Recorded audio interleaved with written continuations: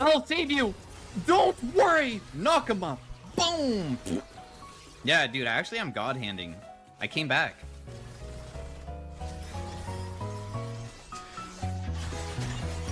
We're doing good. I have been part of 11 of my team's 15 kills. That's a pretty good KP. I'm gonna go lock it next. I honestly thought I was just gonna int. I'm surprised that we're coming back. This is going pretty well. Warmogs?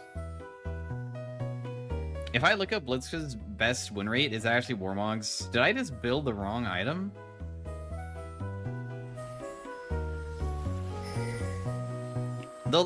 Okay, my reasoning behind Lock It is because my Xayah, or my Kaisa, just dies whenever I pull. So I'm trying to save her.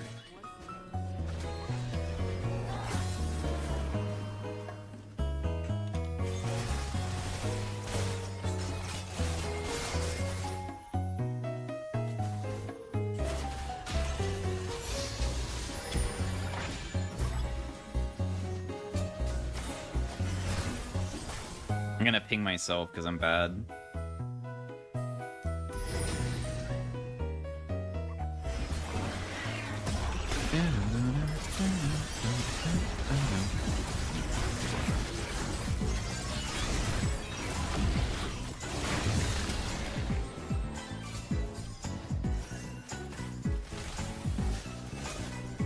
I won.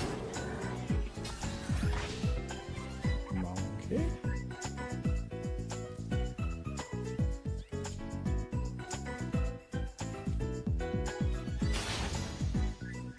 Guys, what's the best type of candy that has chocolate? Some part of it is chocolate. It could be any type. It doesn't just have to be it. Ooh, Nairu. Twix? Damn, you guys really like your Twix. Really?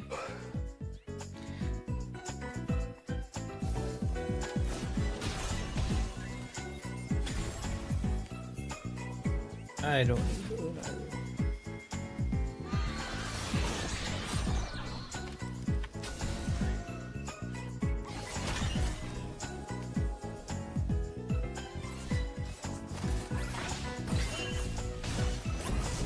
Oh, we don't have anything?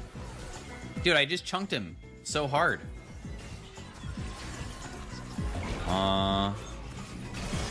Okay.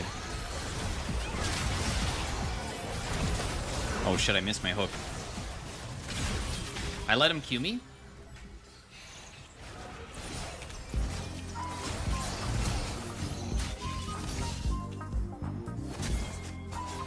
Yeah, Jax just wasn't here yet. That was the problem. As soon as he rotates, I'm sure we can win. I'll sacrifice my life for you, Jax. Jax, I'm gonna do this for you. I'm gonna die, but... Okay, I might not die. Nice. No! Jax! Jax, no! He's gonna give 1k! But he killed all of them. Guys, we'll turn on the Darius. I'll pull him into you guys. Get ready. Dude, can I actually kill him? That was so bad. We gotta go. We gotta get out of here.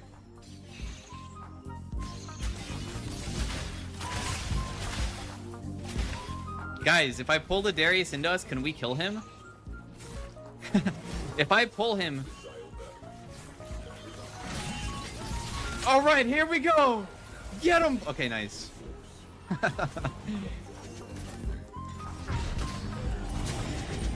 Nice.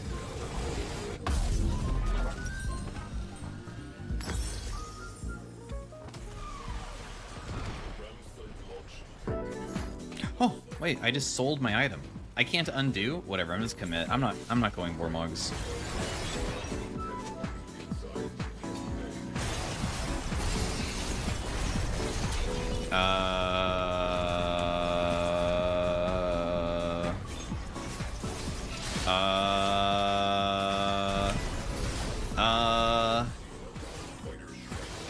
I'm rotating with this?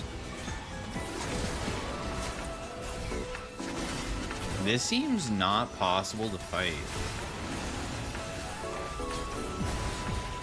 Wait, what?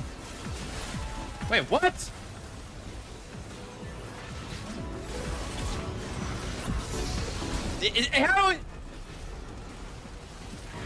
How many shields does this guy have? Did you guys All know of them. Blitzcrank Ultimate removes shields, and then he got more? I waited for shields to expire, I used my ultimate, which is a shield remover, and then he got more shields again.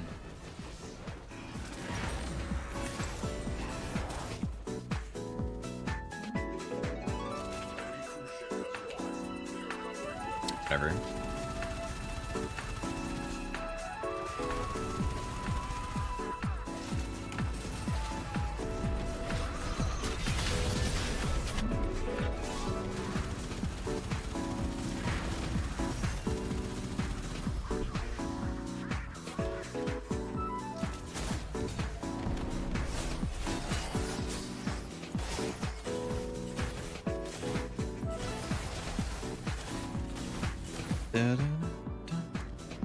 Have you played Jack's Top in all of your climb? Yeah, I played 2 AP Jax games, and one went okay, and one went really, really bad.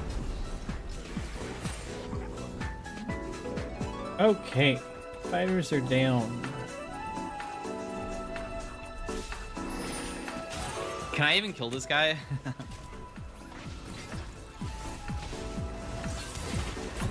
Okay, good. See ya.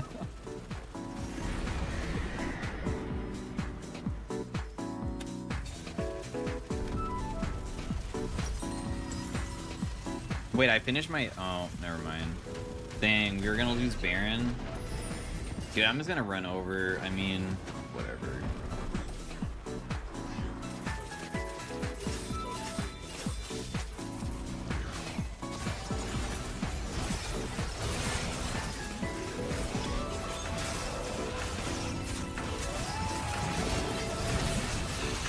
Silence, you missed her, damn it! Nice steal, nice steal. Yo, a wipe plus Baron? Yo.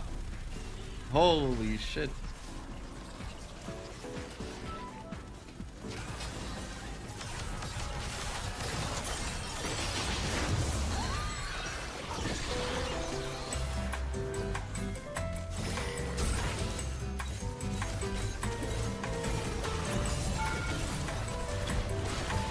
I have Demolish?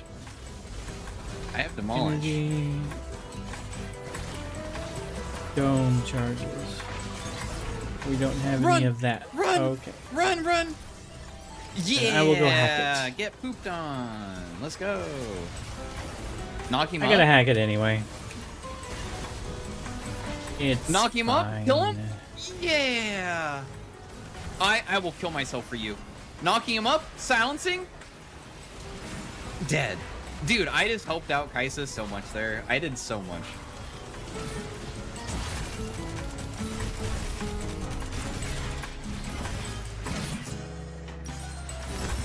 That was crazy good.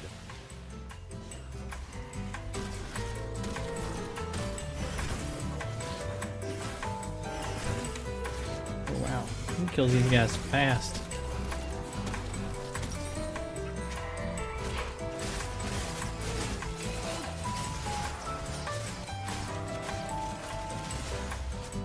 Yeah, I played 2 games of Jax. Somebody asked that. I played 2 games of Jack's Top in the top climb.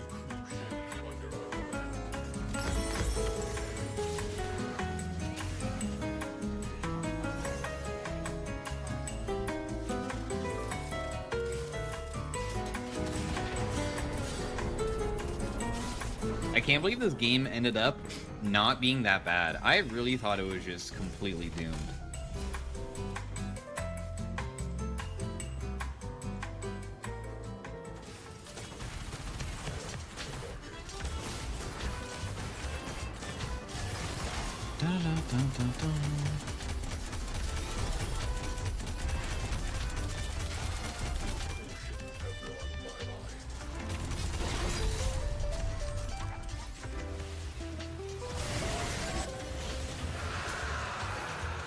Oh, it doesn't keep. Oh?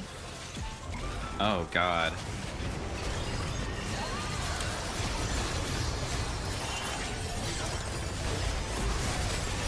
I am locketing? Where is Kaisa? She's not even in this fight yet.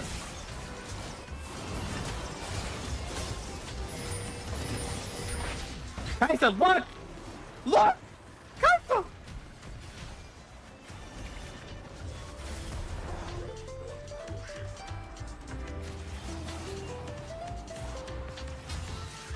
Kaisa, look. I'm gonna catch someone. He's trying to tell you that you have all your abilities stacked up, or your passive completely stacked up on the guy.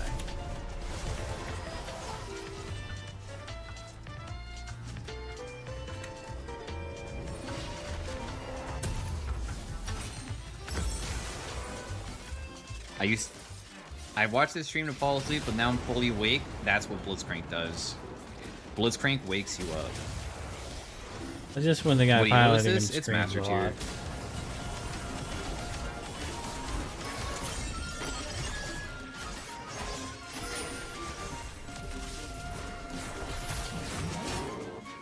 I'm gonna go really behind him.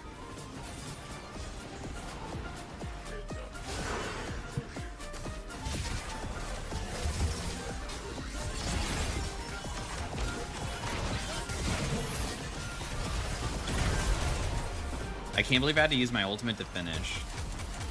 I thought that he was just gonna die.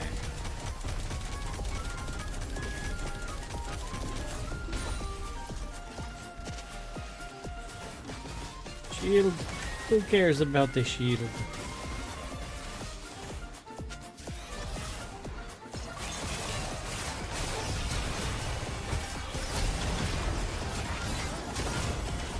Live! Live! I got him.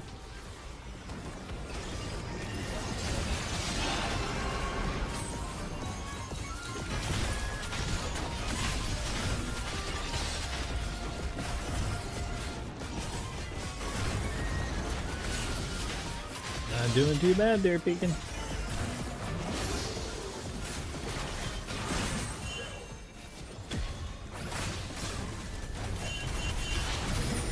I want her to say something. Kaisa, please talk to me.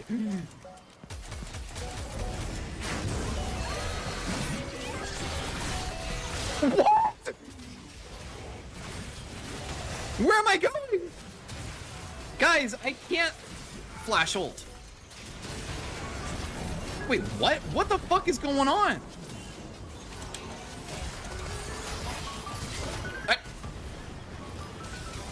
I pulled her? I'm dead. I'm dead. I'm dead. I'm dead. I'm not dead. I'm not dead. I'm not dead. I'm not dead. Not exactly. You made it out.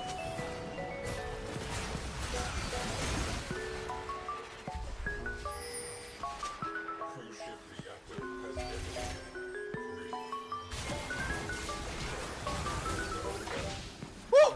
Woo! I'm so dead. You really recon ulti just to kill me? I'm gonna knock up your Xayah just to distract you? Why was it worth the 200 gold shutdown?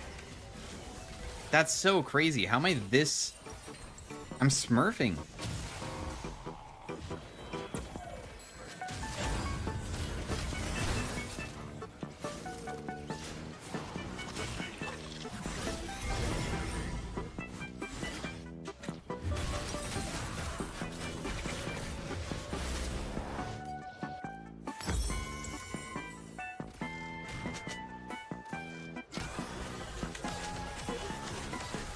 Give me fucking appreciation.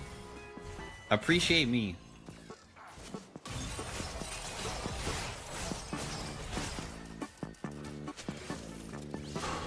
Guys?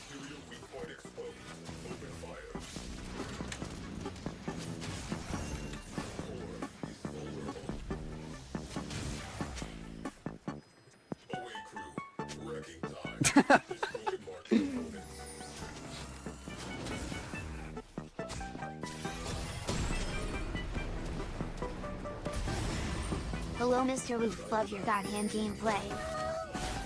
I'm coming, coming.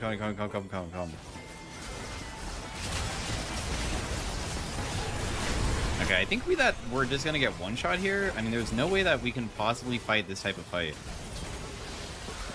Guys, they're on me for some reason.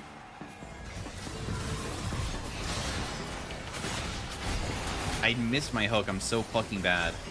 I think that we need to take this fight so slow, but my teammate's just running in. Okay, at knocking this person up. Oh, I pulled him. I actually got him past the minions.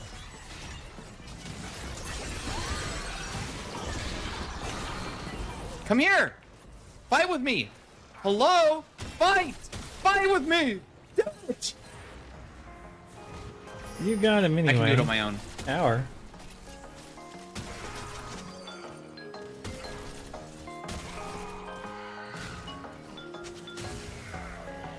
Very Xy. Varies Xy's.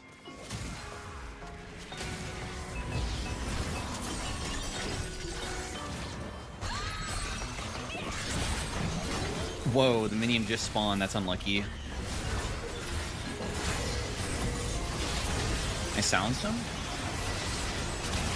Guys, this seems difficult to fight unless we somehow hook the Xayah, which I got right now! Wait, that's a Lee Sin! Oh! And there's no way to hook her there. It's so difficult. The thing is that they were both standing on top of each other.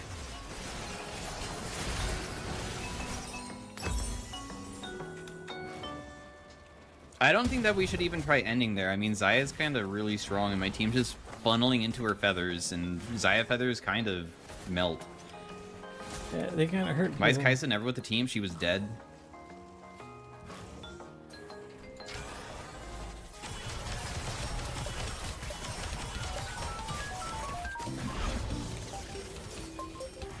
Why is Grandma not at the family gatherings?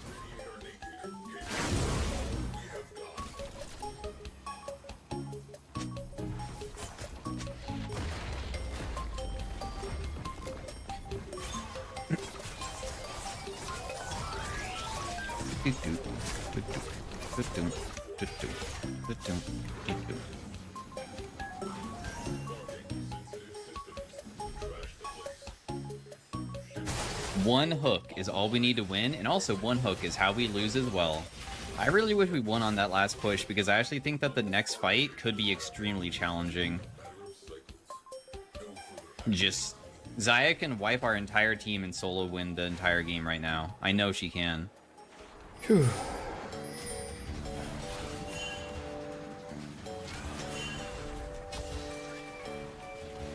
I know she can. So can you? Yeah, I don't deal that much damage. Yeah, if I pull Xayah and she instantly dies, we win the game, but like the chances of that happening are near zero. Why is Briar using her thing on me? Using her taunt or something.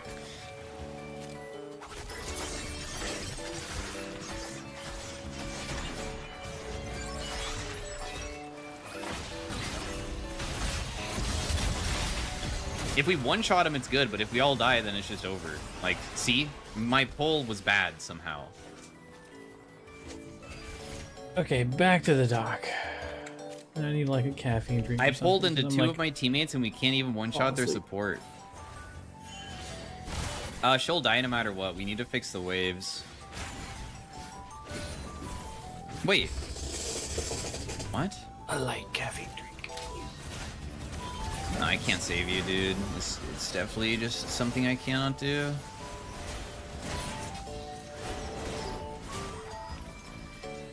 Wait. They know I'm there.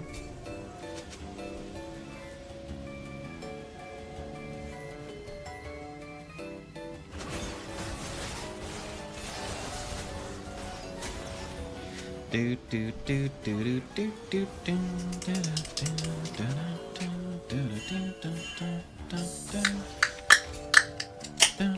Just give the inhib. We have to just fight here. I'm gonna pot up because they might try to go for end.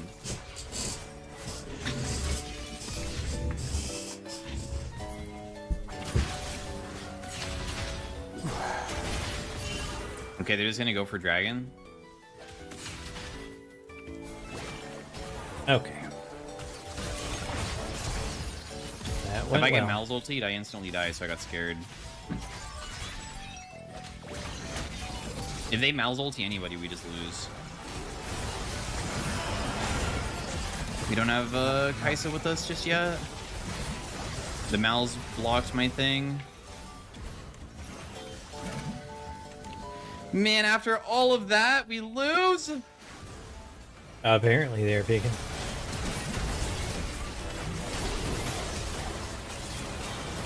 Yeah, there's no way for me to defend you, I'm sorry. I tried so hard, guys.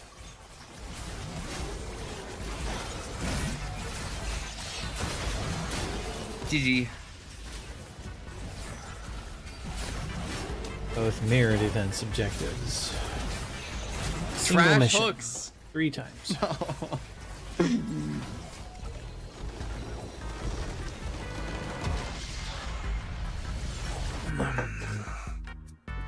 I did my best. Oh wait, he's done. I thought my hooks were good. I was doing good.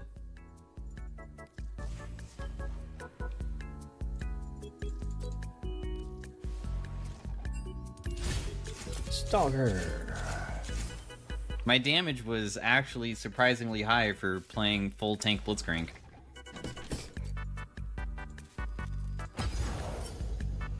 Very Full useful tank. jungler. I'm gonna be real. I mean, Kaisa's not wrong that Briar was useless, but it's not because Briar was useless. It's because Briar's useless, you know? The thing is that Briar as a champion is bad, but she probably played Briar to the best possible way that she could. The champion's just not good. You can play Briar to perfection and she's not good because Riot nerfed the fuck out of her. But you're still playing Briar, so yeah.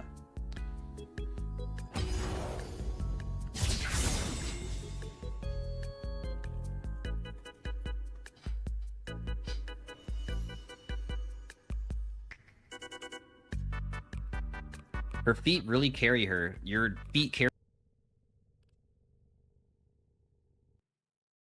That joke didn't land on its feet.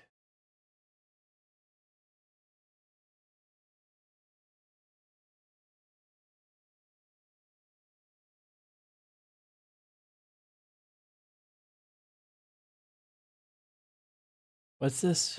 700 The for a PlayStation? PS5 Pro has just been revealed, and it's not going swimmingly. For a lot of people, it's very underwhelming. I've seen many people are super disappointed, feeling the same way I felt when I found out I wasn't going to be growing taller than 5'6", just inconsolable and outraged. And that's mainly because the PS5 Pro's pricing. It's 700 clams for the new console that doesn't have a disc drive, also doesn't include the stand, and for the upgrades that they showcased, does not feel warranted for 700 doubloons. We want to give players the graphics that the game creators aspire to, at the high frame rates that players typically prefer. To do that, PS5 Pro substantially improves over PlayStation 5 in 3 ways. Here's what we call the Big 3. These are improvements, no doubt, and they even give some of the numbers about like how much faster or more powerful the PS5 Pro is compared to the normal PS5. But when you actually see side-by-side comparisons, it feels less like a big 3 and more like a moderate trio. But there is one category that I think there is a substantial difference, and it's this one right here. Here's The Last of Us Part 2 running on PS5 Pro. It has huge amounts of detail and targets a super smooth 60 frames per second. Let's compare this to the fidelity mode on PS5, which is only running at 30 frames per second and is therefore much choppier. Can't tell the difference. Clearly there is a big difference there under these settings. However, I don't think that makes it worth the $700 price tag. If you try and argue that it does, I would just slap the crack pipe out of your hands. Another way to compare the two consoles is to look at PS5 Pro versus Performance mode on PS5, both of which target 60 frames per second. I guess What we face see creeps here me is a out. difference in detail. PS5 Pro is much sharper and crisper than PS5. Where? Are we looking at the same thing? They just copy and pasted the image and thought we wouldn't notice. I mean, like, this is not in the a window $700 of the difference house. here. I'm not exaggerating when I say I stared at this The image little for close to about building. 10 minutes and I could not pick up on a single difference between the two here. The only thing that I could maybe speculate is that in the distance there, like on the tower, the text looks a little darker. Who gives a fuck? I've seen a lot of cope about this too, like, oh, you can't judge it because it's compressed YouTube footage. Obviously, in the actual PS5 Pro, which of course I have 10 of already, the difference is night and day. I can't even go back to the original PS5. It feels like I'm playing a Nintendo 64 compared to the PS5 Pro.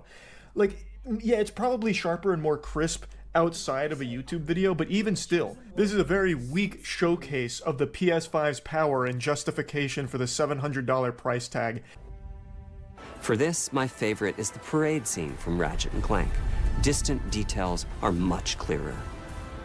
Who's Where? looking Is there at the an distant individual details, pixel and buried what is he back there talking somewhere about? that's a bit more saturated than the others on the PS5? Am I trying to look for someone in the stands here? Like on the PS5 Pro, can I zoom into one of those audience members Yeah, standing no, up and can't see tell. like a bulge there with so much detail that their dick print starts to show through? Like, I don't even know what I'm supposed to be focusing on here because they are identical. The only tiny change I agree. can see is on the PS5 Pro, you can see a bit more of that fucking floating tomato or whatever that is, like the basketball surrounded by leaves in the top right. But I think the only reason you can see that a little bit better is because the angle is a bit more to the right on the PS5 Pro than it is on the left. Though, I guess the leaves pop a little bit more. So, for $700, you get to see some more leaves in the background. Yeehaw. Imagine trying to convince yourself that it was worth it for something like that. Like your buddy comes over and he's like, this is kind of a waste of money. You're like, oh, why I never. I can't help but laugh at the absurdity of that claim. This is $700 well spent, my friend. Please take a seat and I'll show you, you simpleton. You pause the game and like zoom in on the background in like camera mode. Do you see that right there? Tomato. Bet you didn't notice it. In fact, you couldn't notice it on your poverty machine. No, the PS5 Pro, it's got all of the bells and whistles. And here we can see Marvel's Spider-Man 2 is noticeably higher resolution throughout the scene, including the trees and procedural cars. Is it? I can't tell. I don't think Superman with X-ray vision could spot any difference here. Honestly, maybe it's me on crazy pills. I thought the PS5 one on the left was the PS5 Pro for a moment because I actually thought that one looked a lot more crisp initially. But now that they're side by side, they just look the same. Like I'm looking at the leaves on the tree, I don't see any difference between them. The cars look exactly the same. The trash can on the sidewalk, there is no difference in. Like, where is this noticeable difference that he is referring to? Behold the power of the PS5 Pro. On the left, you can see Charles rendered on a standard PS5 model. Disgusting. Makes you want to close your eyes. But on the right, you can see him rendered using the new and improved PS5 Pro. Extraordinary detail with a picture so sharp it might slit your throat. Charles has never looked better. This is the power of the PS5 Pro.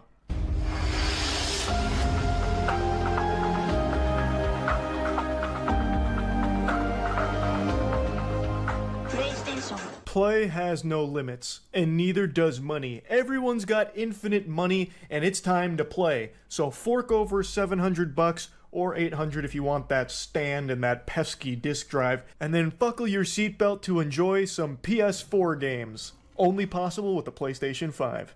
I will never get tired of seeing them showing PS4 games during PS5 presentations. Like, yes, I know Last of Us 2 has been remastered for the PS5, but come on. It's been 4 years. Surely there has to be some PlayStation 5 titles that they can be showcasing at these events. I still think Demon's Souls Remake is the best looking game on the PlayStation 5, yet I never see shit from it. I don't know why Sony has like this hate boner for From Software. Like, I just saw that headline, a week ago, where they're like, we don't have any IP, boo-hoo, give me some fucking French cries. All our IPs, we don't have enough. Meanwhile, they're still sitting on Bloodborne. They haven't even bothered to port Bloodborne to the PC. They still don't even have like a 60 FPS version of Bloodborne. That is still just stranded, left out to die, and it is one of the biggest fucking IPs that they just squat on doing nothing with. And then you see these showcase events, and they're still showing PS4 games at it. Like, wake up. come back to reality. $700 for this doesn't make any sense. I completely agree with people shitting on this for that price point. It is an upgrade. Like, this is, no matter how you spin it, an upgrade to the existing PS5s, but it's not a $700 one. That is an entirely new console, and this is, it's barely even like a 1.5 of the current PS5. It's just not worth that amount of money. If this came out with a more reasonable price point, I don't think people would be as upset about it. I still think it's super silly to not just include the vertical stand for it. Like, you couldn't have just slid in that tiny piece of plastic. They probably have that lying around in the millions somewhere tucked in their warehouse. They can't just throw that into the box. Like, that's absurd. And you couldn't at least put like the disk drive in it to make a little bit more value behind this. It's just absolute lunacy, really. It is a delusional price point to be charging for what they're offering with the PS5 Pro. I do fully agree that this will probably look better outside of the YouTube videos, like the contrast and all of that they were trying to showcase here, and the sharpness and everything. I do think, yes, it will look better outside of this, but even if it looks exceptional, it's still just not worth the $700. We're not getting any new games with it or anything. We're also not even getting a stand or disk drive with it. You're getting like a graphical upgrade and a bit of a performance boost, and that's really nice, but it's not $700 nice. That is just the brass tacks of it. I just don't see any compelling arguments that justify that amount of money. Unless you just don't have a PS5 already and you have 700 clams lying around, then maybe this would be worth it for you. But if you already have a PS5, I don't see why you would spend this money to upgrade it. I just don't get it. So yeah, that's really about it. So yeah.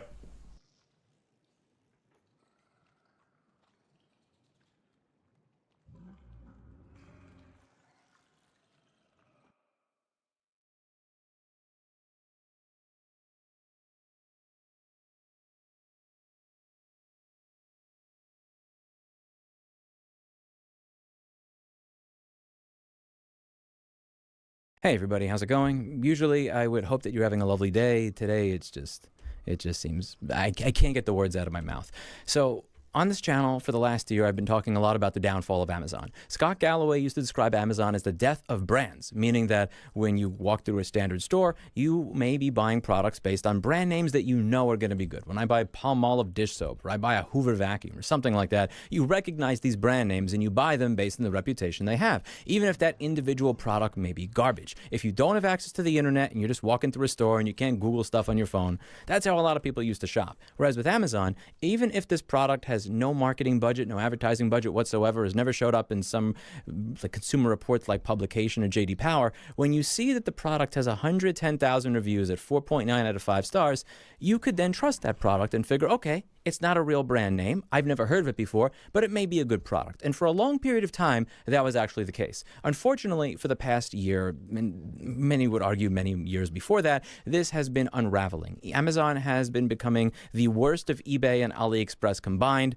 Dare I say it, even worse than eBay and AliExpress combined, yet it still has that reputation of a proper online marketplace where you buy things from a real company. And it's just not the case anymore. People think that because Amazon is a $1 trillion plus market cap company that is regulated in the United States by the FTC and the Justice Department and everything else, that they're buying products that are not going to kill them. And unfortunately, that's just not how it works anymore. I've went over this in many of my videos, how they are selling bad and dangerous electrical crimps, how they sell fake fuses, how the reviews in their platform wind up just magically disappearing if you post a bad review for a product, how you can report an unsafe product and the product remains on the website, and how people who sell on Amazon bribe customers to leave good reviews. When those customers report it to Amazon, those sellers stay on the platform. And every time I reported this, there was a simp. When I talked about the dangerous electrical crimps, the simp said you're crimping it wrong. When I talked about the fuses that do not blow when you put 8 amps through a 2 amp fuse for 10 minutes, the sim said the curves. No. You should not be able to put 6 to 8 amps through a 2 amp fuse for almost 10 minutes. That's not how it works. When I talked about the fake reviews and the fact that the sellers were bribing the customers with gift cards that would only work if they left a positive review, they would say, well, how can they keep track of all of that? It's not like they have an email and a $1 trillion market cap. Here's what happens when the Sims defend the misbehaving company. This video made me sick. This is a video titled, "The Deadly Self-Cleaning Litter Boxes That Have Flooded the Market." This over here is a review that says this machine killed my cat. And you can see that it is a photo of this litter box that is covered in blood. And when you continue, you'll see that this 1-star review for this purchase also just so happened to turn into a 4-star purchase right before this ad was taken down. This video tells the story of a cat that died getting into a self-cleaning litter box. Now, there are many reasons why somebody may want to have a self-cleaning litter box. I work a lot of the time. I'm not always home. And particularly back in the day when I would wake up at 7 and not leave my store until 11 o'clock at night. Those days are admittedly behind me, but I'm not home for 8 hours a day, which means that no matter how clean I keep my cat's litter box, there are going to be times where there's some shit in the box, and I have that type of asshole cat that will shit outside the box if there's even the tiniest piece of morsel of shit in 40 pounds of cat litter. I'm not going to get into that part, but it makes sense for some people to have a self-cleaning litter box. And there are many companies that make self-cleaning litter boxes that don't kill the cat. Now, I'm reading shit over here where they're talking about how they have, quote, fixed this in a farm. You fixed the litter box killing cats in a firmware update. And you could see when you look on Amazon for this thing, they wonder, what kind of idiot buys a litter box that kills their cat? You should have done your research. Because there's always somebody with a room temperature IQ in the comment section that needs to make themselves feel better at the expense of others by putting others down. You're not as smart as me. I know how to research better than you. Because their lives suck and they're shitty people and nobody likes them.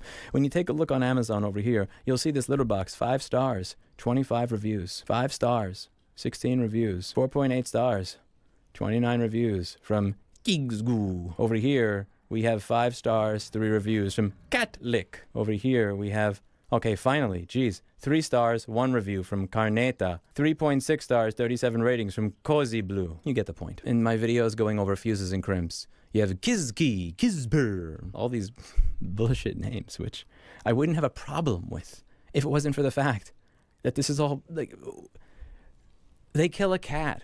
Who cares? They open up a new company. They open up a new brand. They open up a new store. They rack up the fake reviews, and they keep selling the shit anyway. All of this stuff. It's right here. Talked about it all. Dangerous electrical crimps. Fake electrical fuses. Hard drives that, oh my God, I haven't even gotten to the best part yet, which is we bought a hard drive on Amazon and it had that, not only did it show up used when it was supposed to be new, it had somebody else's data on it. I was in the process of going through that video when I started getting emailed this. If you take a look over here at the products that I'm talking about over here, in this video, which got over 900,000 views, you click, these crimps are still here. When you look at the fuses that everybody says, Lewis, it's the curves. You don't understand the curves. A 2-amp fuse is not going to blow it exactly 2 amps. It's not supposed to not blow at 8 amps, you fucking simp. I don't want to hear about the curves because there's a spectrum of curves. There are the curves on Shakira and there are the curves on Lizzo. They are not the same. The curves of a fuse that is rated at 2 amps, that blows when you put 8 amps through it, sometime in less than 6 minutes, is not the same as a knee light and a Kizper and whatever the fuck this shit is. And if we don't start pushing back against this shit, you're gonna see more. You're gonna see people die. You're gonna see cats die. A cat is dead because of this bullshit ass system. What's next? Hint, when a 2-amp fuse doesn't blow until you put 10 amps through it. That's the type of thing that can kill somebody. When a crimp that is rated for 10 to 15 amps doesn't crimp properly, maybe has a little bit of resistance there. As a result, maybe you got to patch 20 or 25 or 30 amps for it to get what you rated. And maybe, who knows, maybe they're using stuff in their breaker box that also came from the same seller on Amazon. You see where I'm going with this? You see where I'm going with this idea that you're stupid, you just didn't do your research. I did my research, and as a result, I have no problem with this platform. I haven't had a problem, therefore any problem that is pointed out doesn't exist. You fuckers are ruining the world that we live in. You are, dare I say it, you are worse than the people that actually caused the problem themselves. This is the same thing that I tell people with relationship advice. no matter what situation you are in, you are worse than the person that you think is making you miserable because you put up with it. You tolerate it.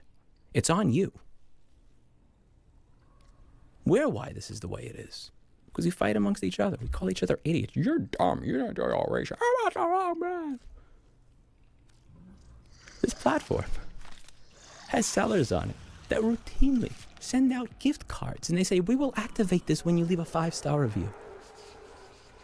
When you report that product, when you report that seller to the platform, the seller stays up. And they have the fucking gall to brag that their reviews on this platform are real. Right here. Went over it in this video. At what point are we going to say enough is enough? Right now on the front page of my YouTube channel, the top playlist is how Amazon scams consumers. I put the right to repair one in the lobbying 100. The second thing, which requires your help, for everybody in your life, let them know that Amazon is not the place they thought it was 2 or 3 or 4 years ago. They need to know that this is a dangerous, dangerous marketplace where they are more than happy to sell things that can literally kill you. Burn down your house, burn down your car, burn down your motorcycle, and kill your pet and not give 2 shits of a fuck. Literally keep the reviews up. Keep all the fake shit up while taking down the real ones that tell the truth. People need to understand because people still get this idea that when they go to Amazon, it's like going to Target. That's it for today. And as always, I hope you learned something. I'll see you all in the next video. What follows at this point is not going to have anything to do with the topic of today's video. So I'd like to give you a few moments to pause, take your phone out of your pocket, move on to the next video, go over to your computer, hit cancel, close the web browser tab before I go on to the next part. I'll listen. Give you some time. So a lot of you have been commenting on this keyboard application that I announced in this video that I did a few months ago. In this video, I'm talking about Google's voice to text and how it just kind of freaked me out that when I logged into my Google account, I could see every single recording, every single transcript of everything I had ever said into my phone for over 10 years. I thought that was kind of creepy that Google didn't say that all this information was going to be accessible. So if my Google account gets hacked, well, you get to hear me arguing with my second cousin from 13 years ago and exactly what I said and be able to read it and download the recording. It's like, why are you keeping all that shit? It's weird. So we released a keyboard application that has voice to text that uses a local LLM. You can download and put in any model of your choice. The voice to text, I think, is way better than Google. Not just in how it performs, but in privacy. Way better. The swipe, I get no less than 5 emails a day saying that the swipe on this thing sucks.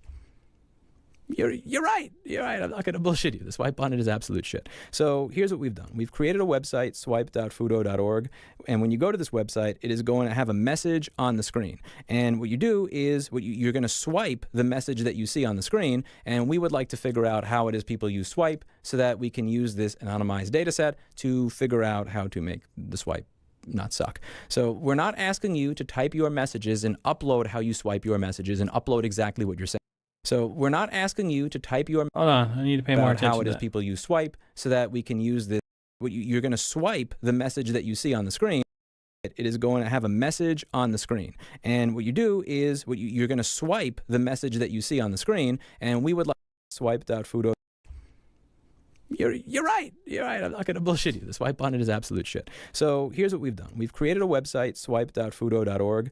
And when you go to this website, it is going to have a message on the screen. And what you do is you're going to swipe the message that you see on the screen. And we would like to figure out how it is people use swipe so that we can use this anonymized data set to figure out how to make the swipe not suck. So we're not asking you to type your messages and upload how you swipe your messages and upload exactly what you're saying, because that gets into the Google creepy category. What we're doing is we just put a message on the screen, and all we ask is that you swipe the message as you would usually swipe it on your normal keyboard so that we can figure out what is making this thing suck and then make it better based on your contributions. If you have some time and you'd like to go to swipe.fudo.org, highly appreciate it. I mean, I've listened to your feedback. I understand it. You think the swipe on this product sucks. Point taken. Like, I need your help in making it better. I can't do that on my own. Thank you very much for anybody that chooses to help. And I'll see you in the next video. Bye now.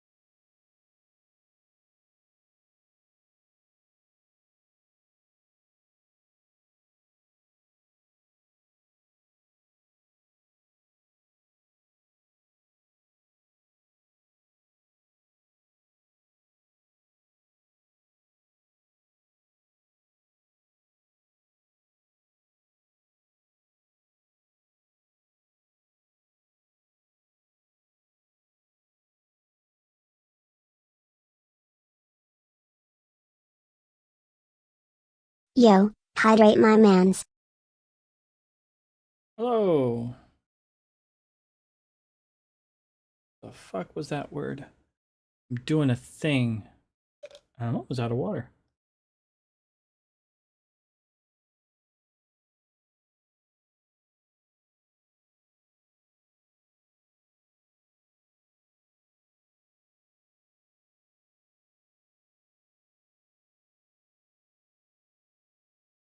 Hello. Is it me you're looking for? How have you been? I'm doing a typing test. Texting typing test.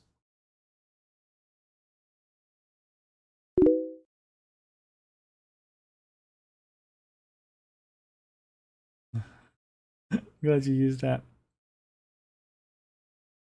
Can't see it in your eyes. I can't see it in your smile. Sorry.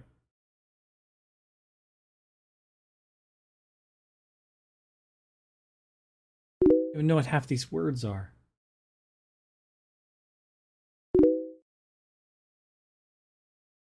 Yeah, I like that. I put it in there because I'm like, hello, is it me you're looking for? I'm like, yeah, that's nice. It was at this moment that he knew. He fucked up. Totally.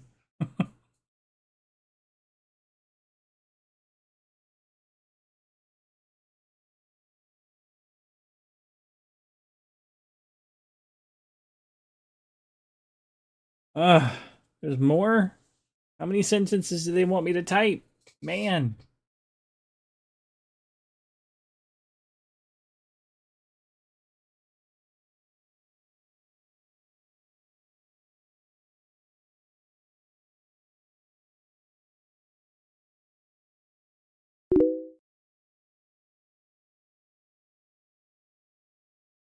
It is, it's close, yes.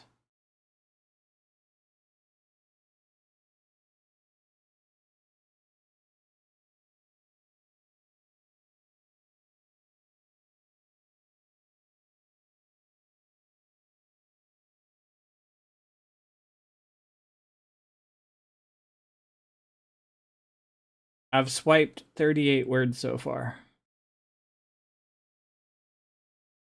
Maybe I'll come back to this and do more later because I kind of want to. They were asking for help improving their swipe.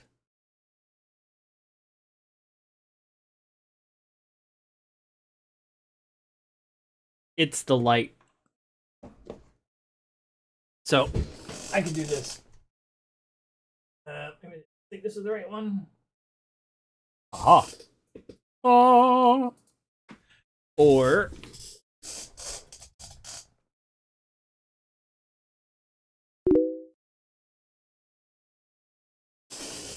bah. It's just the light. The light that I have. Hold on a second. I can do this. And you can see. Excuse me. Oh, that's the wrong one. Here.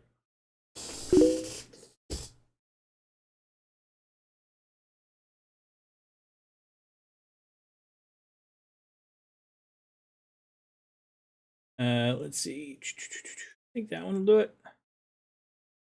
Nope. Apparently my IP address changed. Oh, son of a beach. So now I gotta do stupid extra stuff.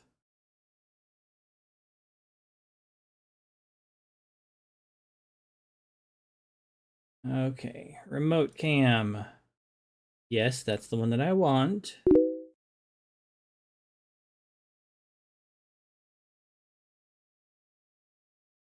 I got lots of lights technically. And this is supposed to be it. Brighten up. 221. What do you think it is, there, computer? Hey, not all of them, please. Just this one? Properties. You think it's supposed to be number 3. That is no longer true because I got a new router. Okay. There. Yeah, it doesn't need to be on. So what it can do is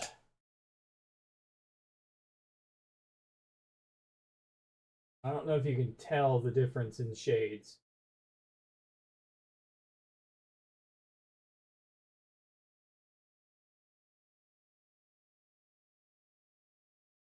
And like if it loses all of its power, it'll just go back to the default, like blue. This one here. That'll look washed out. Yeah.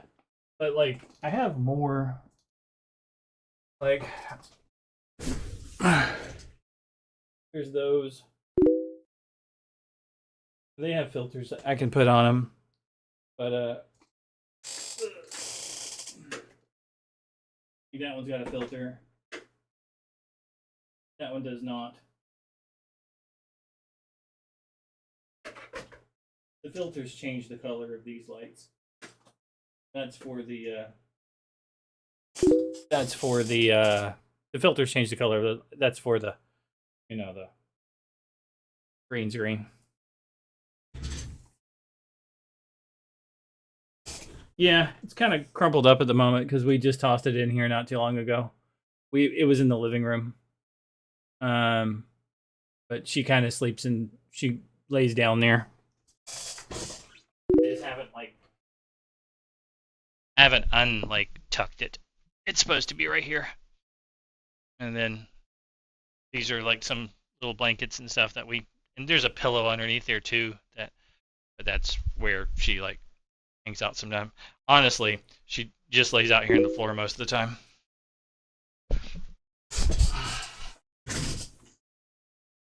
In bed with the wife.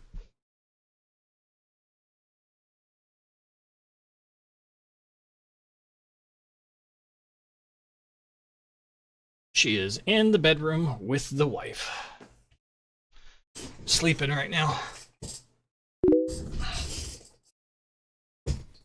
Yeah.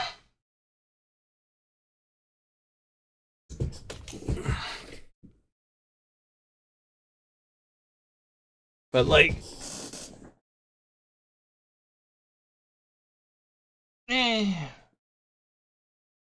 that's pretty decent.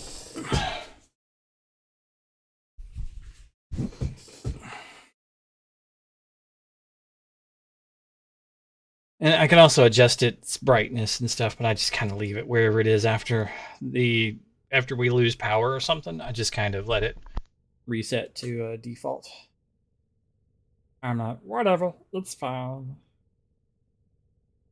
And then I was working on tweaking my Hildryn a little bit, kind of updating the build a bit, making it a little bit newer.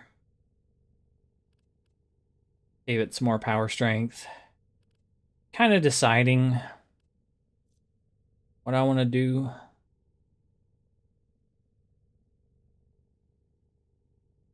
I want to I had Umbral intensify.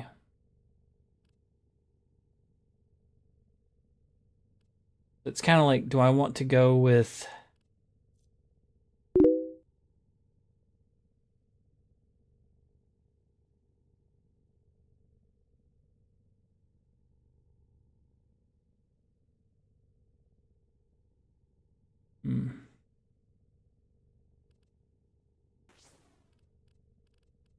maybe transient fortitude? I think that one I don't lose that much and it stays cheap.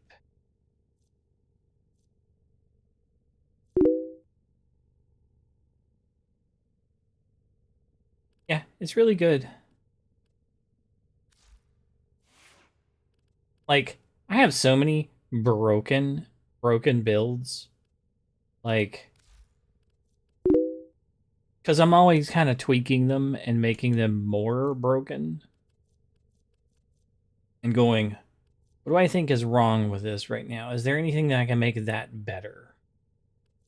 Like, my Dante build is really strong. You know, my Mirage build is insane. But like most of my like I was just kind of looking at my Cora is nutty. Like, okay, so you know that old man has always played Cora, right? And has a really strong Cora. So a couple weeks back, he was not playing Cora very much, and maybe like a month back, more like a month. Okay, he was not playing Cora very much, and Zero was playing Cora, right? Because Zero had like adopted old man's build, and I was like, well, you know, I need to update my Cora because I have this 7 Forma Cora right here, but you know, there's Cora Prime. And I'm like, I need to update my Cora. So I'm like, I'm going to, and Zero was like, hey, do you want the build that I'm using for Moban? I was like, well, I'll get it eventually, but I want to see if I can make a build. I want to see what my build would be and how it would go, right? And he said, well, good luck. Tell me if you can get over 2 million damage. Like, I'll be impressed if you can get over 2 million damage on your whip. And I'm like, what are you talking about? I'm already hitting for 14 million damage. He's like, what? I was like, yeah. I already hit everything for more than 14 million damage. He's like, I need to see this. I'm like, huh? Like, you don't hit for more than 2 million damage? Like, Cora's supposed to be a beast. I don't know what old man's build is, but like, from what I understand, like, she's nutty strong. Like, I don't really play her because old man's always playing her, but like, she's stupid strong. And so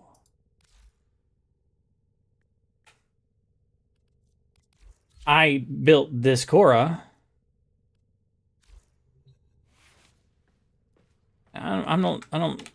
It probably needs work. I probably need to change some things on it. I'm not going to say that I don't. Okay. Because this has blast damage on it. I'm like, I probably don't need blast damage. I'm just thinking. Probably don't need blast damage. Because this has blast. And I'm like, I could probably do without blast. But I do have a 14 times, like, critical multiplier.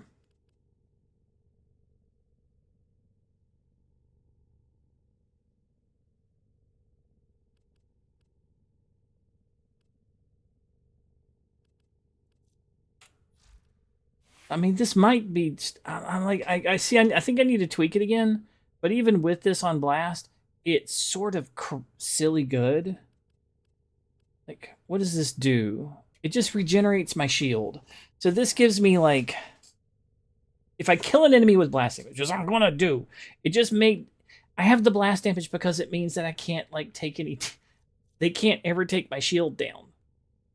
Because every time I kill something, I get 5 shields.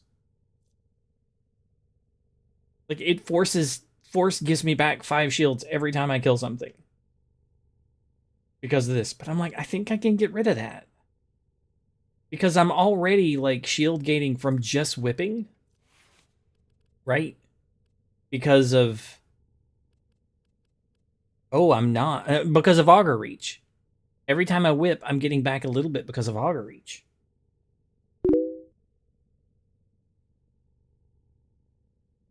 So I'm like, I don't think I need that. So what I could do is another purple.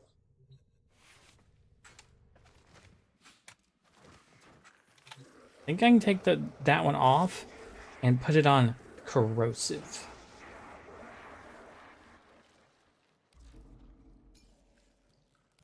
The blast is kind of fun, but I don't think I need it.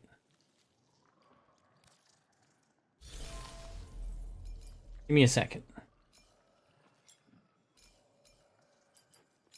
Blue, red, fuse.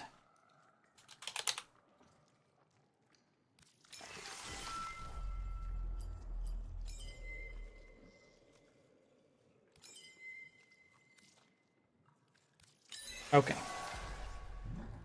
So now my crit chance is even higher, or my crit damage is even higher. Because it was like 12 or something a minute ago.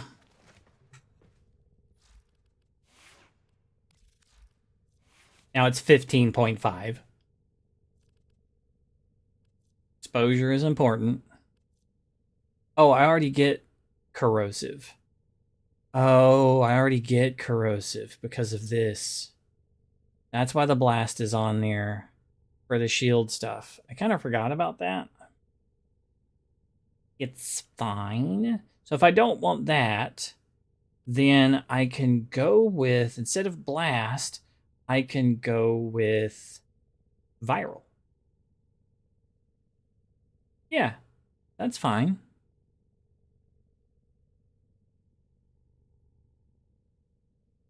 Or I could go with fire. I think I'm just going to go with viral. Yeah, I think viral would be good. I think viral would be good. Because I could put that right here and get more damage out of it. Yeah, that's what I'll do. Okay. And I can just drop that on. Yeah, that'll work. Okay, so here.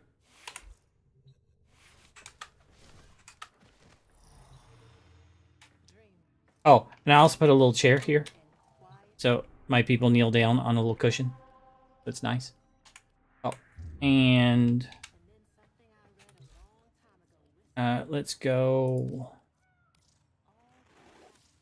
The multitude of creatures you have immortalized would cry out in thanks. Because I have corrosive damage from the thing that who's what's it? Okay, and let's go with the Zanuka Arena so I can get as many like high level guys. Okay. And I'm just going to like let's clear this and bring in the behemoths because they're tough. And they're level 225. That's the highest I can bring in. Steel path, yada yada. Okay. So the way that this works is that I've got the 240 damage already bonus. I'm just going to like get them to gather together real quick. And then I'm going to teleport to them.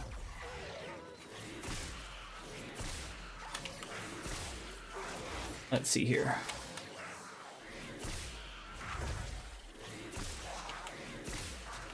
The more that I hit, by the way, the more my like damage will go up. I forgot I don't have a crit. I didn't bring my crit chance up. Okay, there we go. That should have my crit chance at max.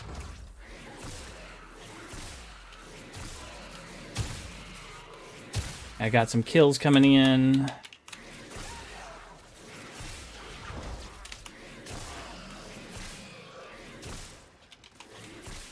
The more things I hit, the more damage I do. Okay, let's spawn some more. I'm getting my bonuses up.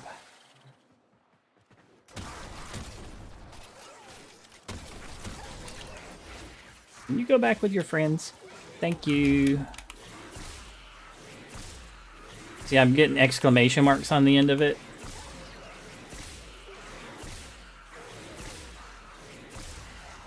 Oh, my red crit ran out.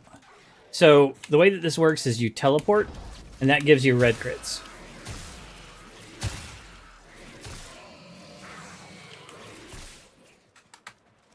It's the teleport that does all the heavy lifting. Because, like, I have a 12 times combo count, and that's fine. But what you want to do is you want to, like, teleport, and then you'll get... would you get out from in front of me? The, like, red crits.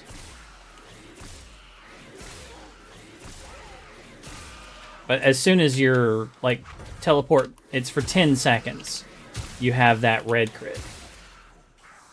Now, if we're not doing it on these dudes, and you want to see it on, like, somebody in the game that it's going to hit big numbers on, let's go with the Cosma. These guys have lots of armor. Okay. Excuse me, I want to gather everybody together. Okay. Teleport. See, like 5 million. Just my first hit. They didn't even survive.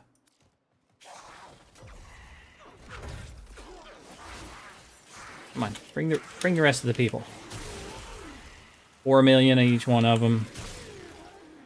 Like, eventually I'll get the 200 stacks of kills up, you know, for the maxing out my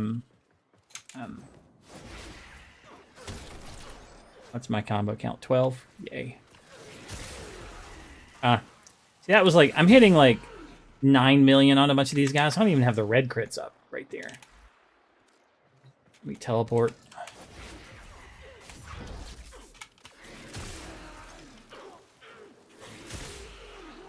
$18 million on some of those hits.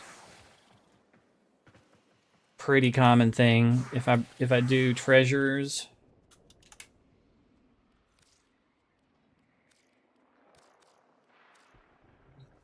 Like, you have to look at all the various numbers. Go back.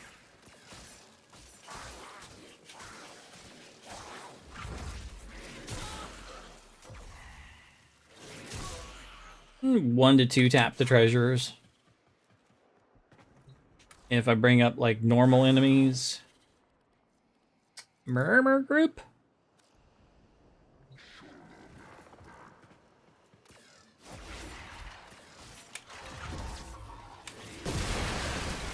Just kind of killed all but one of them, apparently.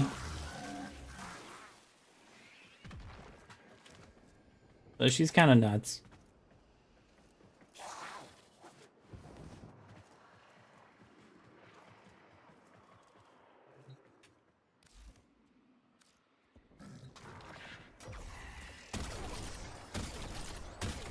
What's my combo count? 12? Like, I'm not even seeing a damage number coming up on that guy. He just dies.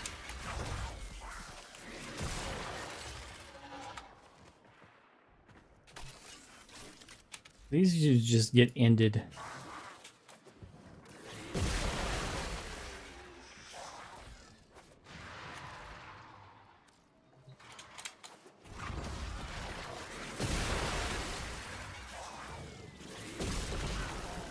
Yeah, 18 million on a lot of those guys.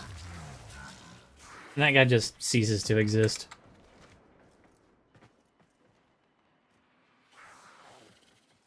But you get the idea. And I don't even have the right pet on here because I can get more damage by swapping out Nautilus Prime, upgrade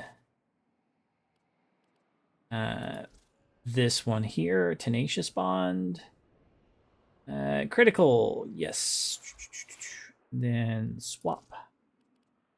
And we want Volclock. Now the damage goes up even higher. Now my weapon says we were at 15 before, 16.7.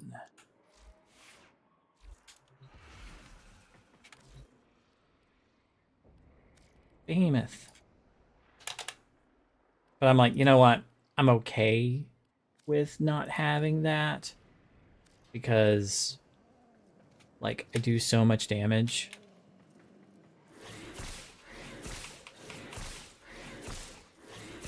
Okay, that's fine.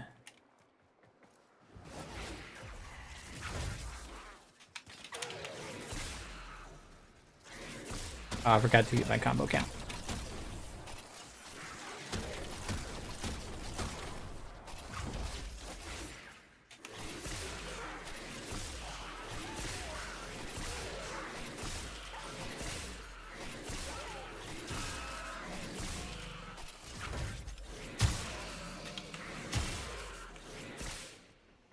There did.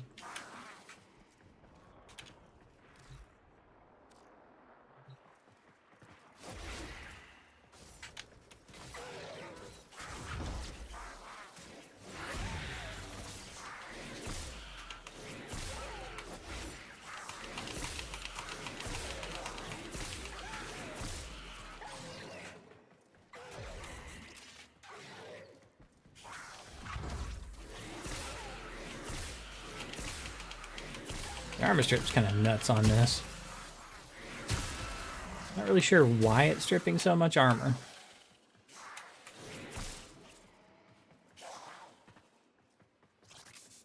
I really shouldn't have 100% armor strip on this. Why is that happening?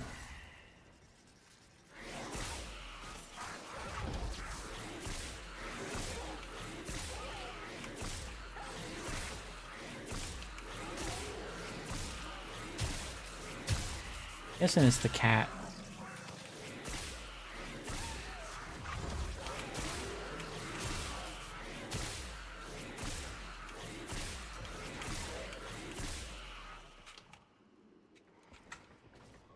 Not bad though, considering he's doing a million plus damage to each one. Not as good as my hammer, but for an ability, it's pretty good.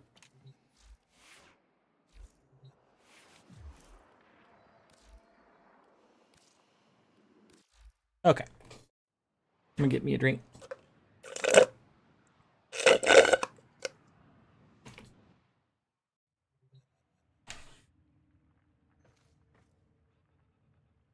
Daily standing. I have standing I can spend. And let's go to the next video.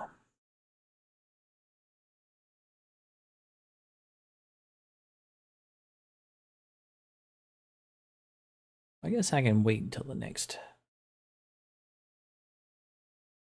Definitive shapes? Tier list? What?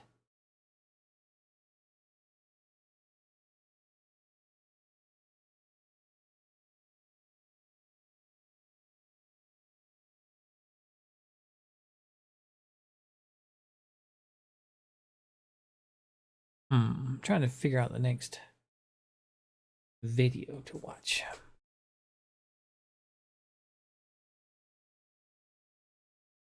That one is copywritten. Ooh.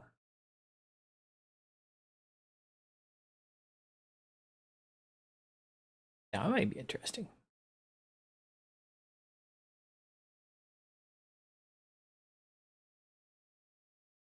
As it loads.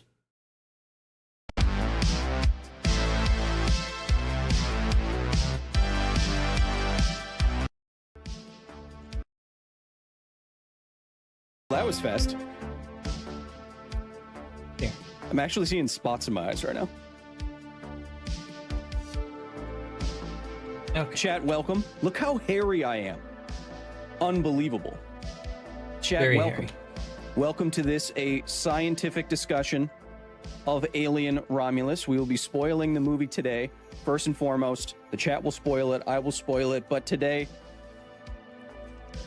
we are talking about Alien Romulus as a way to return to office hours this week. Why not? Why not, chat? Happy to have everyone here in chat. Mirrored events. Happy to have everyone joining me here at the facility. How does cryo sleep do this today? I woke up like this. I literally woke up like this. Jellissimo? That's what I thought. Chad, you may be wondering, why didn't we take the spaceship straight back to the laboratories here in the facility? That's because I have a little announcement, a little hint at a big announcement for the gaming channel. We'll get to that at the end of today's stream.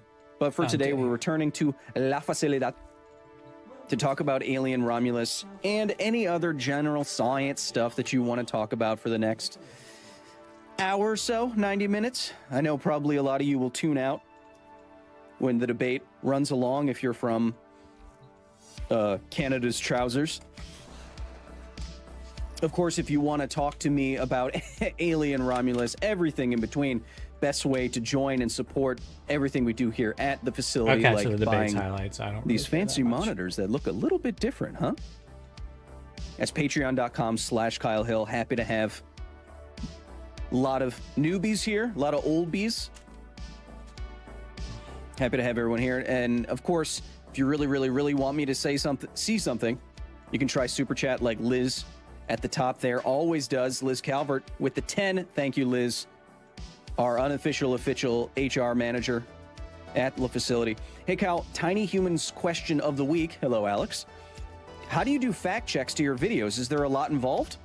And I need to go to bed on time. Oh, also, is it really important to go to bed on time? I think it's sus. Alex, getting enough sleep is very important.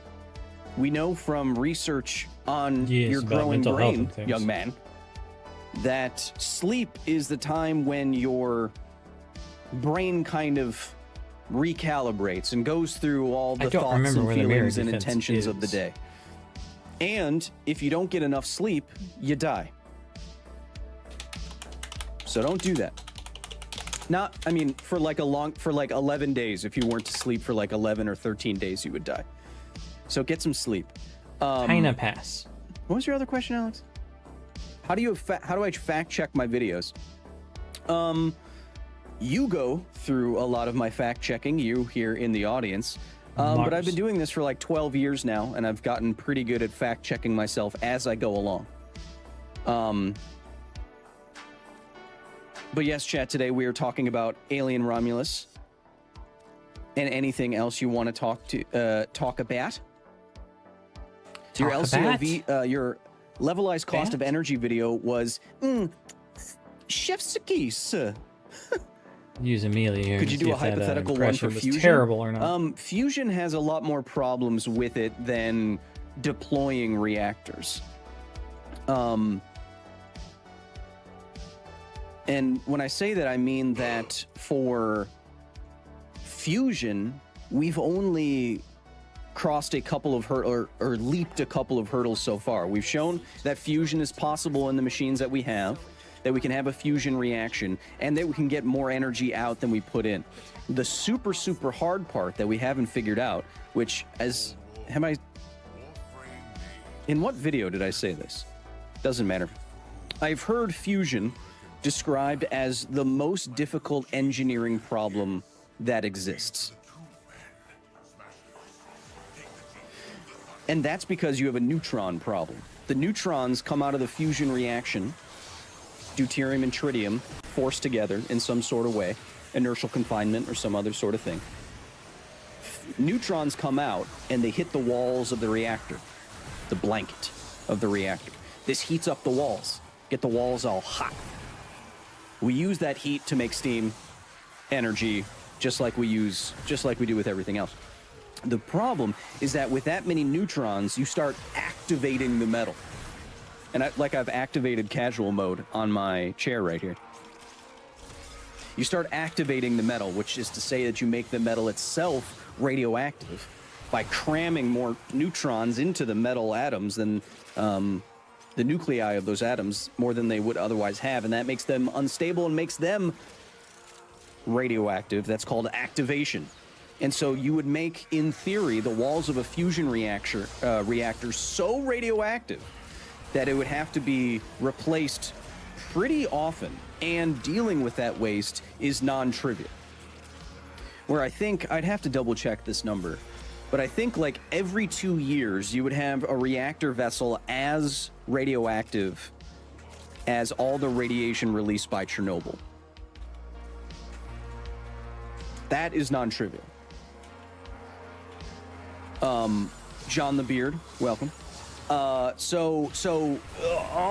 Rewinding, we haven't even gotten close to figuring out that engineering problem and its solution yet. So we're also ow!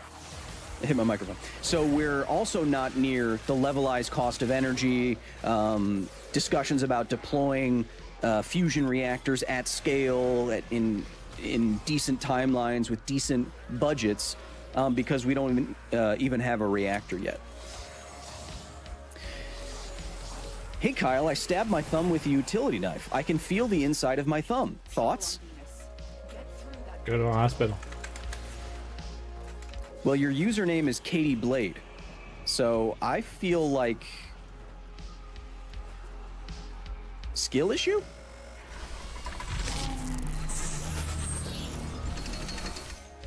What about aneutronic fusion? Says sip sip madip. Then you need different fuel like helium-3, and we don't have that in that amount, I think. What are we, Mass Effect? Who's ready for their xenobiology lesson? Yes, chat. So let's turn this down a little bit. So overall, chat, I thought, let me just for the sake of visual aids.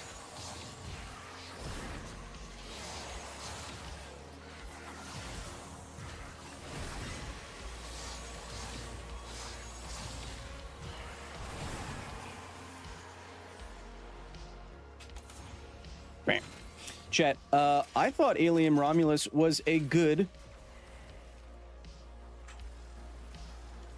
movie. I thought it was a fine little horror movie. I would give Alien Romulus a B+. I think it is a good return to form for the Alien franchise. It feels more grounded and lived in. But it certainly has its flaws. It was a horrible movie, come on. No, it wasn't horrible, no, it wasn't horrible. Says shitman dude with a poop emoji. I don't take my reviews from poop. You know, it's like the pot calling the kettle black, you know what I mean? I thought it was a good horror movie. But in terms of its flaws, I think it moves a bit too fast. Characters are set up and then they die very quickly. The movie trades in on the tropes of Alien a lot. To the point where it's almost like beat for beat an Alien movie. We need a woman. We need a capable woman in a tank top running down a dark hallway with lots of steam with a ticking clock element shooting at a xenomorph. Go.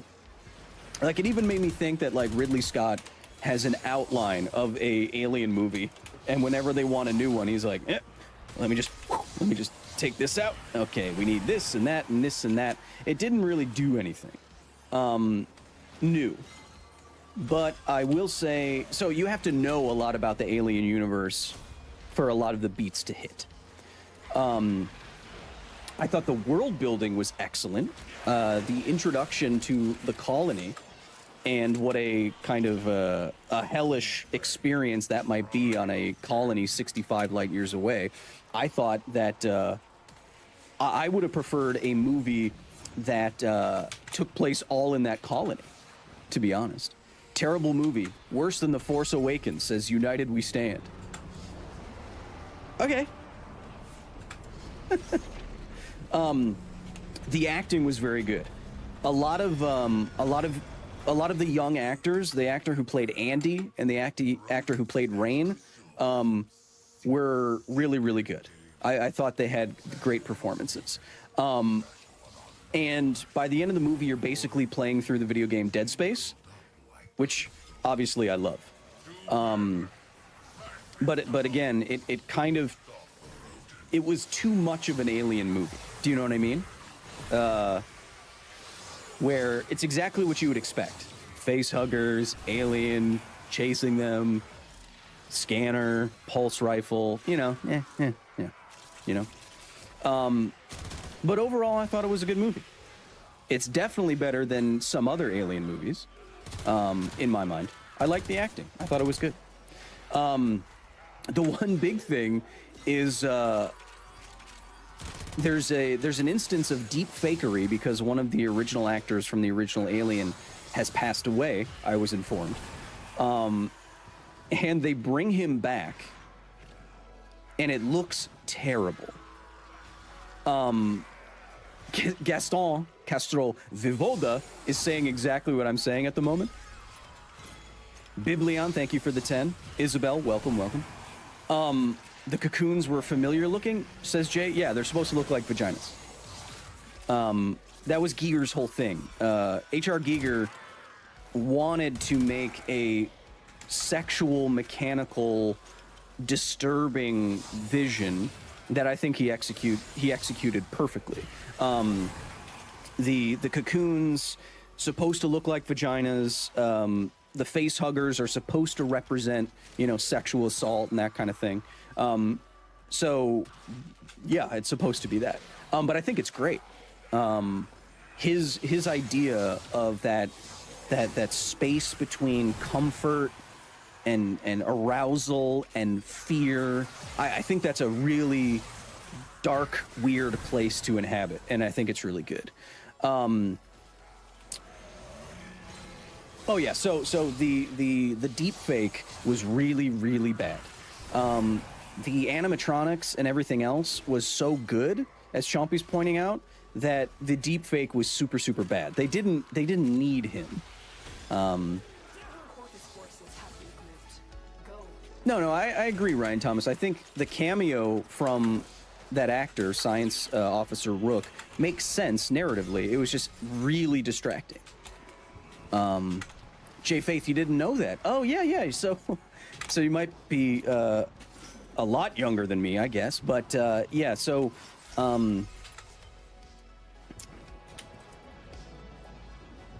the work. I mean, look at those are the coolest glasses I've ever seen. I've never seen those before. Those are the coolest sunglasses I've ever seen in my life. And we'll get to the science in a second. I'm just explaining. The original designs here were obviously meant to mimic, phalluses and reproductive organs and, assault and, uncomfortability. Uncomfortability? That's not a word. Thanks. I wanted to open that. Awesome. Yeah, I mean, you have the imagery of all of the parts of the body of the human and this mechanical interface, and it's very disgusting, but also lurid, but also sexual, but also, repulsive. Giger made some really, really cool stuff. And so that's where all that comes from. Everything is sexual.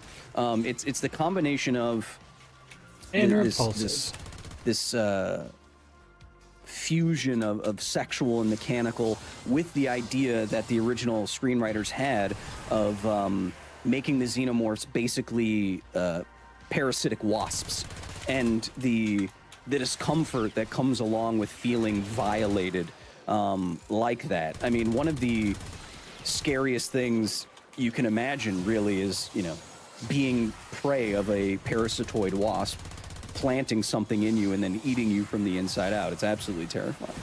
But that's where all that comes from. So I thought the movie was quite good. I give it a B+.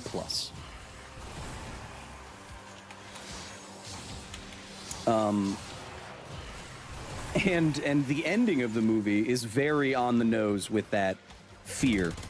And I wasn't prepared for that final scene. Hey, But Jinx. now, chat, How you doing? we have to get into the science and whether or not any of this makes sense. So there's a couple of fun scenes in the film that I really liked. Whenever, see, what I love about a show like or a book like The Expanse is they do something that makes me feel I brought clever. Stalker into a mission. You know, where it was like, oh yeah, okay, yeah. They had a couple of really fun sci-fi ideas like that in this film. And first of all, before I move further on, the user interfaces in Alien movies are unparalleled. Man, they look so good. It's not quite Star Wars, but it's that used tactile plastic look and feel with the certain font and the certain displays.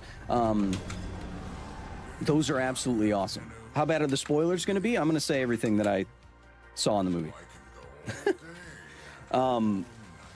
The UI is always super, super cool. I like them naming the programming language Mother. I think that's clever, and I like that. But the first thing that happens, you get the gun and go in chronological order here. The Sentinel. So yeah, the first thing that Verglass happens is our Prime young is protagonists like launch off of arguably the colony best in their Sentinel ship. weapon.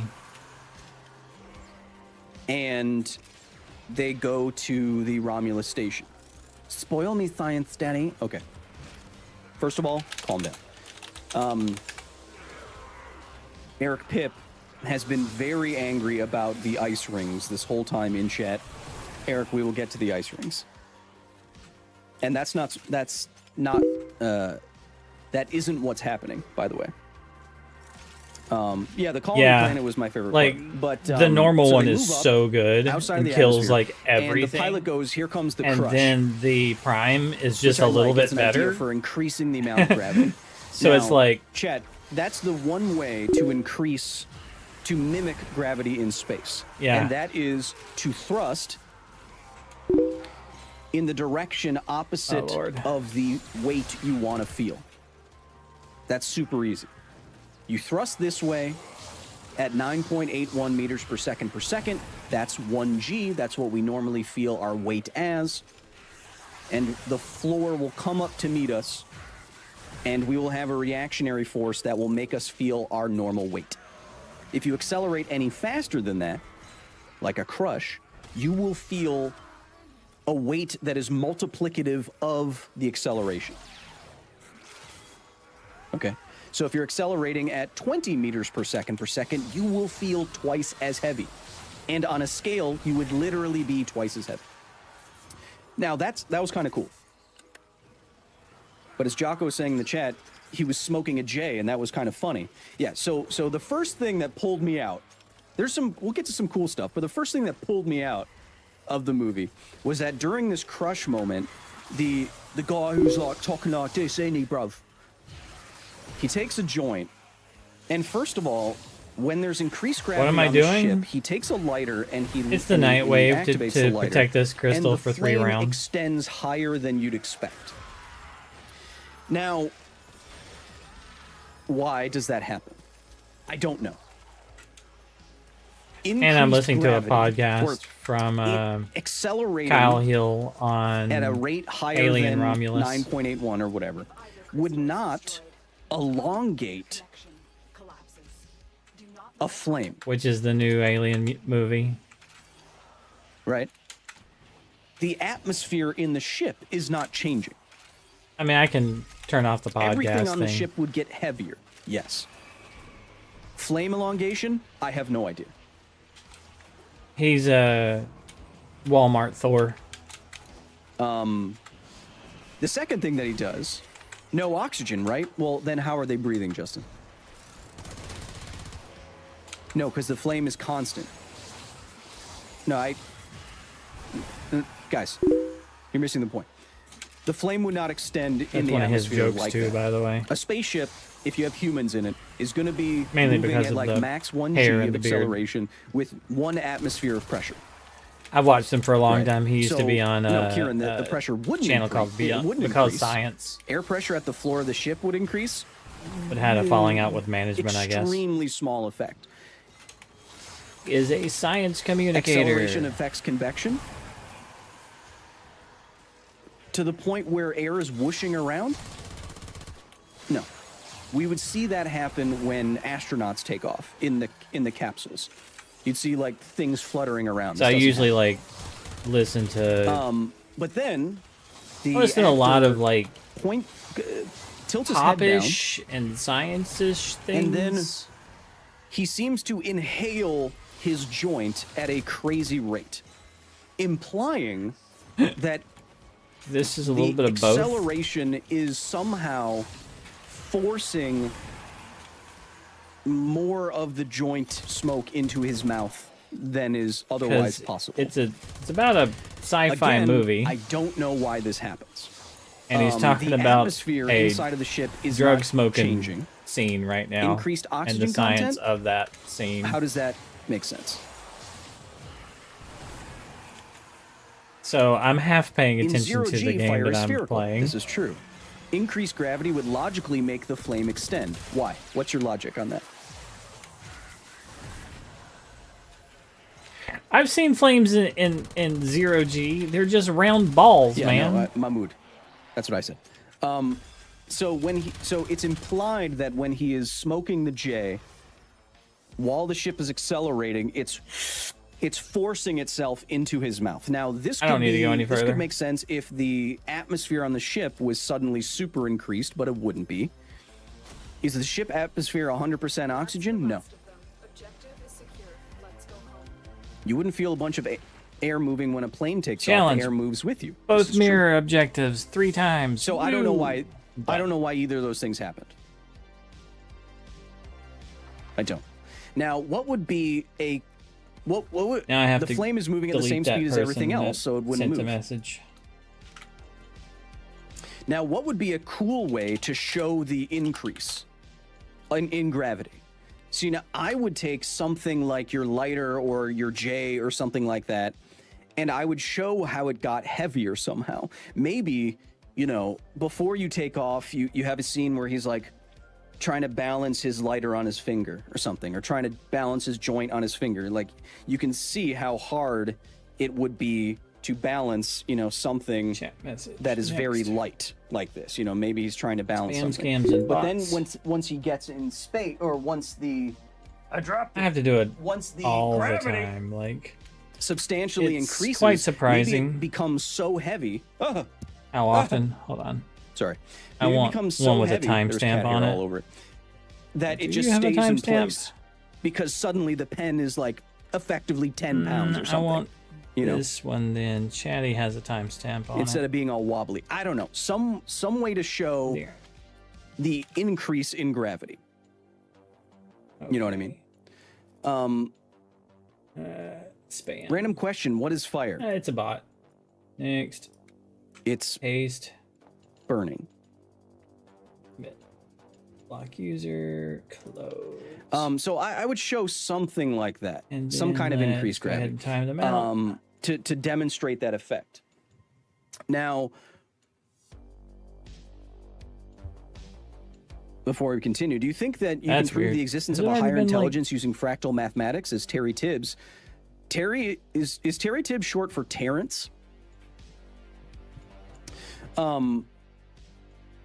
So, another thing about gravity, they have. I think it might have already throughout been like the movie.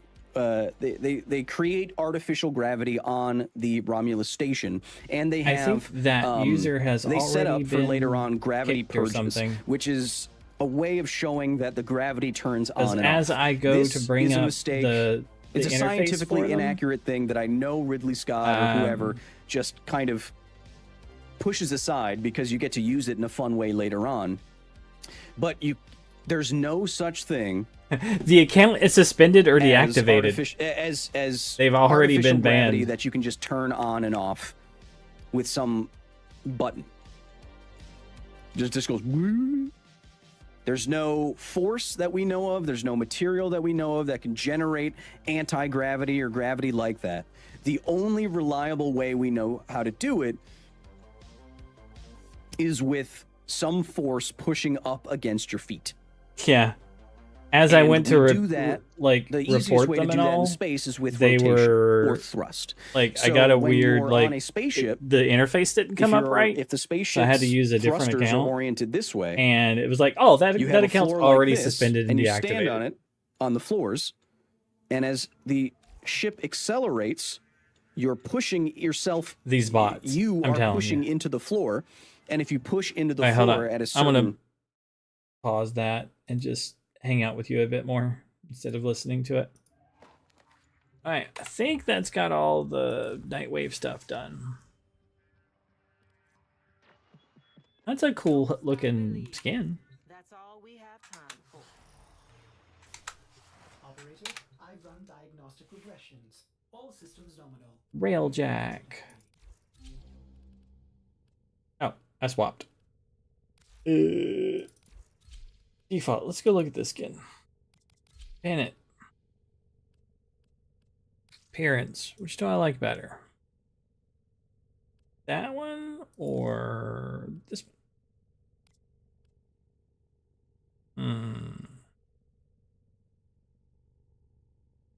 I think I like the pennant better.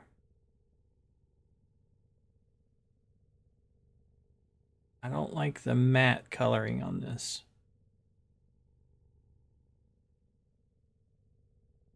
I have to darken everything. I mean, the interior isn't bad.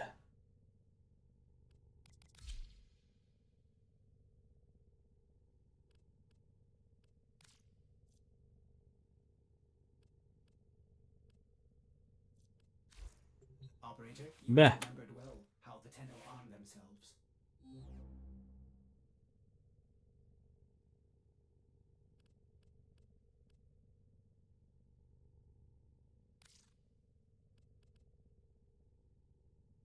I can zoom in here, but I don't have the weapon in my hand.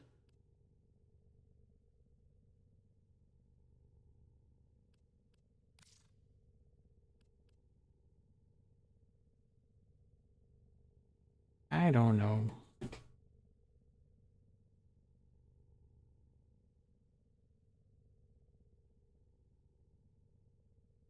I could possibly increase the glow transition.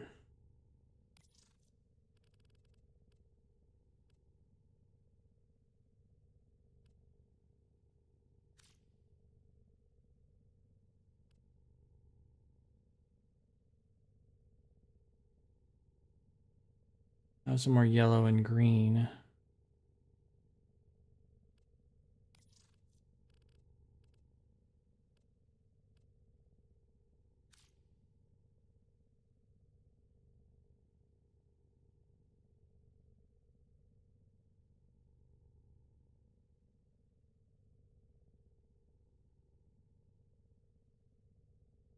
I don't know. It doesn't look sharp.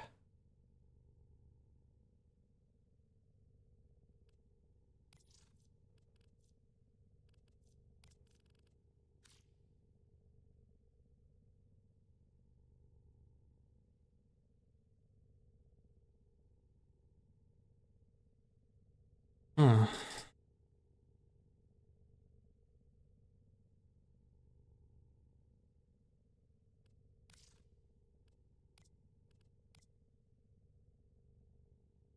Oh, hell no.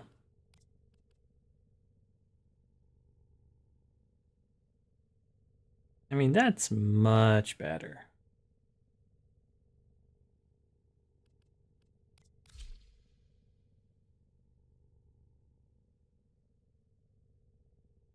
That guy looks way more vicious.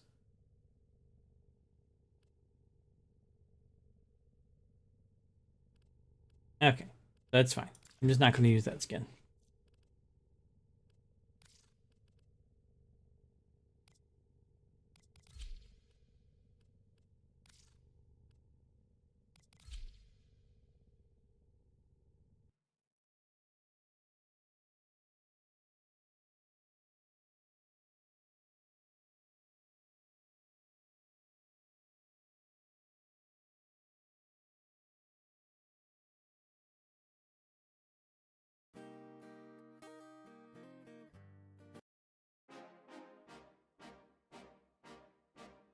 Okay.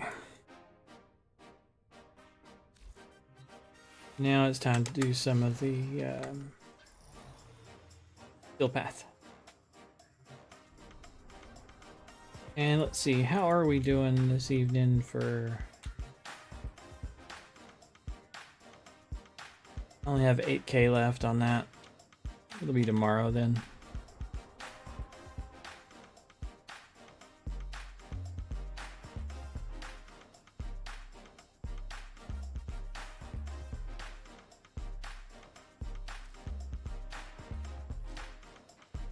Now you might be wondering if I'm holding back on. That's all from me. Defense, excavation, excavation, survival, defense, alchemy.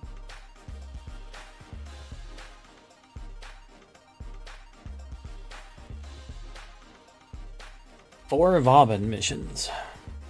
Did you want to do any, like, of these Still Path missions there, Jinx?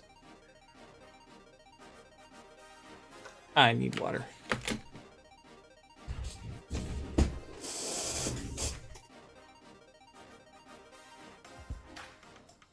So I'm about to do Still Path missions.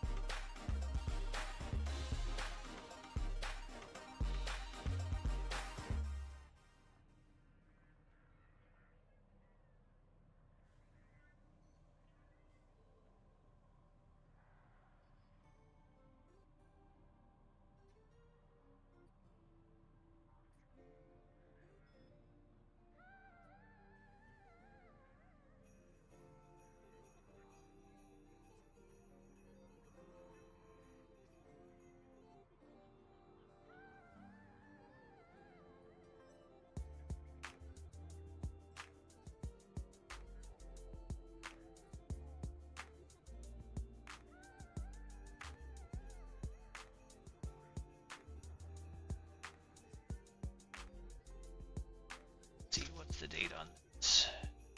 18. Okay, are these all 18? Fine. 16. Haha. I knew there was one sooner than the other ones. You got to pay attention.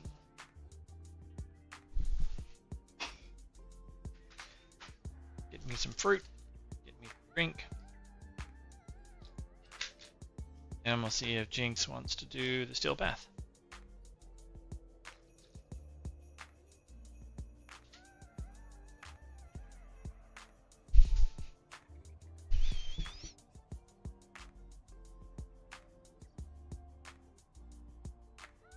And I'll finish off some of the salad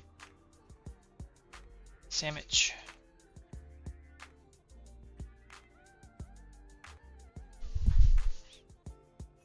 Okay. Snack. Alright.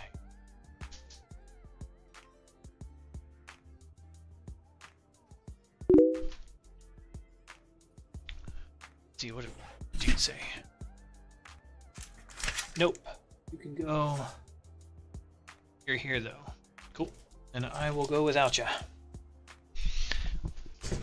I gotta remember, because I'm gonna forget about like 2 minutes, that I need to do garbage tonight. Take that out because it really needs to get collected. Our cans are full and they're right in front of the house. The wife said, "Don't forget to take the garbage out."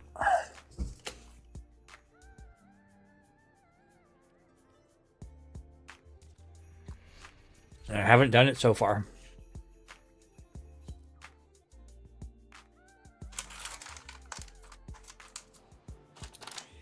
Here's a tip. Try not to let the boobs down. You gotta support the boobs. Be a bra for your boobs. Gotta uplift them in life. What do we got here? We got some dudes.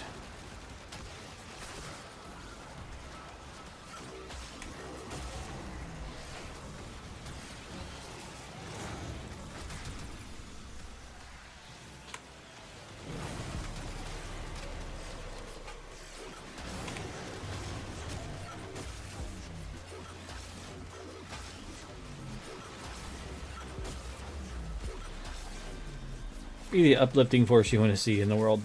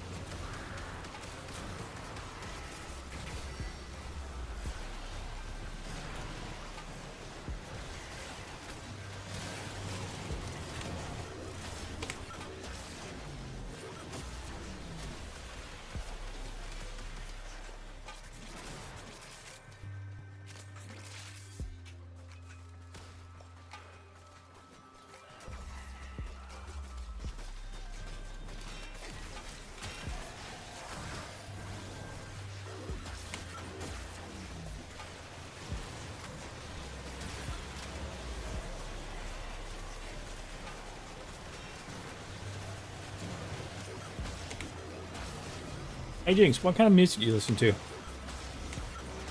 Or do you listen to music? There's some people who don't.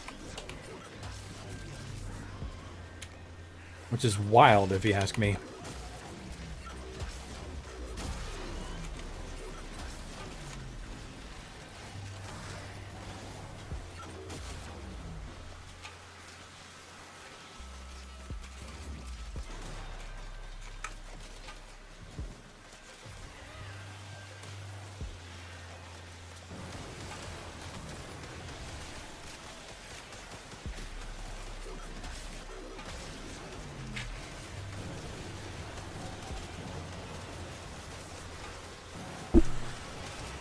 Sorry, I just hit my mic.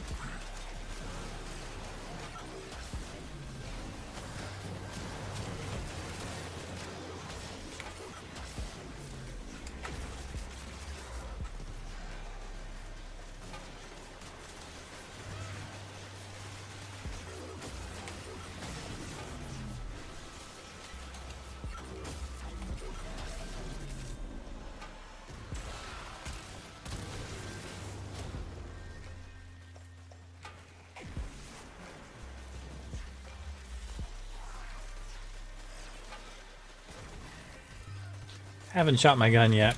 Note to self, I'll need to shoot my gun.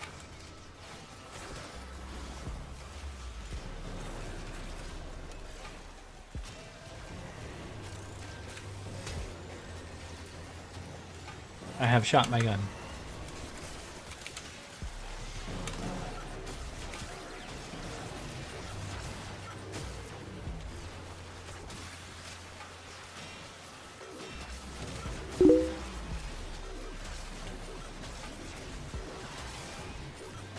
You still have to, or you got a chance to?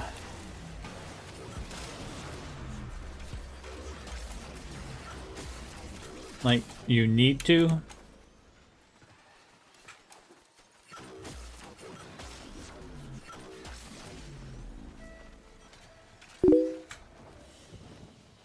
You need to. Ah. So you you conquer yourself.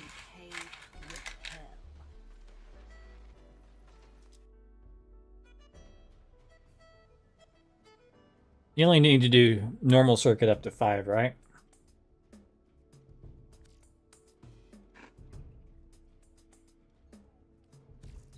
It's just for Hydroid, right?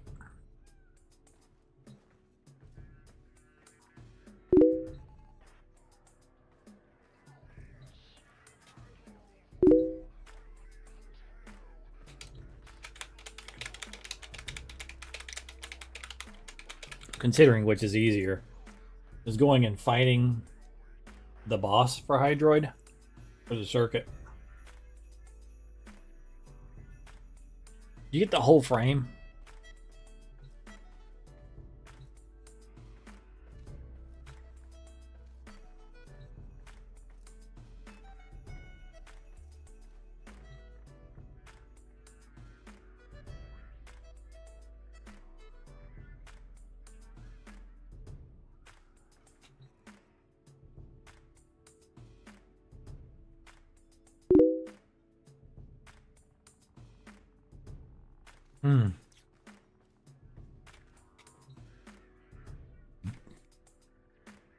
If you want to get on, we'll go do it.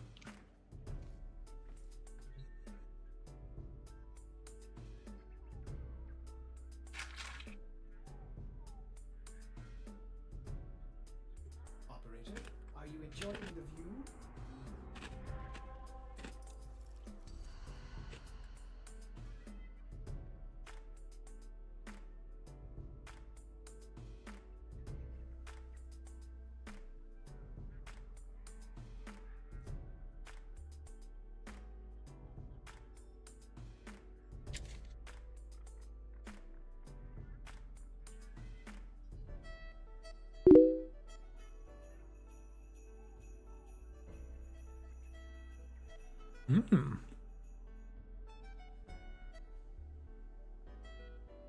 What kind of puppy you have?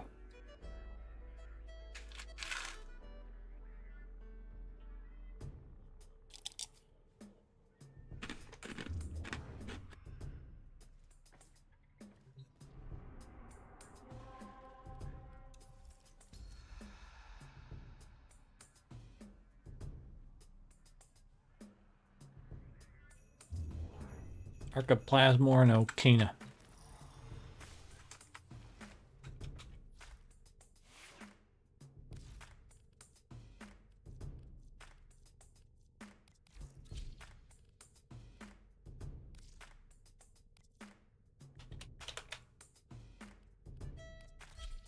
It's who's what's it, huh?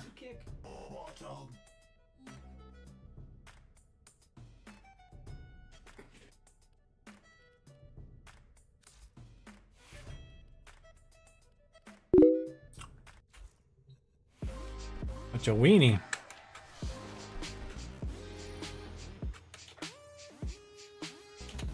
That's gonna be a dog with some attitude. I see why you're having to deal with it.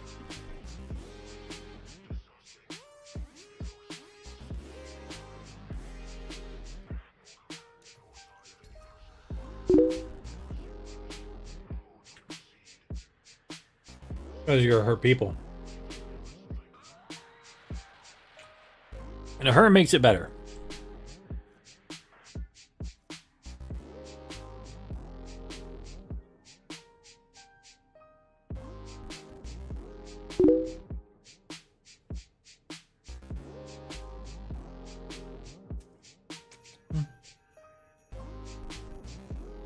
I don't know much about Rottweiler's personalities.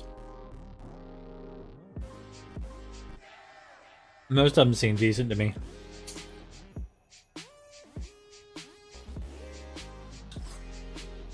Chihuahuas think they're big dogs. Yeah. Wiener dogs are usually snuggle buddies. They're usually sweet little things.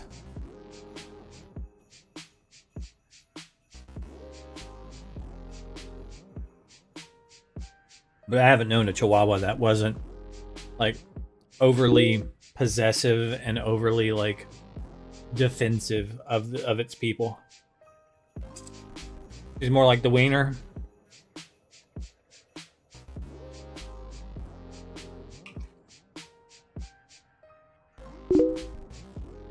That's good. Because all the Chihuahuas I've ever known were neurotic.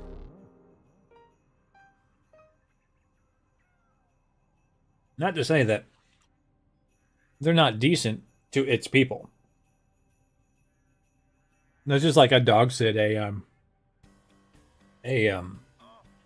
Yorkie, Yorkshire Terrier. Loves us to death. Strangers, bites.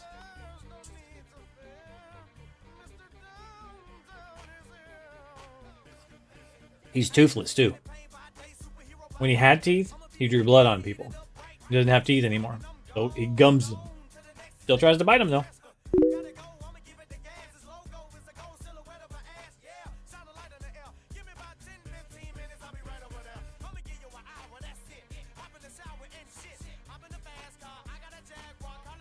I had a Chihuahua when I was a teenager. We inherited. It had parvo as a puppy. It had brain damage.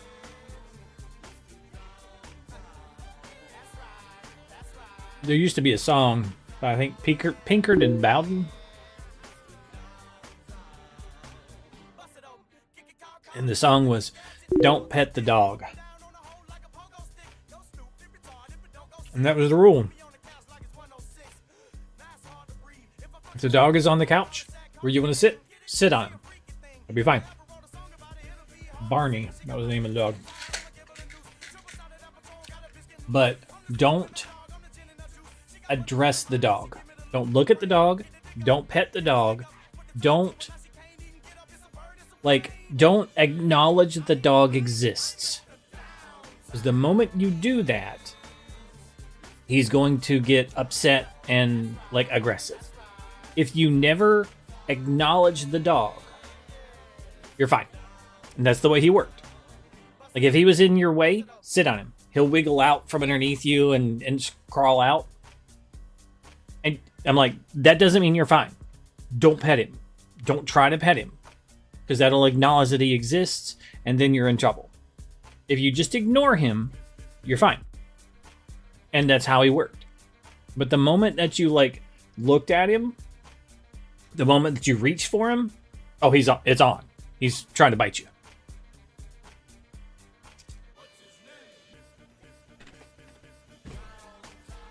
Brain damage.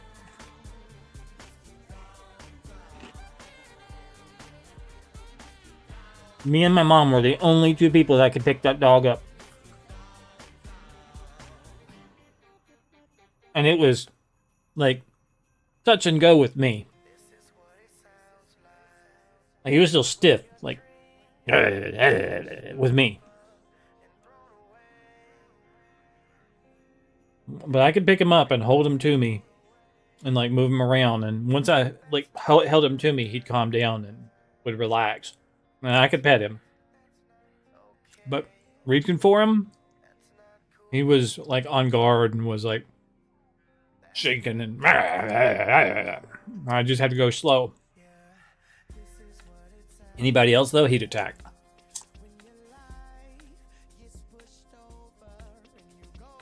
My mom, he was super cool with.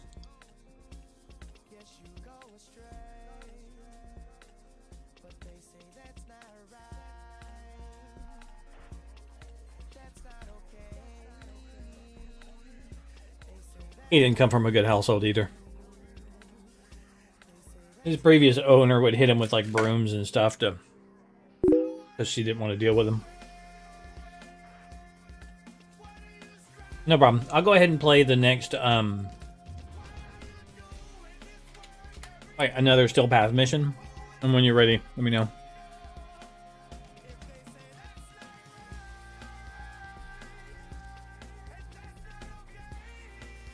His defense was 5 minutes.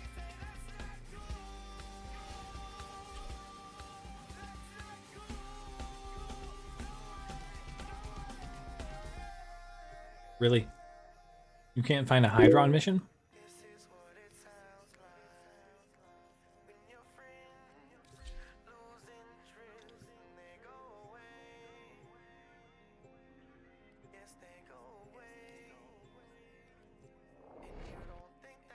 call BS on that.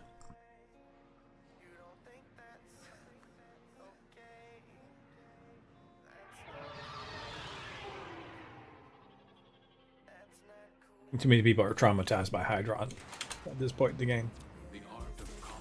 They're like, no, not that mission again.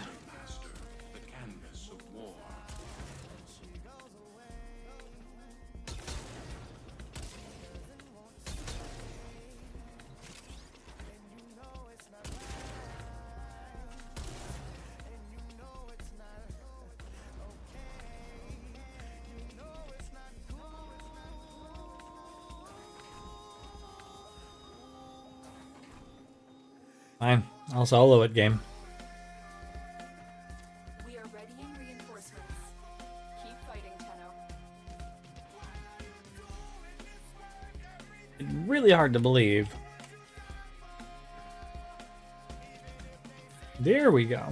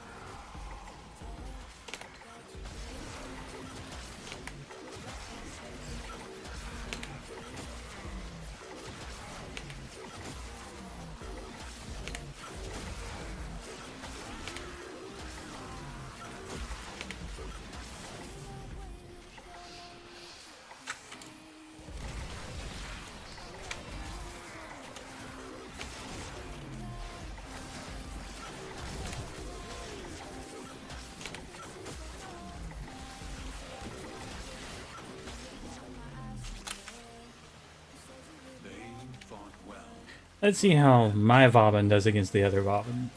I did 75% of the damage. The other Vauban did 0.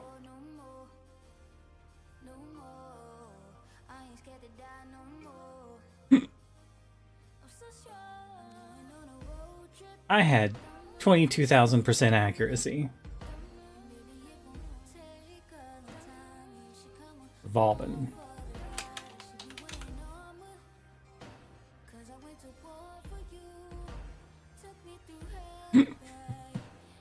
Woot.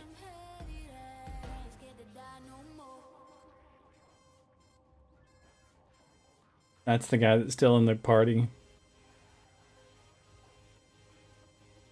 It's the Jive Goblin, who did 0% of the damage on the same Warframe as me, who only was able to kill 7 things.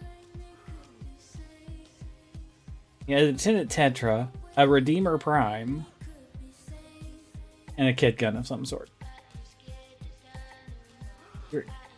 You're Mastery 3, man. Like, you're, you know, Legendary 3.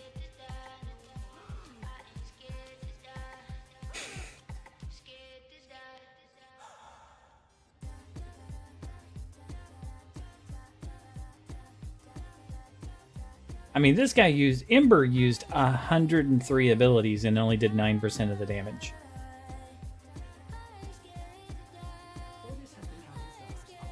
Now, yes, I used 164 abilities and did 75% of the damage. But I also nuked the crap out of a Still Path mission. I mean,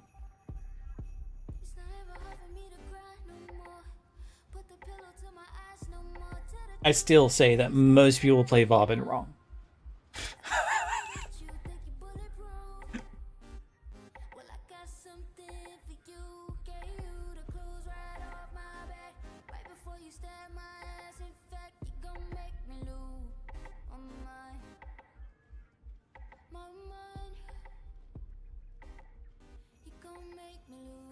I didn't realize I still had the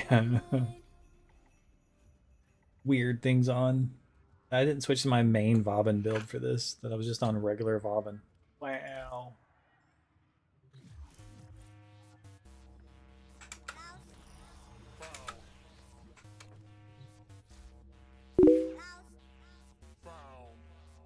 No, I'm on...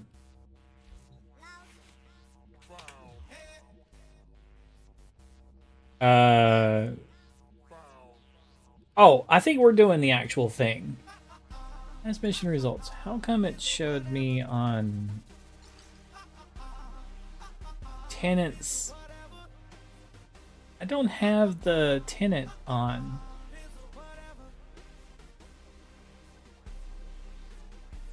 Federone tenant. The Cecilia Federone tenant. I don't have that. Oh, maybe that's part of the Cycron. Oh, duh. It's okay. It's just the Cycron. I do have that. Okay. So I figured we'd just do the thing. So the mission, if we want to go and do the mission for him, it's low level and it's not hard. But I figured we can just do the thing, the regular thing. And that'd be fine. So if we do the mission, it's literally Earth, and it is this level 20 to 25. But we'd have to do it like, I don't know, if you're lucky, 4 times. No, 3 times. If you're not lucky, like 10, because you buy Hydron from the market. So you go here, Hydroid. You buy Hydroid right here. It's not platinum, okay? You buy his blueprint for just in-game cash. You see? This is where you get Hydroid, right here from the market. You buy his blueprint. This is actually where you get his blueprint, right here on the market. Okay? Once you have his blueprint, you'll know if you have the other parts. Because then, when you go to your printer, you can be like,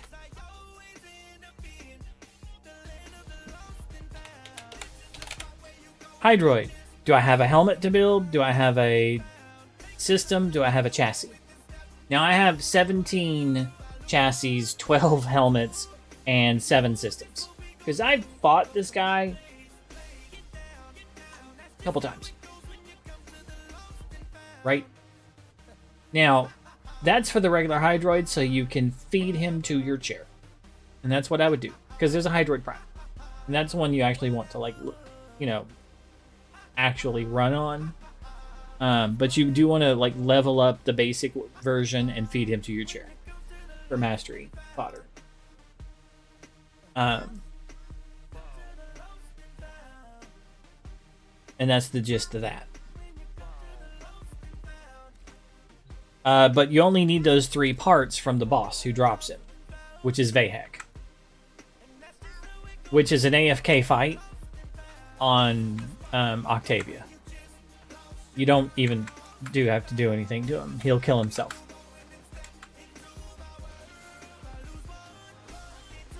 Maybe you do have to shoot him, but really not. I don't think you have to shoot him with Octavia. I think he kills himself. I think he does enough damage to Mallet that when he shows his face, he just one-shots himself. Yeah. So we can go and fight him, which there are advantages to fighting him. Stalker gets mad at you, right? And then you can fight Stalker later on. So that's cool. And so we can go and fight him a few times. I don't mind that. I'll put Octavia on and we can speed run the mission. It's low level and easy.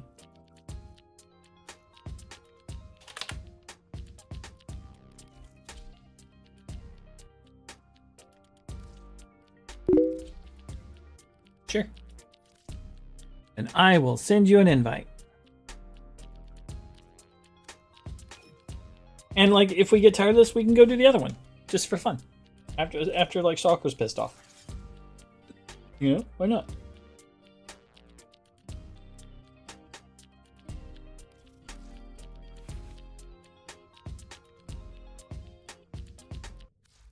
That's good. That's fine. That's fine. Oh, yeah, good enough.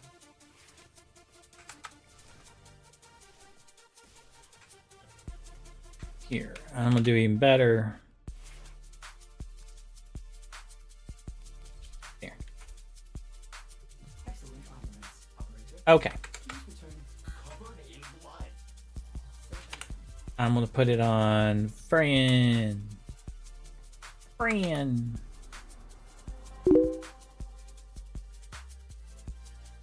Latrone is a rifle. So pow, pow, pow, pow, pow. However, when you incarnate it, it shoots out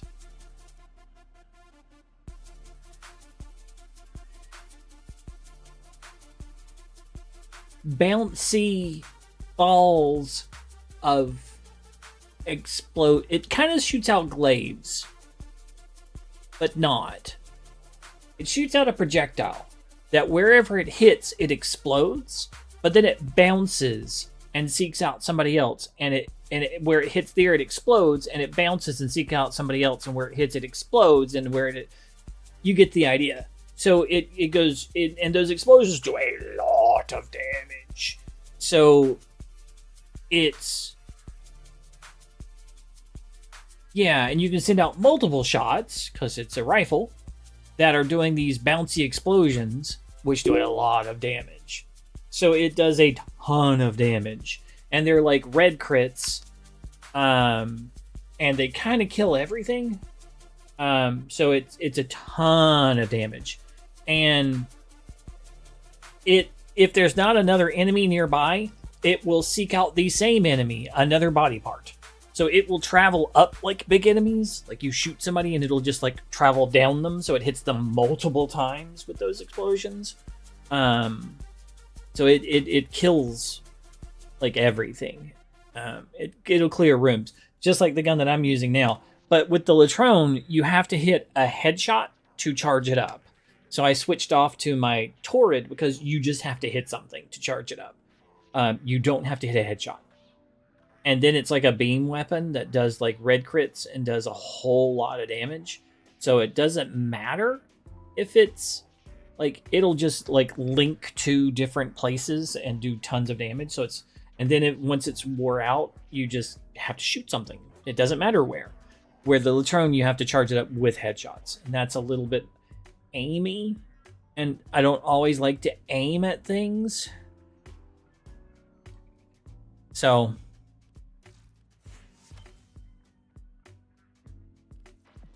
With the impossible behind you. Wolf Sloop. Okay.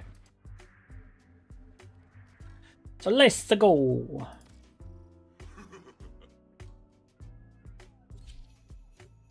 The Latron is a very good primary weapon. Like very, very strong and clear like rooms very easily. And the Torrid also very, very strong. Oh. The assassination target is nearby. Seek and destroy. Now, I don't know if you've done this thing, but we'll have a chance to fight him early. It's no point. We're just going to run past him because if you fight him early, he'll just like escape and get his health back. So you just don't fight him. So like here, you just got to figure out which exit is the real exit and take it, and then he'll flee. I think I figured out the real one. Yeah, see, he figured out that I moved on, and it triggered him to leave that room.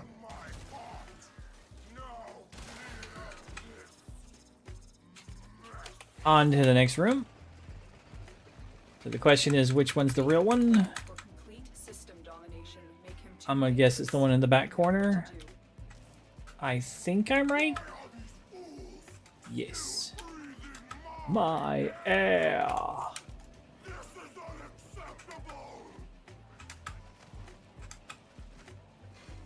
Next room. I'm gonna guess it's this one here. I think I'm wrong. I am wrong. Let's go to this one over here. Is RU? Is RU?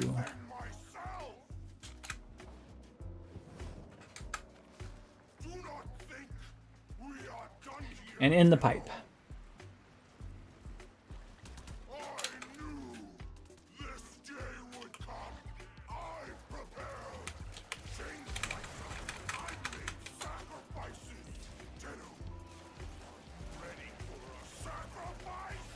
That's it. There we go. Now I can flood the whole room.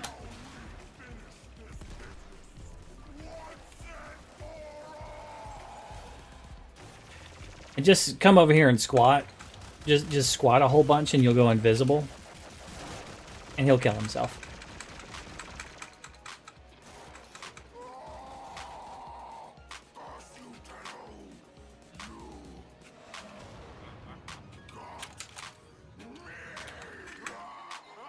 Oh, my mallet wore out. Okay.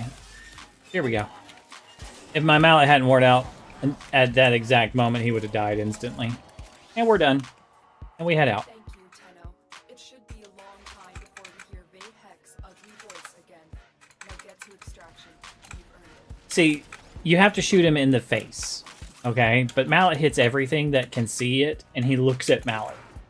So, since he charges up the damage on mallet by attacking it, and then he looks at mallet, and he shows his face, he instantly takes the damage that he's been charging up on it, which kills him.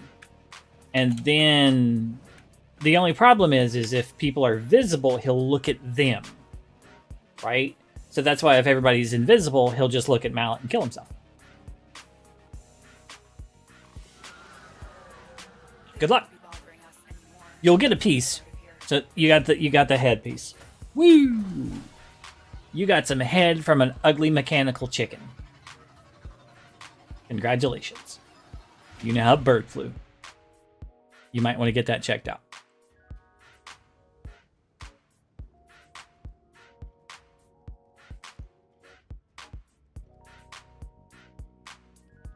And we just repeat the mission. Said repeat the mission, game. Oro. Assassination. So if you're lucky, it could be just 3 missions. And they're pretty quick. If you're unlucky, it could be 24 missions. Good luck. We contracted you with a mark. You are here to find your mark and eliminate the assigned target. I'm like, I'm not waiting for any more of that.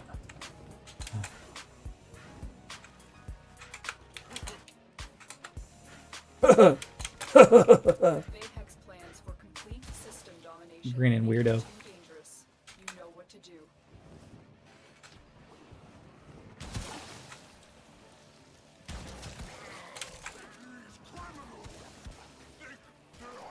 I'm gonna say it's up here, down this hallway. Nope. I was wrong. Let's see. It was to the left. Counselor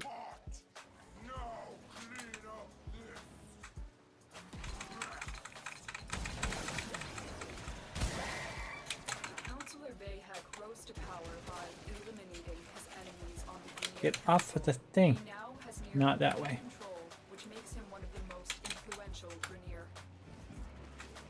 Not this way. Okay, I thought I went that way. Did I miss it? Oh, it just looked wrong.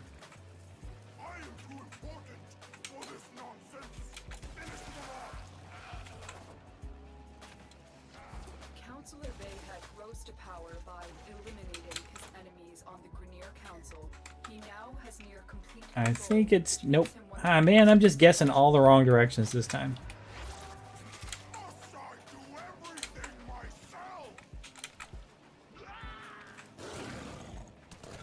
I'm shooting him so that he does die and it ends up showing us the right direction. But it doesn't change the mission at all.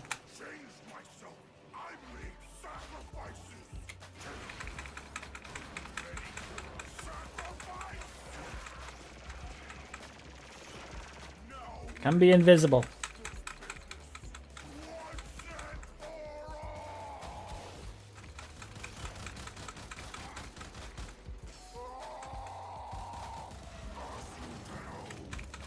Alright, he's going into chicken form. He's dead.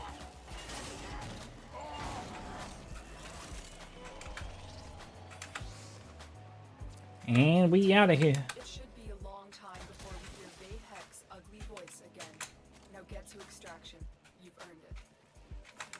Marines inbound.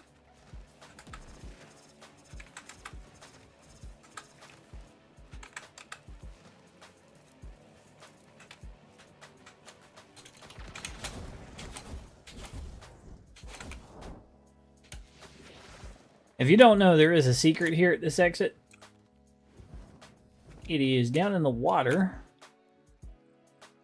On this box.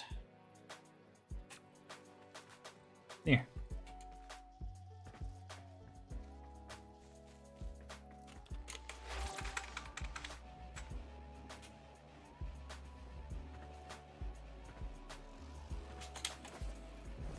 I will move off the exit in case you want to take a picture of it. These, you can take a picture from like up here on the rocks. You can also land on that box and take a picture of it. It's a little bit harder to land on the boxes.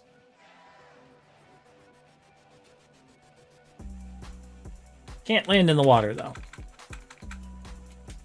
But the tricky thing is landing down here. Yeah, like I said, the tricky thing is landing down here.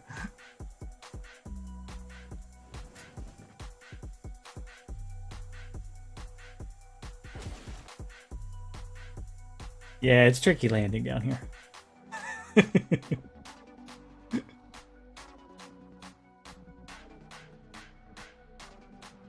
There you go.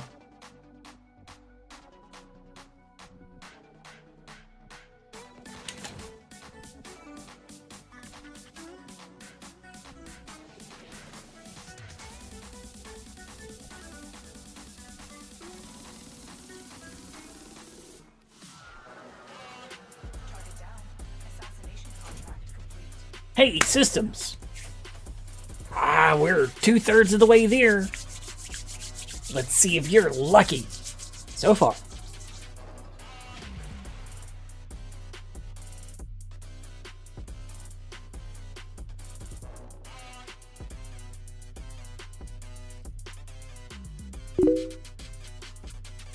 So far.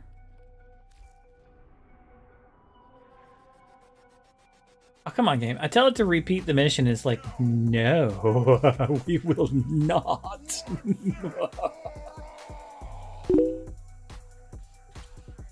Yeah, I mean, that's where I'm like, it's going to take longer to get the points to get to level 5 in Duveries. I'm like, maybe, unless you're super unlucky. Because now you could get the head again. But if you're lucky, you'll get the chassis.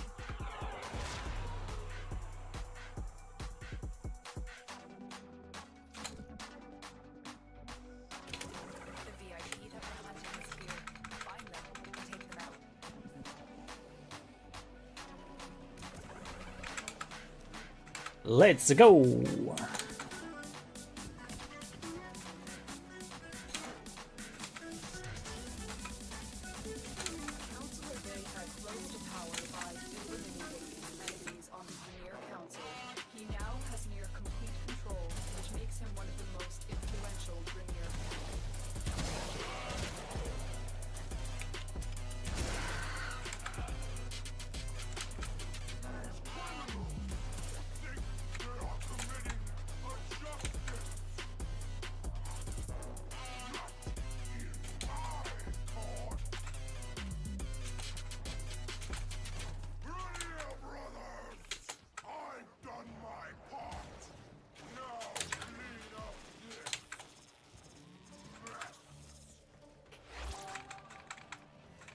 Damn it, not this way.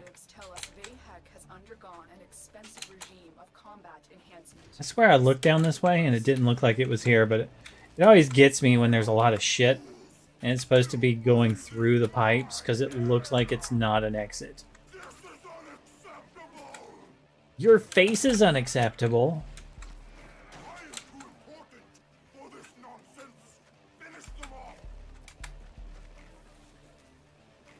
Councillor Vahek rose to power by eliminating his enemies on the Grineer Council. He now has near complete control, which makes him one of the most influential Grineer. Must I do everything myself? Do not think we are done here, kiddo. I knew this day would come. I prepared. Changed myself. I made sacrifices. Here comes the bird.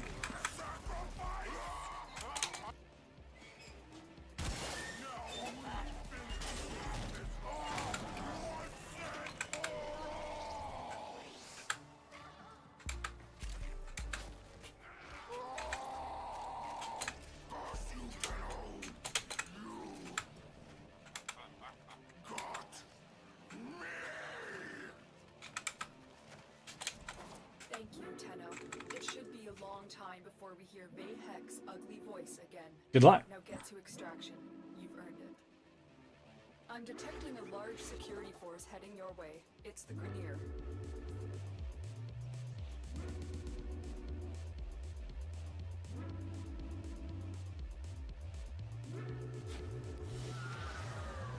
Crossing my fingers. Assassination contract complete. Ah, too bad.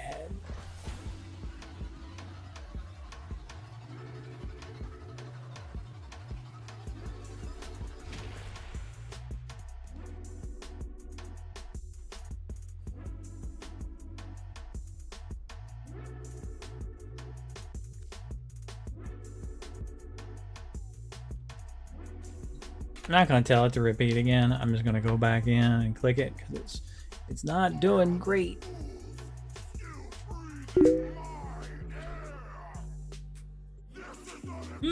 Blood for life. That's cool. I don't know what that does.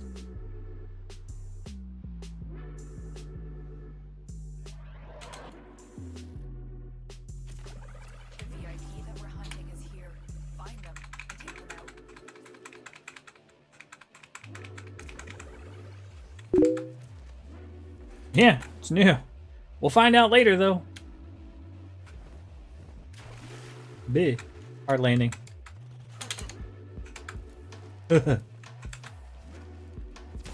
operatives tell us Vayhek has undergone an expensive regime of combat enhancement. Expect the worst.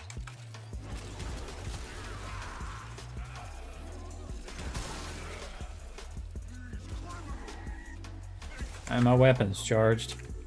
I'm gonna try over here to the right. Nope.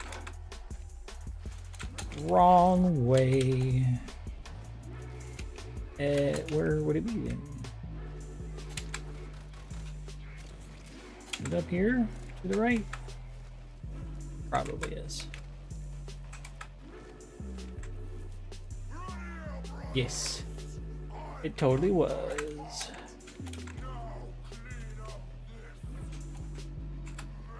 I'm gonna try up here. Nope.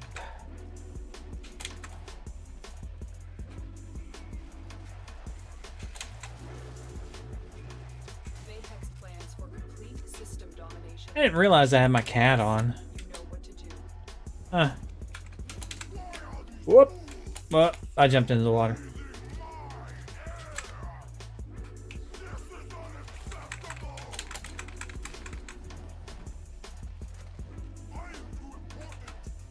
What loadout do I have on that I still have my cat on?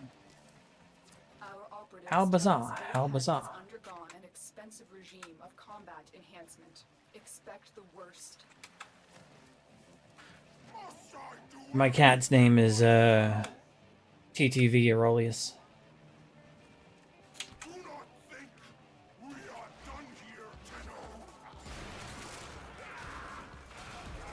Marines inbound.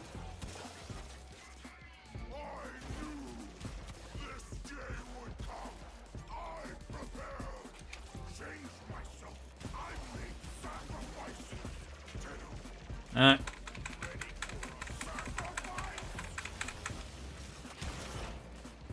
Chicken should be incoming.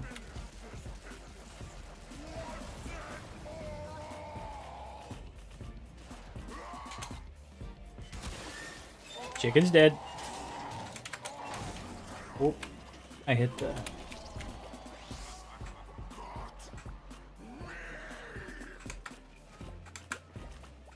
Thank you, Tenno. It should be a long time before we hear Vayhek's ugly voice again. Now get to extraction. You've earned it. I think that's a Parazon mod. That when you stab somebody, it does something. If I remember correctly, the blood for life. Like when you mercy execute a mofo.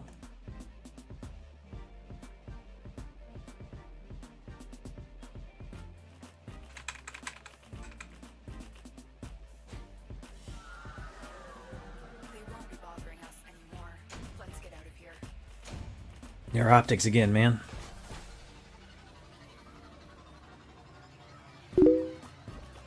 Yeah, you see, he just likes giving head to people. He just swings that way. He's running around head, giving head everywhere. Or running around town, giving head everywhere.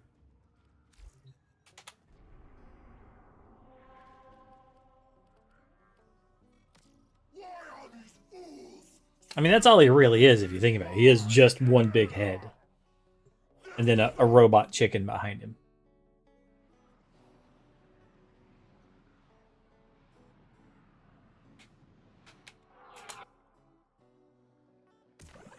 We contracted you with the mark. You are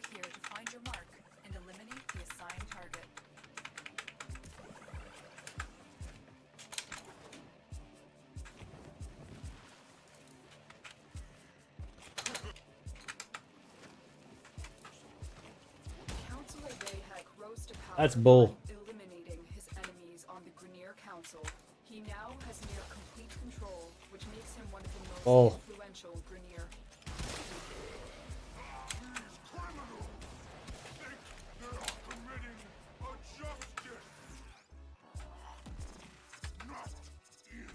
Justice.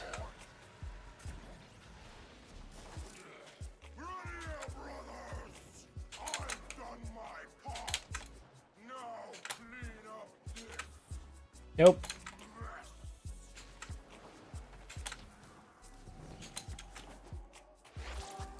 Nope. Oh, 2 wrong turns? You're kidding me.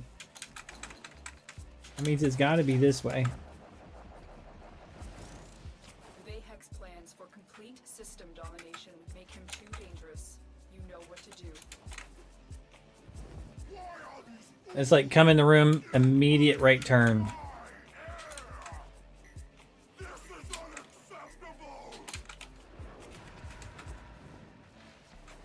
Whoa. I'm detecting a large security force heading your That was way wild. towards the Grenier. Saw people like just spawn right in front of me.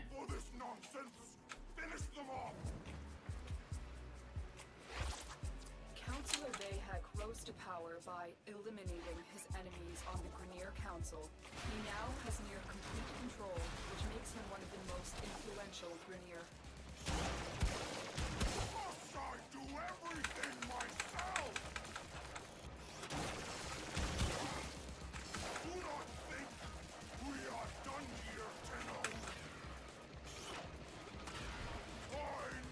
Incoming chicken.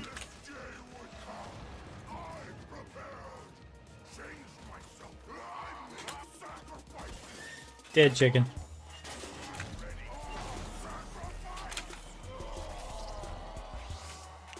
Oop, I fell in the hole.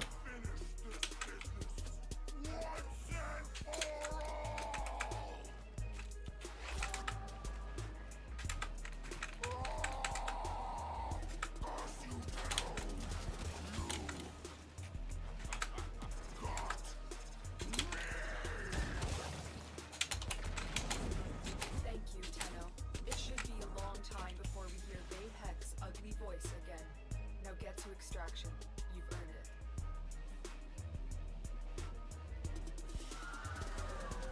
Target down. Assassination. Cross my fingers. complete. Great work, Tenno. Did we need system or chassis? I don't remember.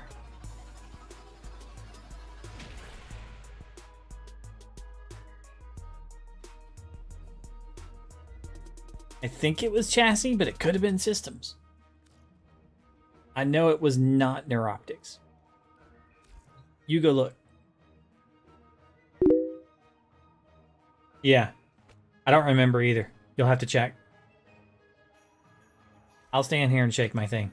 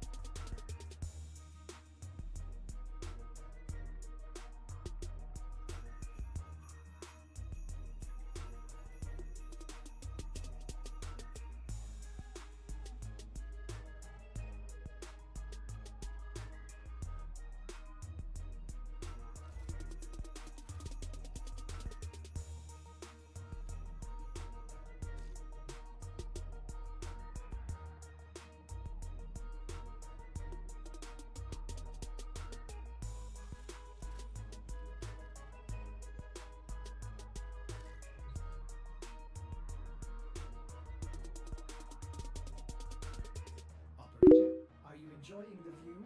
Chassis. Darn.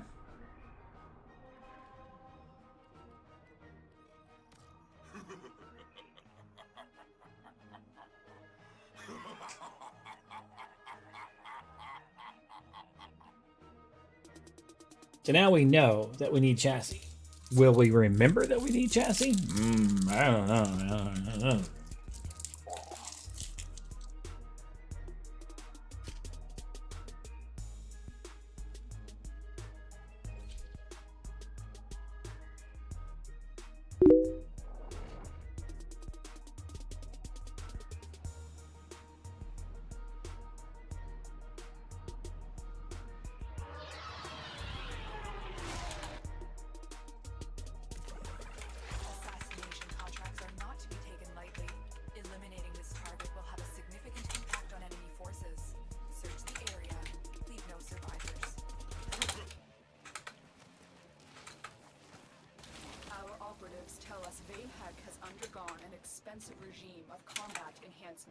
Expect the worst.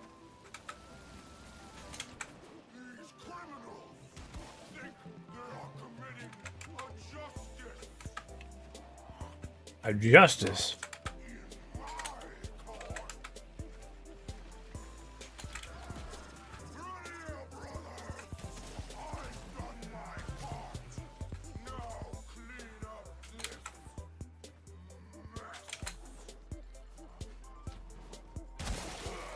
Councillor Bayhek rose to power by eliminating his enemies on the Grenier Council. He now has near complete control, which makes him one of the most influential Nope. Grenier. Heads up, a Grenier assault team is headed your way.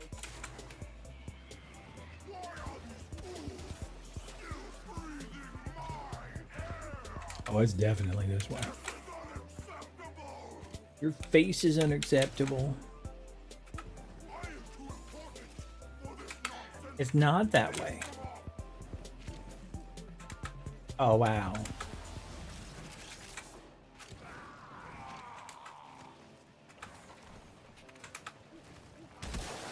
Bayhek's plan There's a song I listen to that's called Unacceptable. too dangerous. It's pretty good. It's just copywritten. I do everything myself. Do not think we are done here, Tenno. It gets my stream muted. I knew this day would come. I prepared, changed myself. I made sacrifices. Tenno, ready? Damn. Someone just cut that guy in half. Oh, it's my cat.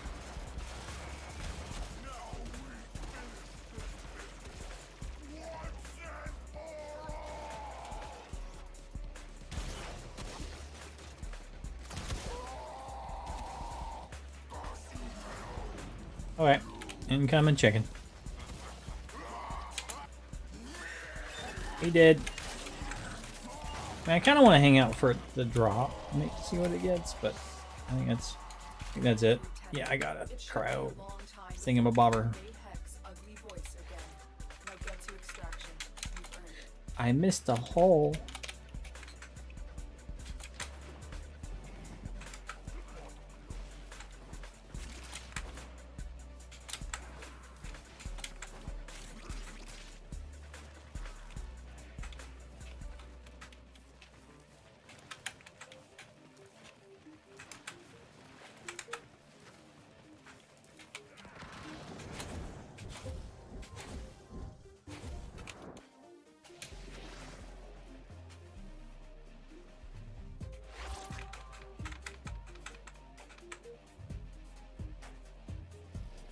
Alright.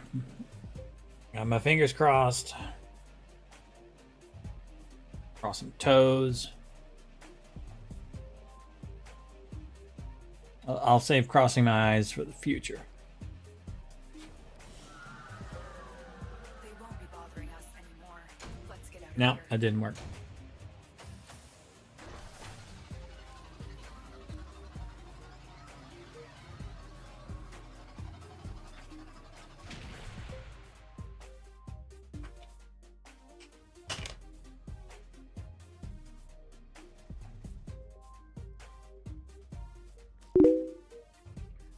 You know, all of the pieces have the same drop chance.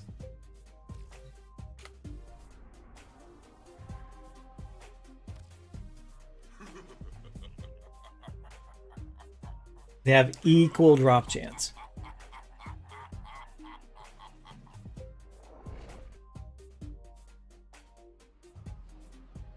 Are you sure you're holding your mouth right?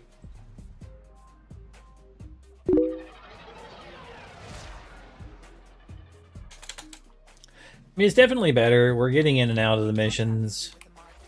We're getting some drops. Except we do piss off Stalker, so he'll come after you. Eventually you'll get a, like, you know, I see what you've done to that man. I don't think he's right. I'm gonna come and take your face. Kind of thing from Stalker. You know. I mean, that's you know, that's kind of wrong. I don't really think Stalker's as southern and redneck as that. So, Probably take some of that back.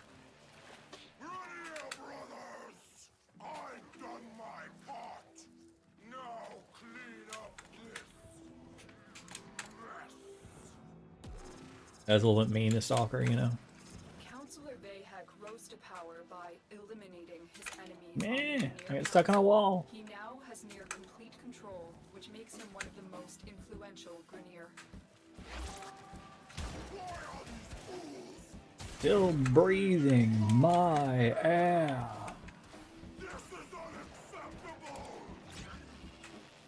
Ah, he just took my energy.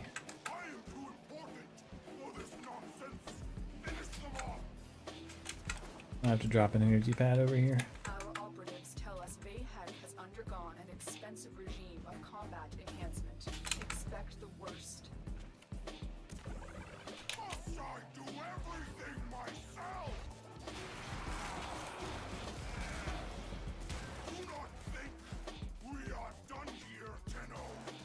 Oh, here. It's up. Now spam.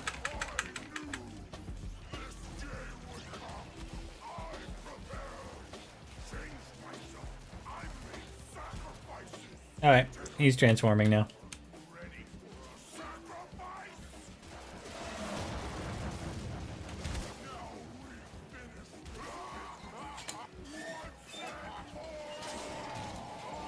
And he's already dead. So I shot the ground before it spawned so that there'd be a gas cloud of toxin waiting for it. So it died as it was spawning. Before we hear Vahek's ugly voice again. Now get to extraction. You've earned it. Watch yourself. Grineer are on the way.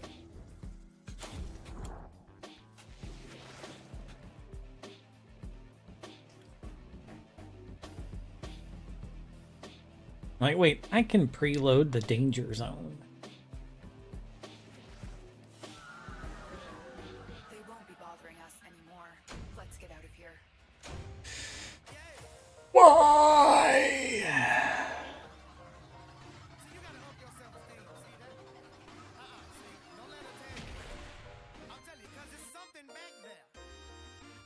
Is Backley challenged? Your rump impaired.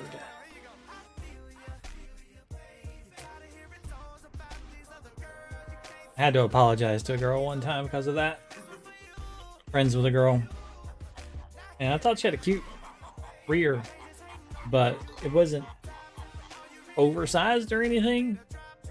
And I'm like, well, you know, you don't have much junk in your trunk, so that's not too bad. And I didn't know that she had a complex about that. She's smart, law school, dark-skinned girl.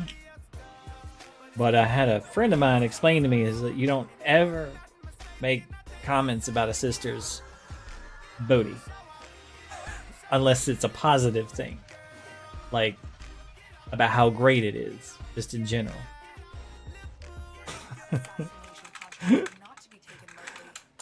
I'm like, I think it's nice. I had to apologize because she was irritated. Rose to power by eliminating his enemies on the Grineer Council. He now has near complete control, which makes him one of the most influential. Like, I was not aware. I'm entirely too stupid for that.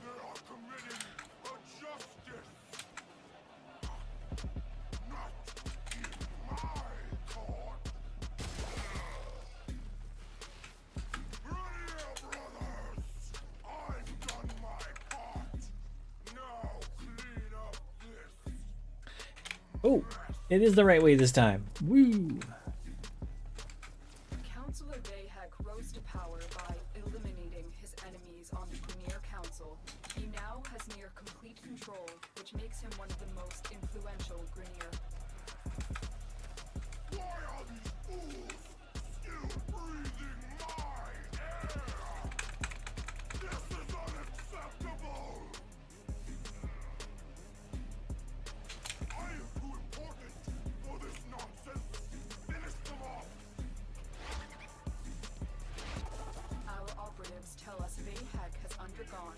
expansive regime of combat enhancement. Expect the worst. You are surrounded by Grineer Marines.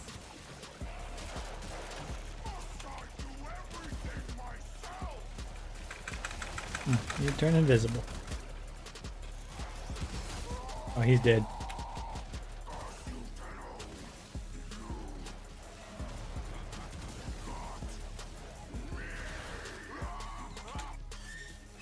It's dead.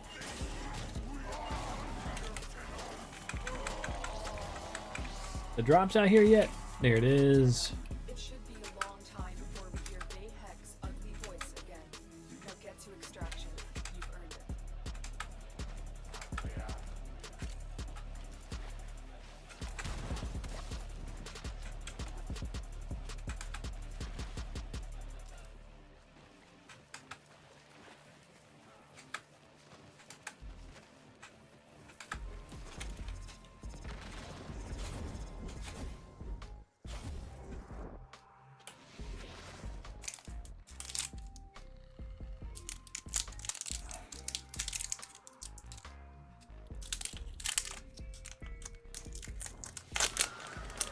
Good luck. They won't be bothering us anymore. Let's get out of here. Chassis. All right.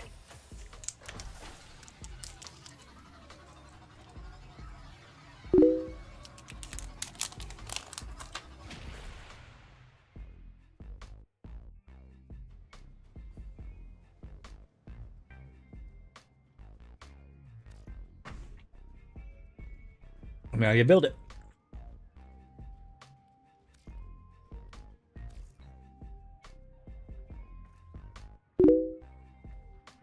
You're welcome.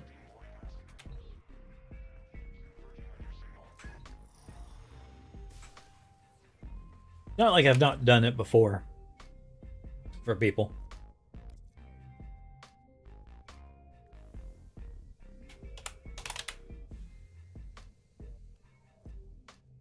$18, $16, $10.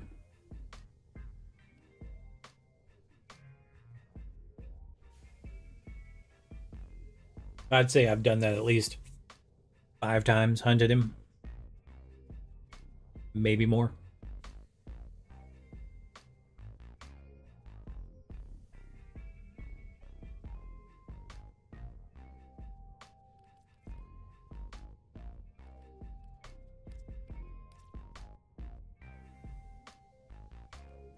$24 on Ash.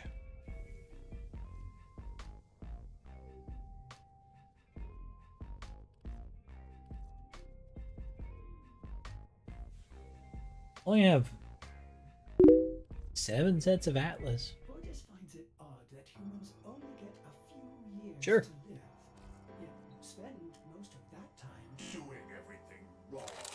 learning how to.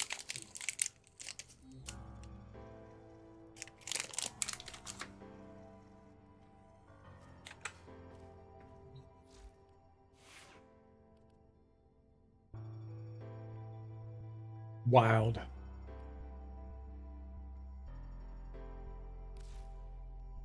That's actually my Octavia build.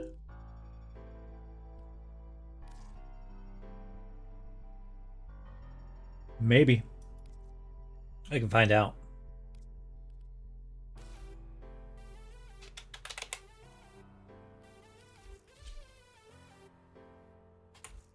If I may say, operator, your chosen Warframe suits you. He's relatively new, so maybe not.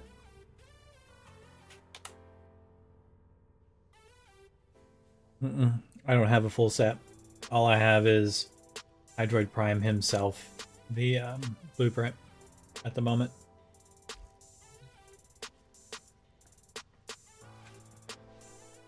A lot of the new ones I haven't farmed up extra yet.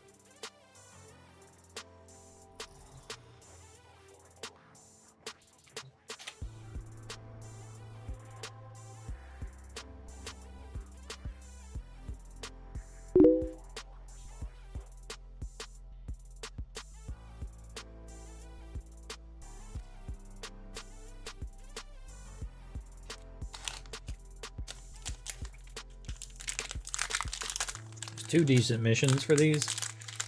There's Hepit, and then there's Mott.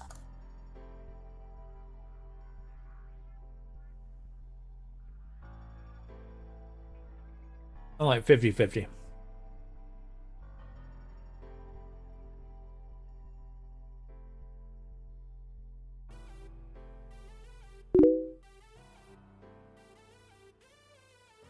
I'll do Mott a lot.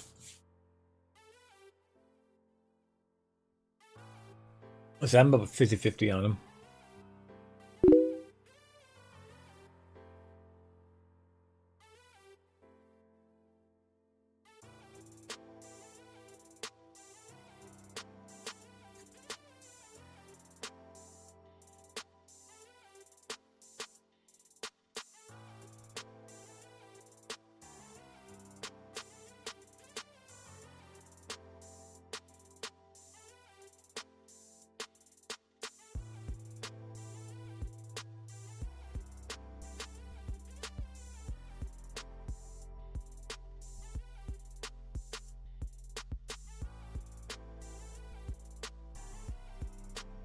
I have a build for finding caches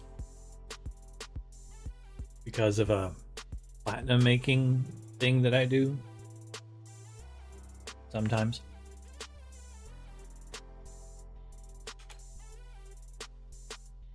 Here to find our target and bring them to the extraction point. Happy hunting.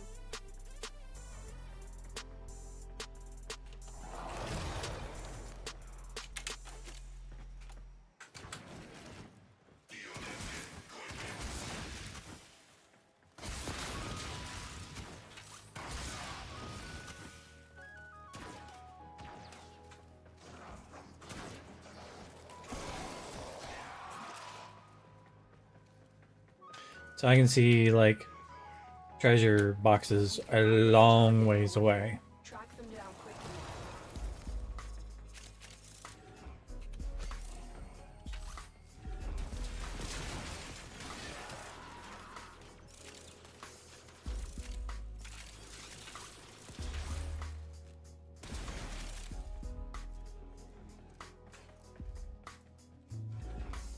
If I bring up the map, you'll see that I can see it like every 30 seconds. I can see it like way all over the map.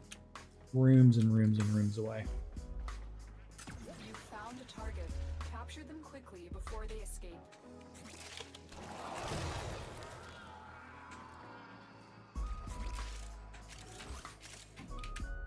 Mission complete. But I'll break every container on the map and we just have to like walk by them.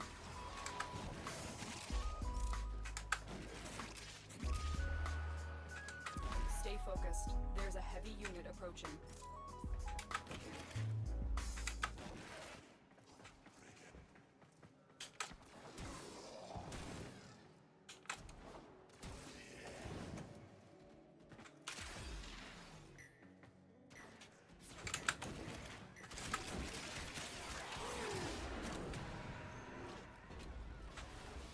Above us back there is weird.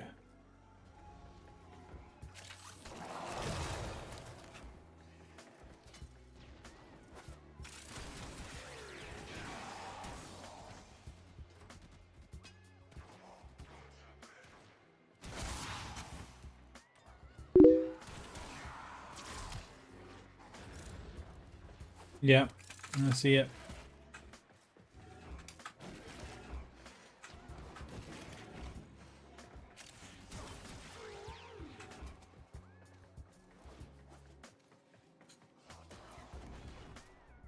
I'm wondering what that is above me here.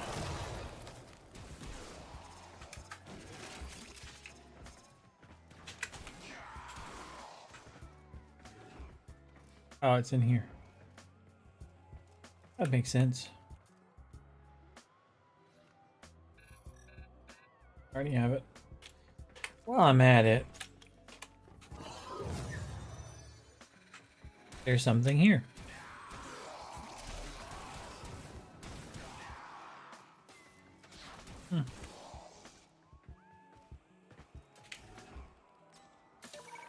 Prepare for incoming support.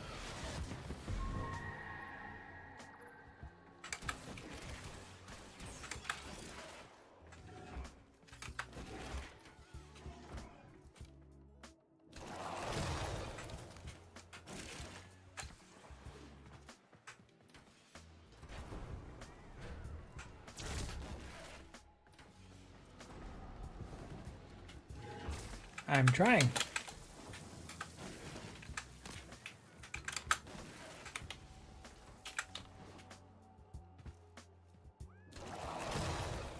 I got one down here, by the way.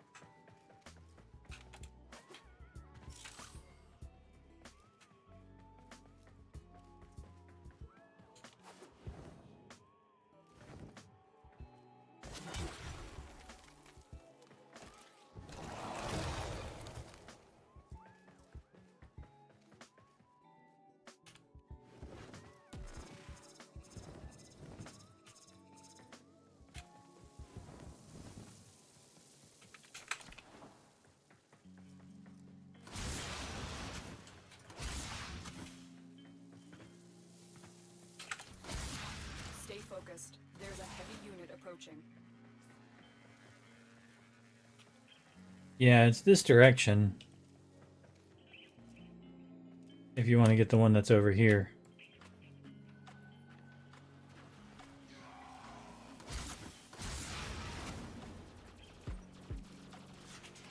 It's this way. Yeah. At the back of the hallway.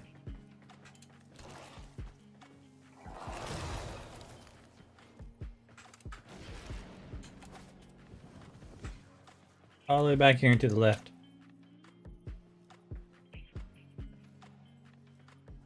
Alright.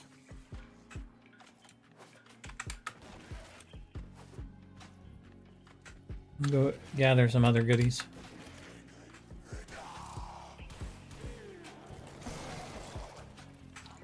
There's another sneaky hidden thing over here somewhere.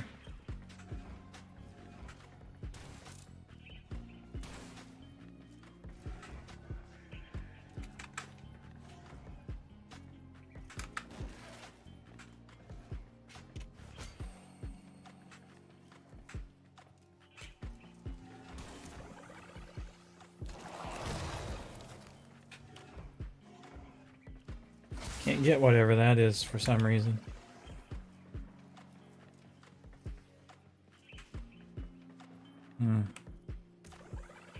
That's sad.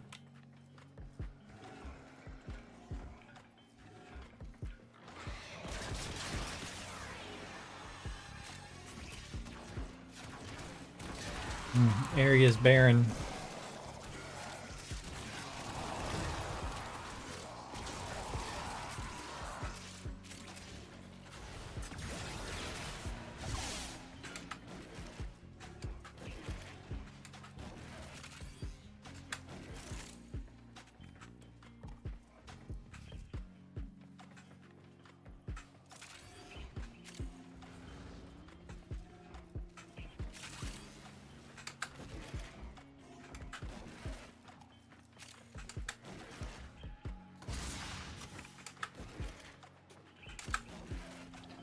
Definitely something above us.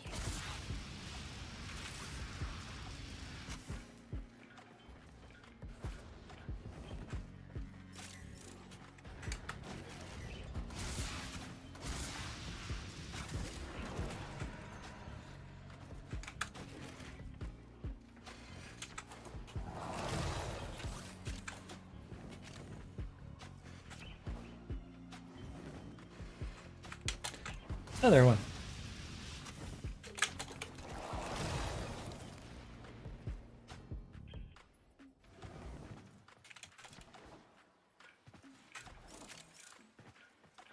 Just the loot room in essence, though.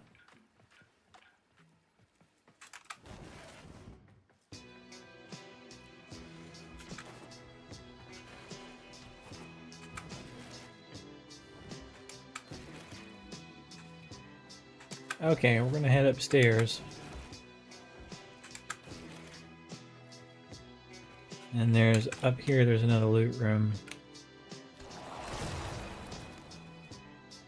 Around the corner.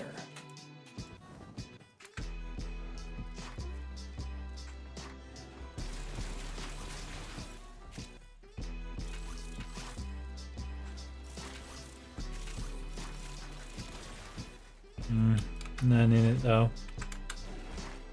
Alright. Oh, wait. There's something up still up there? I missed something? Oh, it's in the back corner. So, oh, it's because you opened up the containers. Got it. I don't usually open up the containers.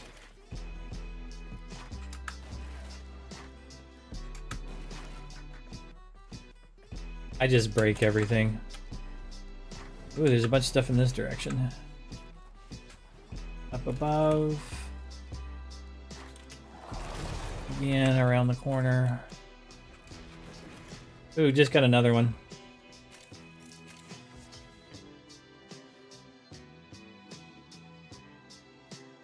Marked it for you.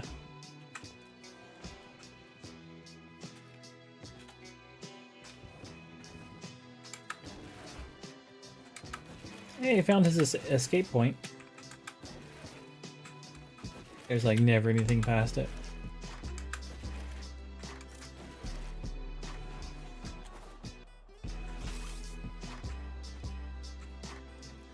Don't really see anything on the map down here, but I looked anywhere. There wasn't. There is stuff back this way and to the left.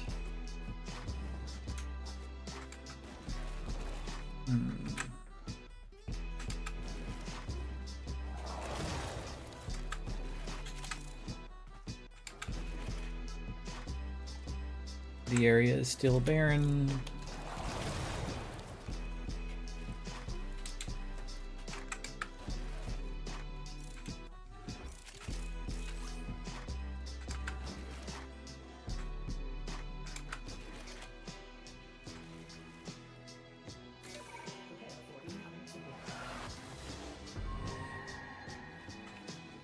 I don't really think I'm going to find anything with my air support charge since my scan is reading as barren, but I figured I'd try it anyway.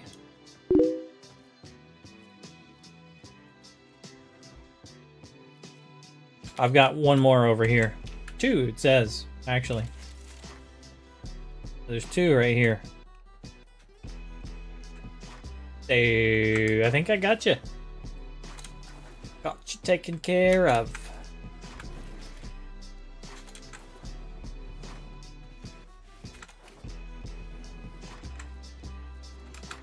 I'm going to finish opening up the last containers over here.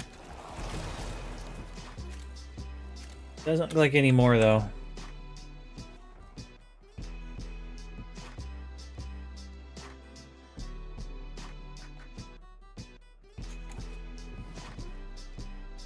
Spooky, scary skeletons. Woo!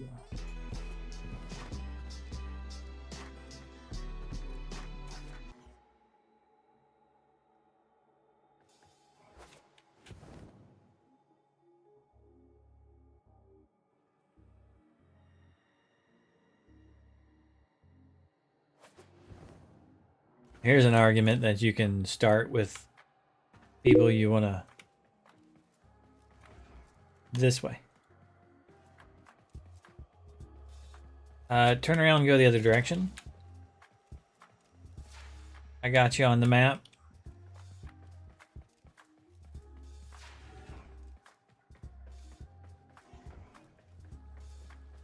Keep going that way. Keep going straight across that room. Keep going across that room. Head out. Turn left.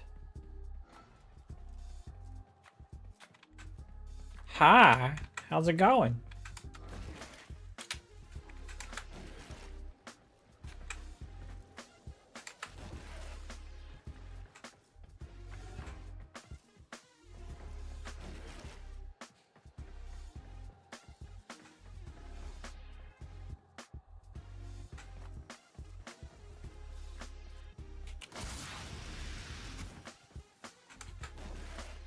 That's my way of saying, hey, I'm over here. They were under the stairs. You should have picked them up.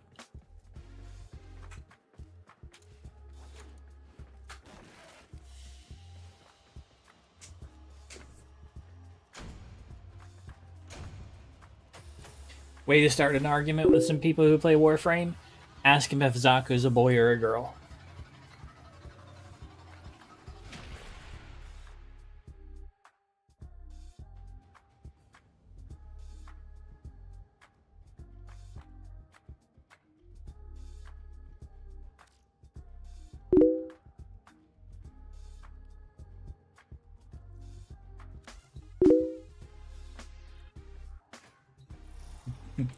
Talk to you in a little bit.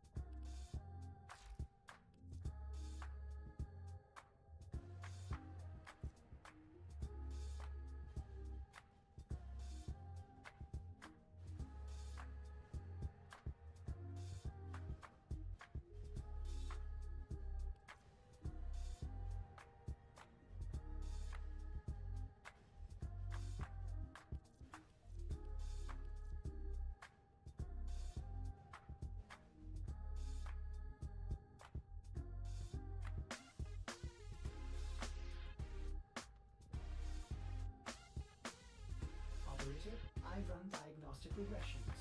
All systems nominal. You don't need to thank me.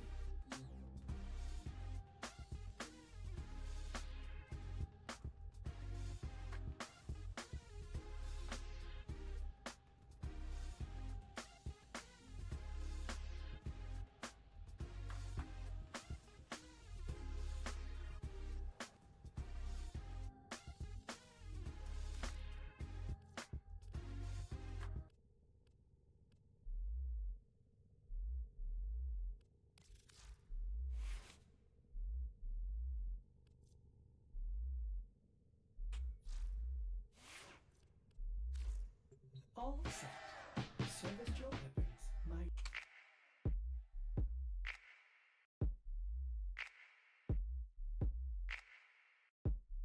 acceleration, you get the force that equals your weight. For Romulus, all you had to do was spin the station. That's it.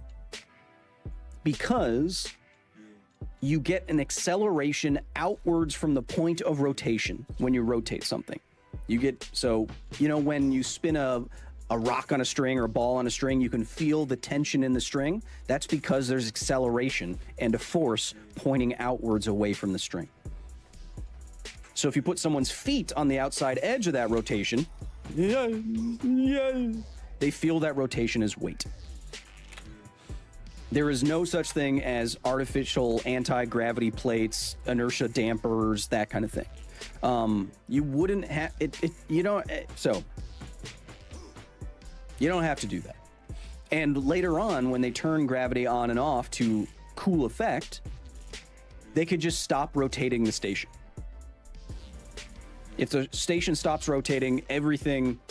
So at the center of rotation of a station like that, so the gravity would be out here. The artificial gravity would be calculated at a certain distance to be 1g out here for a certain RPM at a certain radius. Right in the center, you would have 0g or microgravity. So nothing. You'd be floating in the center. If this stops accelerating, everything floats. You also have to continuously accelerate or the gravity goes away. This is liquid flames. That's the beautiful thing about a circle. It's you have to continuously you're constantly accelerate. No, you do not. changing direction. That's the beautiful thing about a circle, Liquid. And because you're constantly changing direction, you're constantly acceleration. Like accelerating in a new direction. Is velocity change over time change. So as long as the velocity is changing, you're accelerating. Circle is constantly changing. Velocity is a speed with a direction, which is in a straight line. Now, the cool thing about a circle is that your velocity is always changing, isn't it? It is always pointing in a different direction. And if the velocity is constantly changing direction, that means you're constantly accelerating, which means you can have a wheel spinning at a consistent rate, at a fixed rate of RPM, and you're still accelerating on the outside edge. And that's how you create artificial gravity in space. And then you can just stop rotating the space station, and then the effect goes away.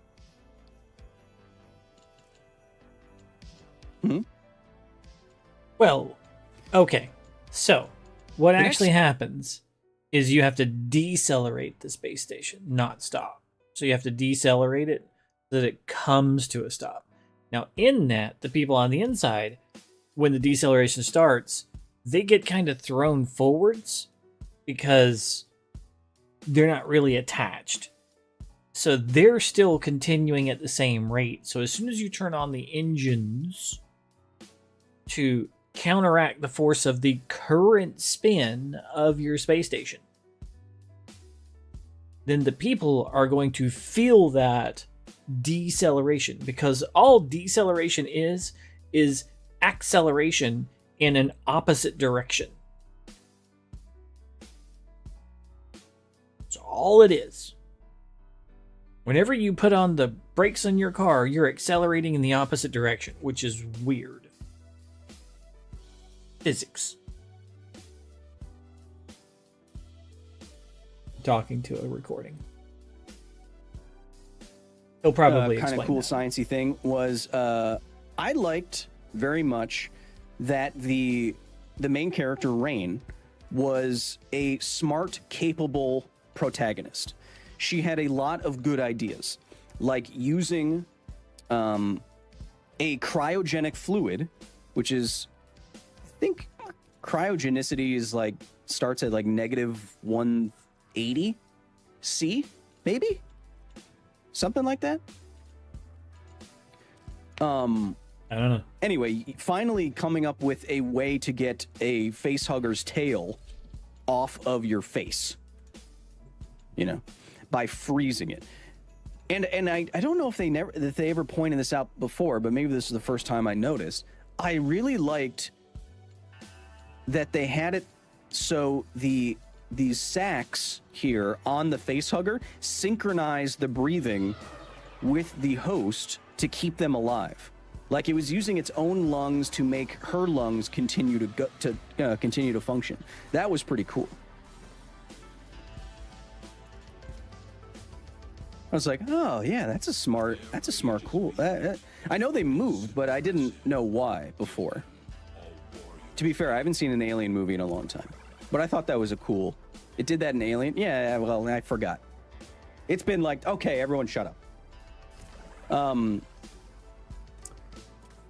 But anyway, I thought freezing the tail was cool, but cryogenic temperatures range between -150 to absolute 0. Oh, so I was right.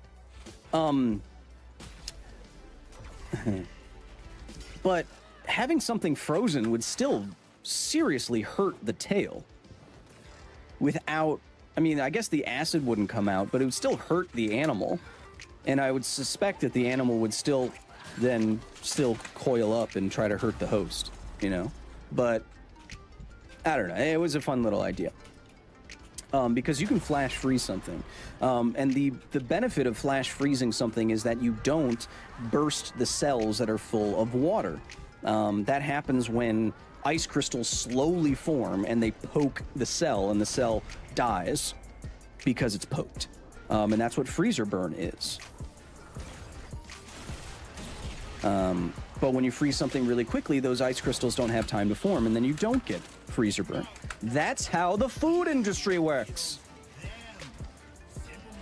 So I thought that was a cool idea. Another thing that made me feel smart was, and that indicated that the protagonist was smart, which I really liked, was twofold.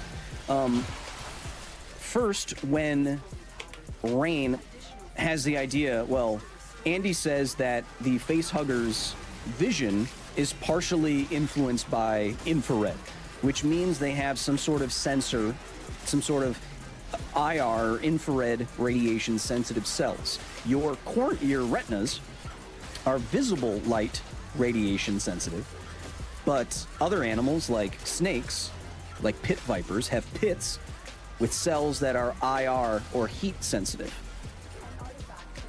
And we think that in a snake's brain, they overlay this information visually so they can kind of see heat.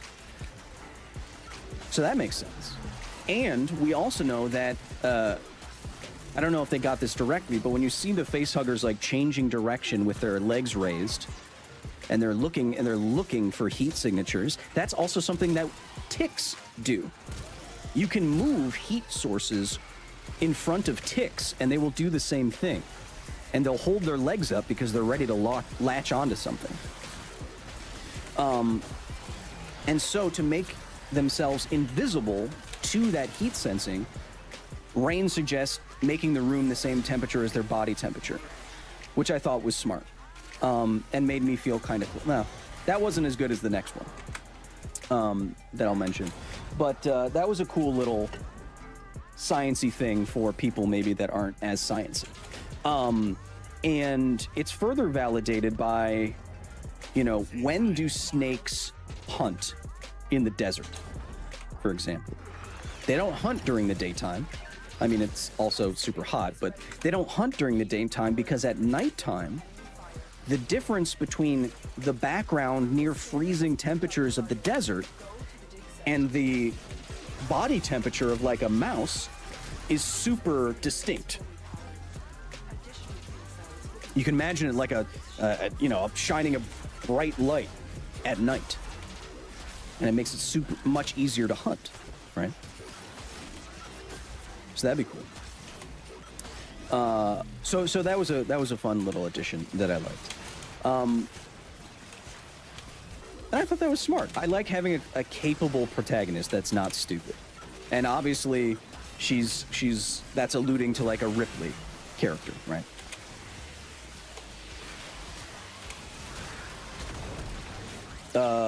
The other thing I was going to say that made me feel clever is that at another point when Andy becomes upgraded, he says, "Don't shoot the aliens because it's acidic blood." We'll get to that. Oh, Tim Peterson, I'm getting to what you're saying right now. What are your thoughts on the acid gravity scene? I thought that was clever. So don't shoot the aliens, Andy says, because the acidic blood will go down and melt a hole in the space station, and then you'll have decompression, and everyone will die. Also, sharks have magnets that help them hunt. No, they don't have magnets. Give me that, gaming. Sharks have an organ that's called the ampullae de Lorenzini, which are basically like pores filled with electrosensitive goo. And this electrosensitive goo allows them to feel electromagnetic fields in their face. And that's what they're picking up on. But yeah, so back to Alien. So to get around the acid blood melting through the floor problem, Rain decides to turn off the artificial gravity so that the blood just stays in the air after they shoot them in the corridor and doesn't hit the floor of the the floor of the ship. And I thought that was clever. I was like, good thinking. Good thinking. I like that a lot. And then you had that fun kind of escape scene where they had to zero-G float themselves through the clouds of acid before the gravity turned back on. I thought that was really smart. And not only was that smart, she also used the recoil from her pulse rifle to maneuver herself in microgravity, which would work. Modern guns can have a lot of recoil. I know off the top of my head that like the recoil from an AK-47 is more force than the gun weighs. And so in theory, you could use it like a rocket ship. which is a question featured in the fantastic book What If by Randall Munroe.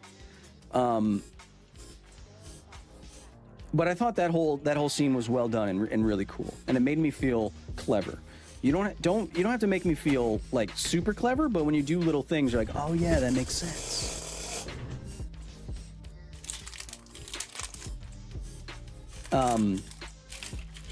Cleaning up some gold. Yeah, I agree. Sardonic. Take out the tonic. garbage. Zero G Before I fires forget. were terrifying, but zero G acid spill is just as horrifying. Yeah, a question that Chompy in the chat asked me as well is, shouldn't have all the acid blood kind of congealed into a spherical droplet? If it has the same surface tension properties as water, then the individual droplets and chunks would tend to spherify themselves, depending on their size. But they wouldn't all come together on their own to do that unless they actually came together and touched each other, you know.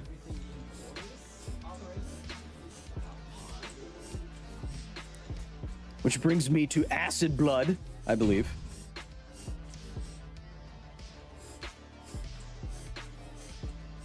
If she got hit by it, the acid blood would make her look more than like a Mary Sue. I don't think she was that. She was a smart, capable character in a bad situation. Can you tell me if the film follows Prometheus or the original series more? It's a direct sequel to Alien, the first film. Are we going to talk about the alien's growth rate? Yeah, maybe. Acid for blood. I think that's fine. I think it's a fine thing.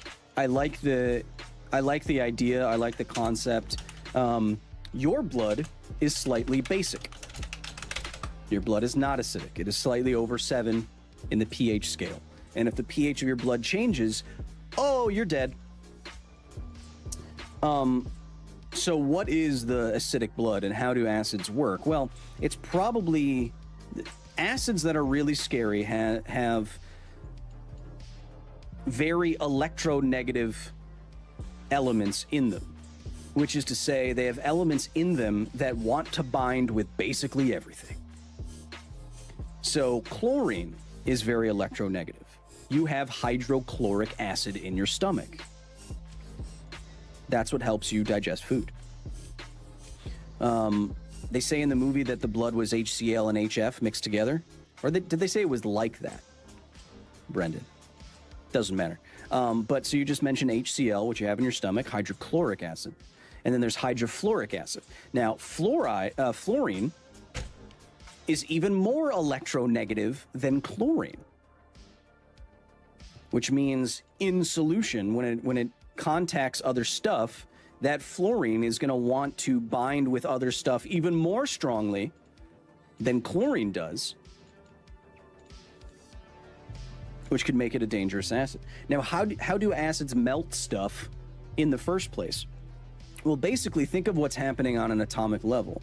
If acids have this very reactive element inside of them, as we said, electronegative, like chlorine and fluorine, what's actually happening is that chlorine and fluorine and hydrogen is binding with the material it's contacting and forming some other molecule. And if you're taking molecules away from the original structure and binding them into something else, if that's happening at a microscopic scale, at a macroscopic scale, that thing comes apart, right? Like Piranha Solution, not Prana. That's a climbing company. Amarast, thank you for the 5. Let's see what you're saying here. Deet. Thank you for the 5. Given how light travel affects what we see, would a distant star rushing towards Earth seem to be fast forwarding to us? What? No, so you still receive information at the same rate. Nothing can travel faster than the speed of light. I see what you're getting at. But since nothing can travel faster at the speed of light, even light moving towards you would not look like it's aging more rapidly or going into the future or whatever. Light is always moving at light speed. Sometimes slower in certain media, but never faster. Okay, that's one thing. Second thing is that light moving towards you would appear to blue shift. The wavelengths of light would appear to your eyeballs that they are being hit more often, and this has an effect of shifting the wavelength of the light smaller.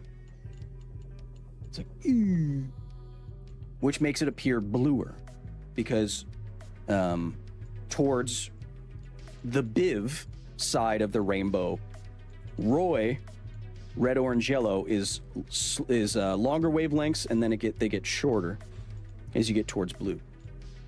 So things rapidly moving towards you in space tend to blue shift, where things moving away from you rapidly tend to red shift. And that's how we know the universe is expanding.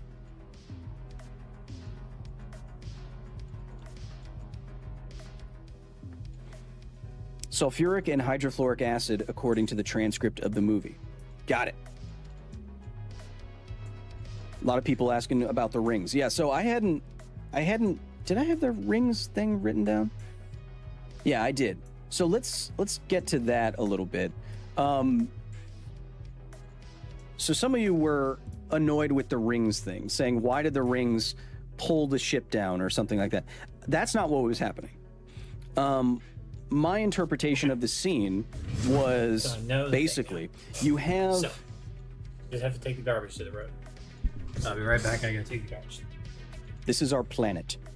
And around the planet, you have the rings. And... This is our planet. I'm on it right now. You also have around that planet the orbit of the station. On our planet.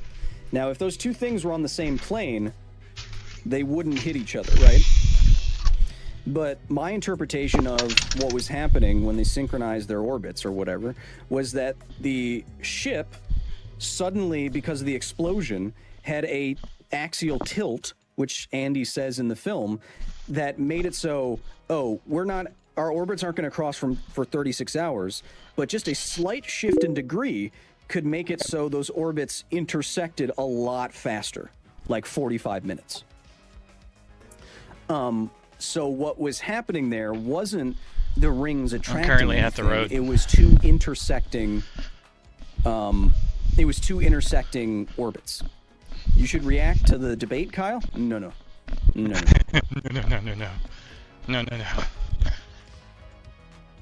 Reacting to the debate is a good way to get a lot of... One person's kind of brain dead. Oh. Hate. Andy the Android is the most lazy name for an android. I never thought about that. But if she was given the android as a little girl, I mean, she calls him Andy the Android. That's not that bad. That's fine. Okay, I'm coming back now. The ship as they were escaping, not the station. No, see. Okay. Again, Eric, the problem with the ring, your interpretation of the rings there in my mind. When the ship... The spiders work fast. So when the ship is leaving the station, it is still in some sort of orbit relative to the rings, right? But they lose their acceleration, which means that orbit starts to degrade, meaning that the orbit then gets intersecting again. And so naturally, everything with that momentum, even the cargo hold, when released, is going to have still that intersecting path. They have to adjust their path with acceleration, with thrust, to get back away from the rings again. That's my idea. Okay, I'm gonna pause this. Talking about a movie.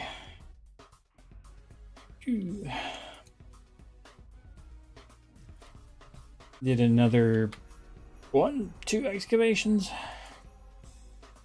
1 excavation while you're gone. the garbage out. Had to research when recycles pickup was, because I don't remember. It's next week. So I had to take the recycle bin back to where it's supposed to go, because I had moved it in preparation of taking it up to the road. Oops.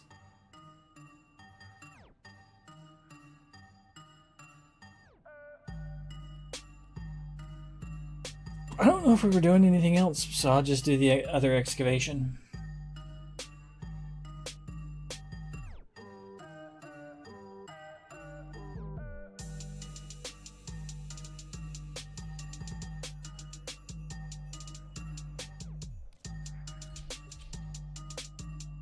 My last excavation, I had like, I don't know, the majority of the damage again.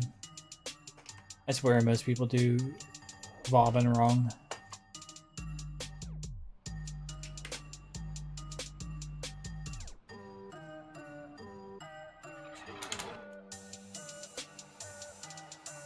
Accept your death, and you may yet avoid it.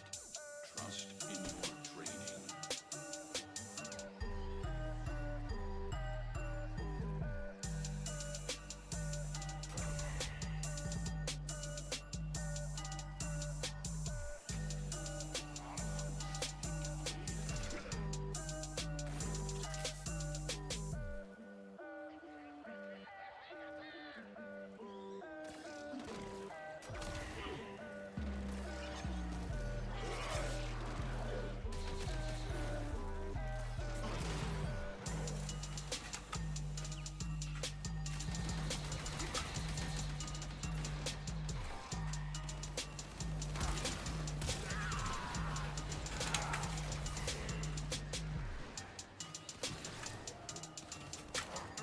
Apparently there's something sticky on my hand.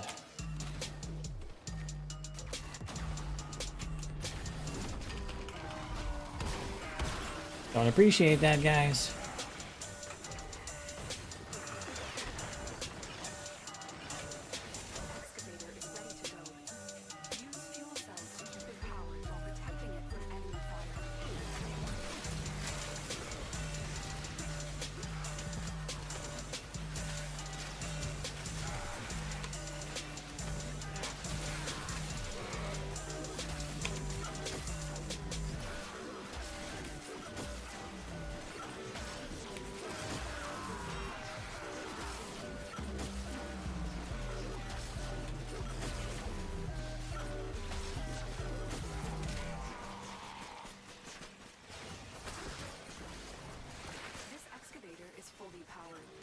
Additional fuel cells will be used to restore its shields.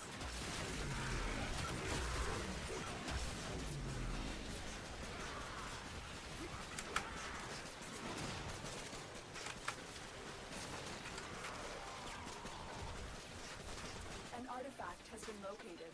Proceed to the dig site.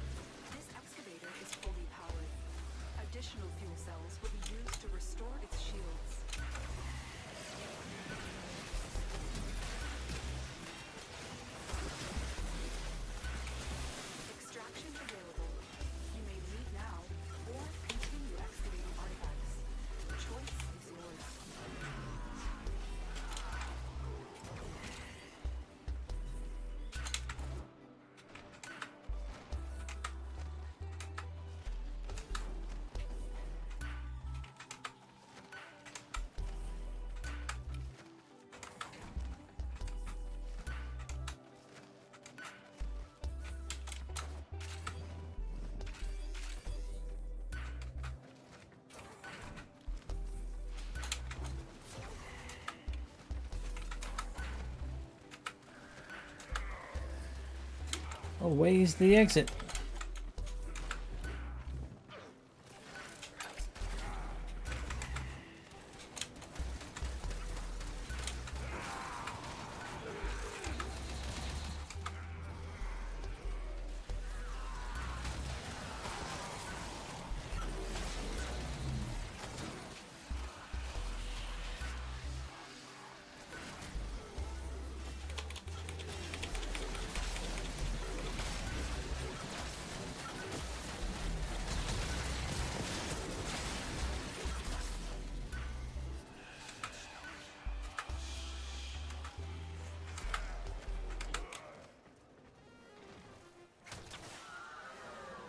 A valuable lesson. 31% of the damage, not too bad. And 69 total kills. Nice. I'm gonna go wash my hands though. I feel like I have a cobweb on. Oh, right as soon as I leave party. And 7,000% accuracy.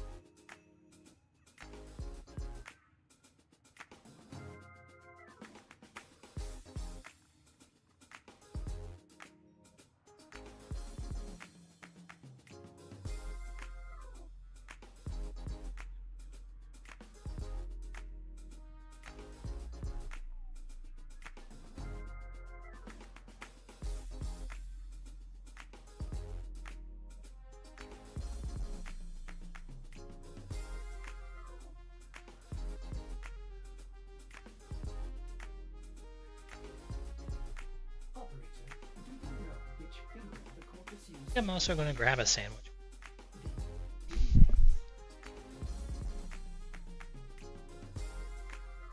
The wife made smashed egg salad earlier. I'm going to take some and put it on some bread. Technically what I had for dinner too, so I think I will say again at the end of that sentence. I'll put it on some bread again.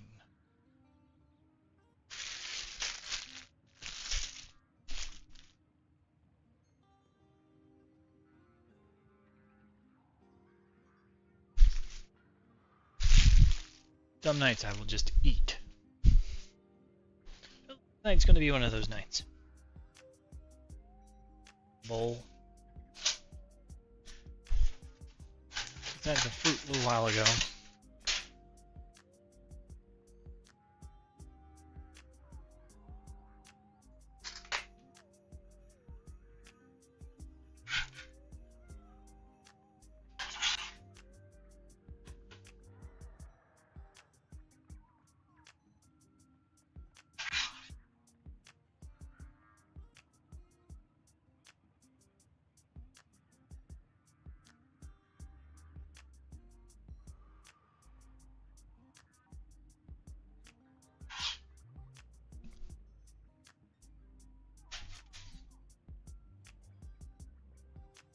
Yummy. A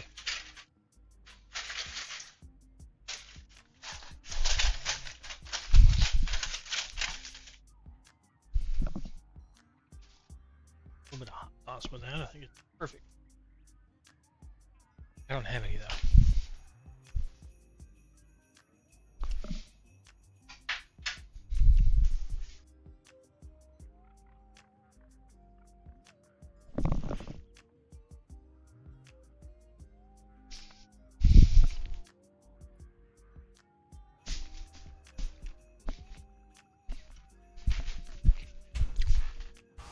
have to say, I read your statement earlier about the old lady helping her out.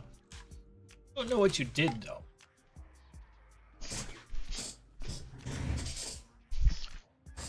Back, there's a very good deed. Gave an elderly lady home from store. Gave her a ride home?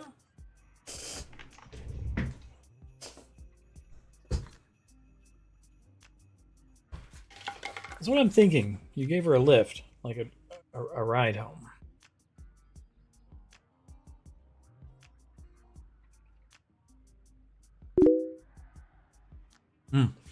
Okay. Yeah, there was a word there that was missing. It was an adjective. I'm like, you gave her. So I was like, I'm guessing it's a ride. Maybe you gave her assistance crossing the street. Could be a thing. Gave her a hand with her groceries. I'm like, I don't know. But I was guessing it was gave her a ride home.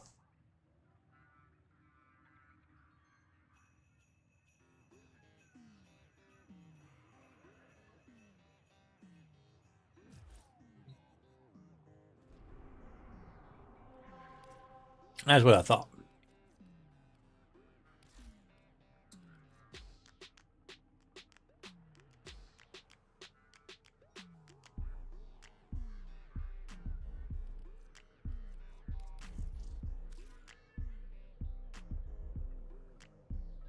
And I think you asked about the Latrone earlier.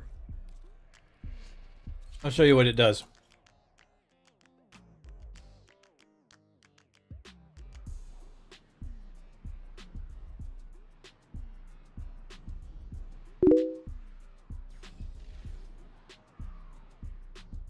So this is the Latrone.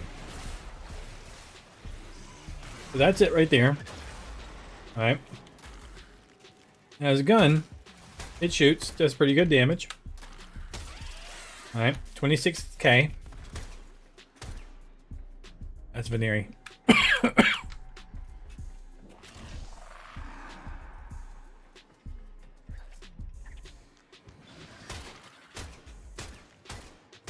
Alright, so like if I just hold the trigger, decent shooting, has a decent clip, lots of ammo. Alright. But now if I incarnate it, watch this. I need enemies. See those little green balls?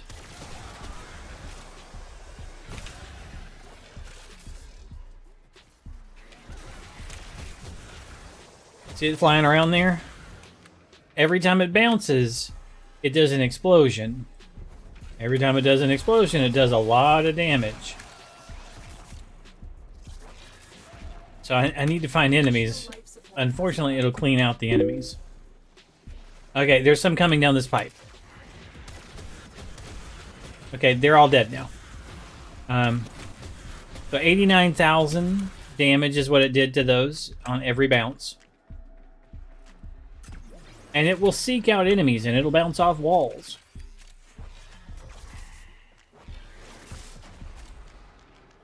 I just need to find more enemies. I mean, here's one. 286,000 damage. 100 and some thousand damage. 200 and some thousand damage. You know. That's what it does. I missed. And you see how many, like, procs it's getting on these enemies, right?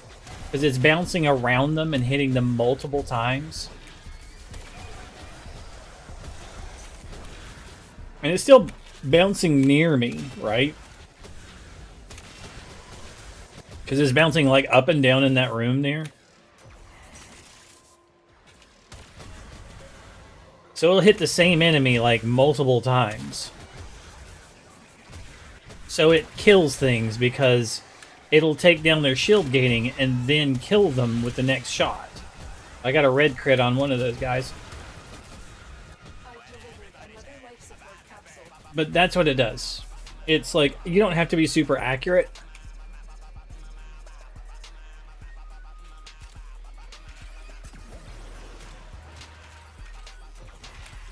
After you get your headshots.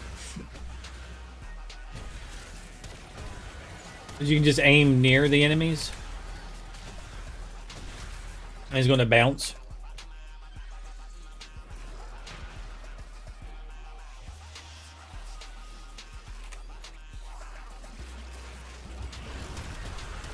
See, look. 3 shots to kill Malice there. Because of how many times it hit him.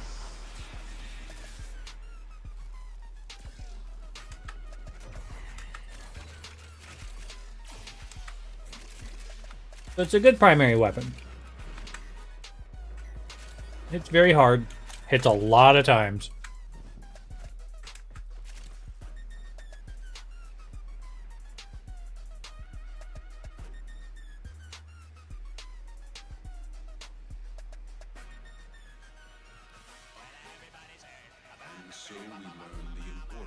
So by itself, it's a nice little bang bang. And then it incarnates and it goes crazy.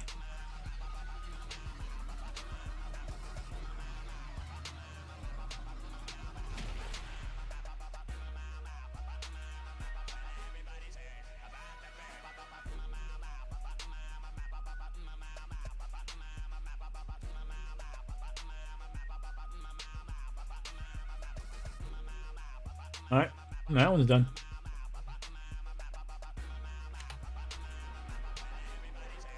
About the bird. So it's a decent weapon. Alchemy. That's to throw the things in the thing.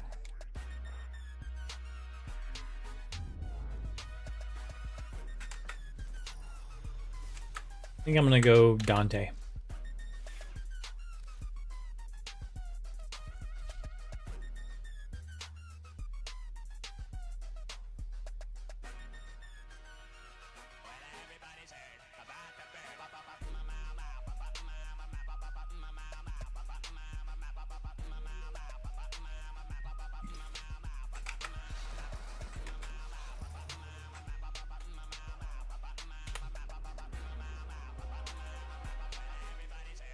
About the bird.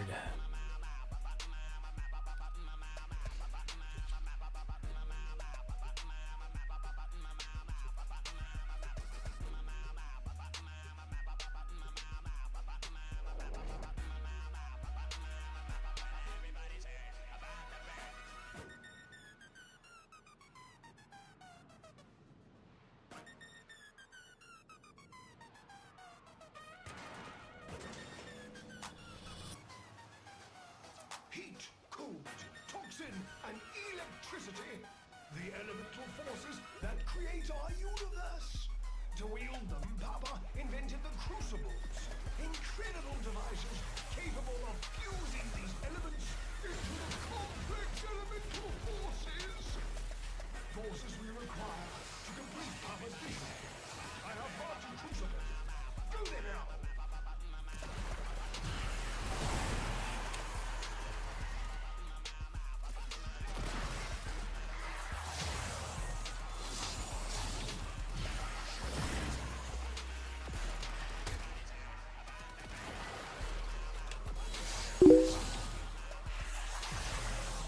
Yeah. I will share it after this.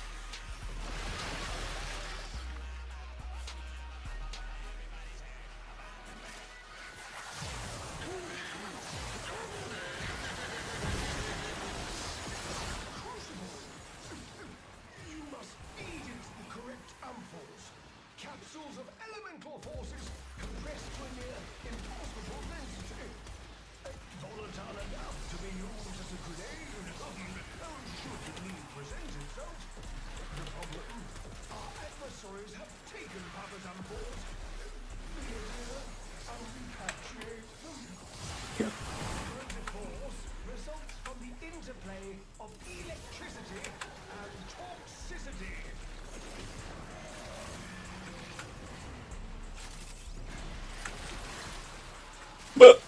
Excuse me. Stand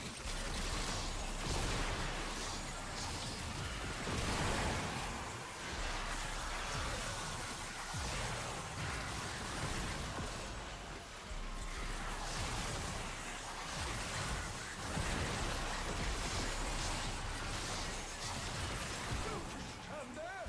The crucible requires the prescribed ampoules to work! Oh, bloody bipeds!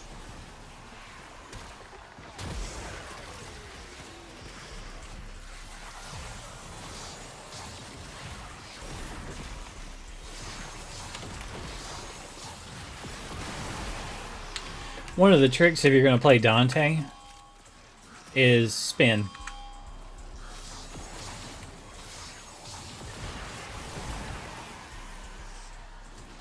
So as you're drawing the X, everything that you drew it over takes damage.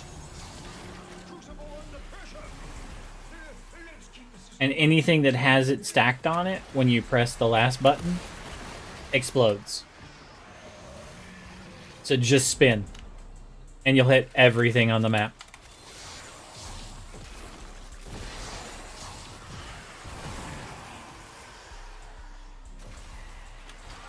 It's kind of like Mesa.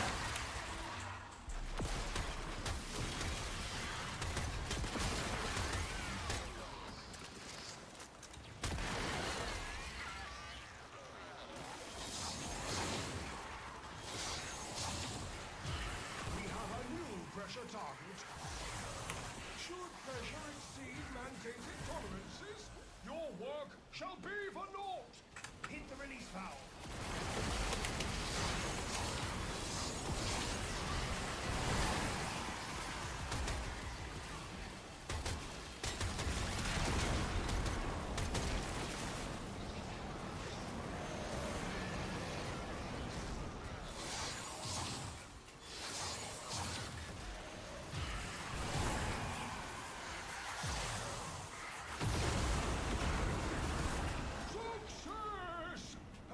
Success! Locating the next crucible. No, we can leave. We don't need the next crucible. Crucibles firing. Should opposition grow too great, of course, return home. To produce corrosion, you require ampoules of toxin and electricity.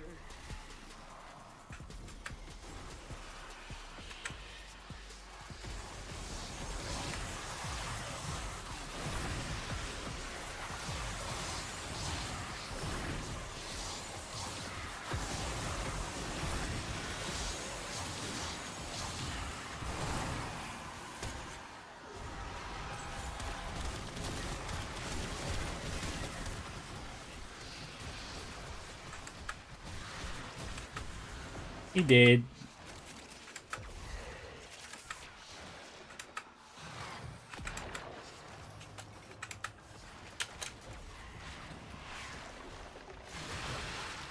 Oh, that wasn't a thing. That was just a jar.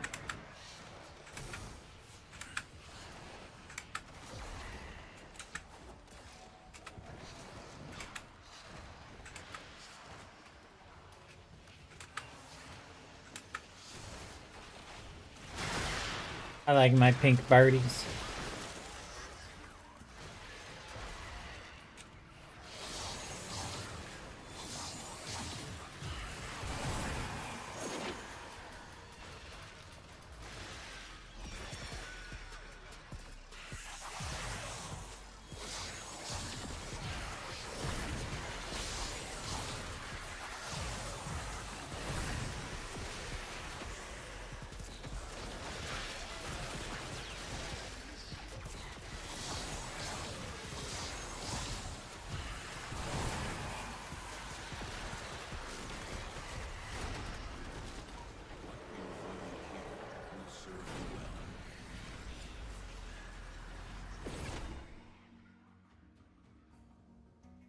Primary dexterity. That's good. We've had a few setbacks, but we are 47% of the damage.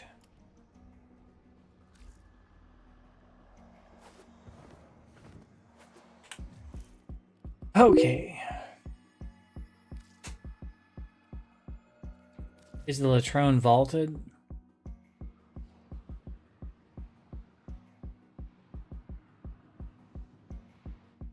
Don't know.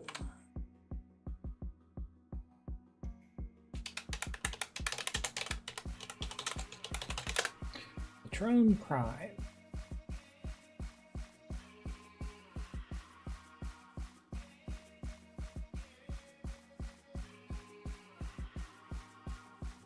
Was released alongside Frost Prime and Reaper Prime. What?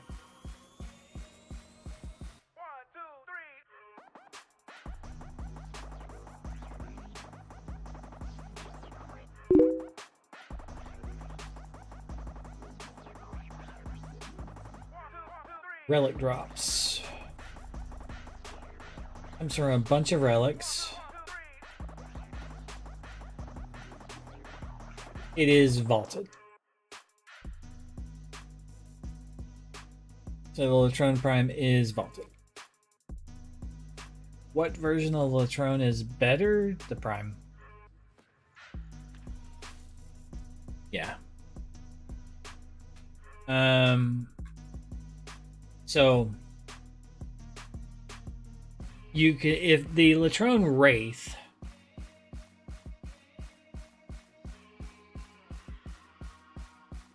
is the other one.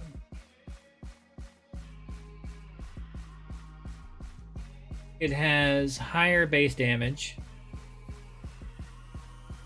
than the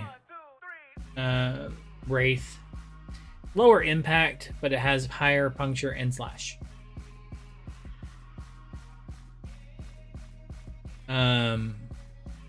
Has lower base critical than the Wraith.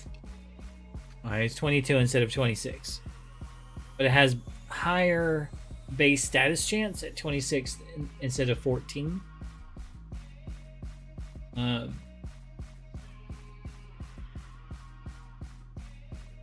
Has higher average damage, higher DPS, higher sustained DPS. It does have a slightly lower rate of fire. Has more polarities, 2 instead of 1. Lower disposition, 4 stars instead of 3. Or, excuse me, instead of 5. But it's not really much. It's a 1.3 instead of a 1.35. Prime is better because of the base damage. It goes from 62 to 90. Now, I don't know if the Wraith, the Latrone Wraith, has like better Incarnon stats. Because that's usually what they do. To balance it out, they give it better like Incarnon stats. But I don't know. I don't know if it does. Because like the Magistar is equal. The Incarnon boosts to it make it just as good, but I don't know about the Incarnon version or the Latrone. You wanted to see a Hydroid build.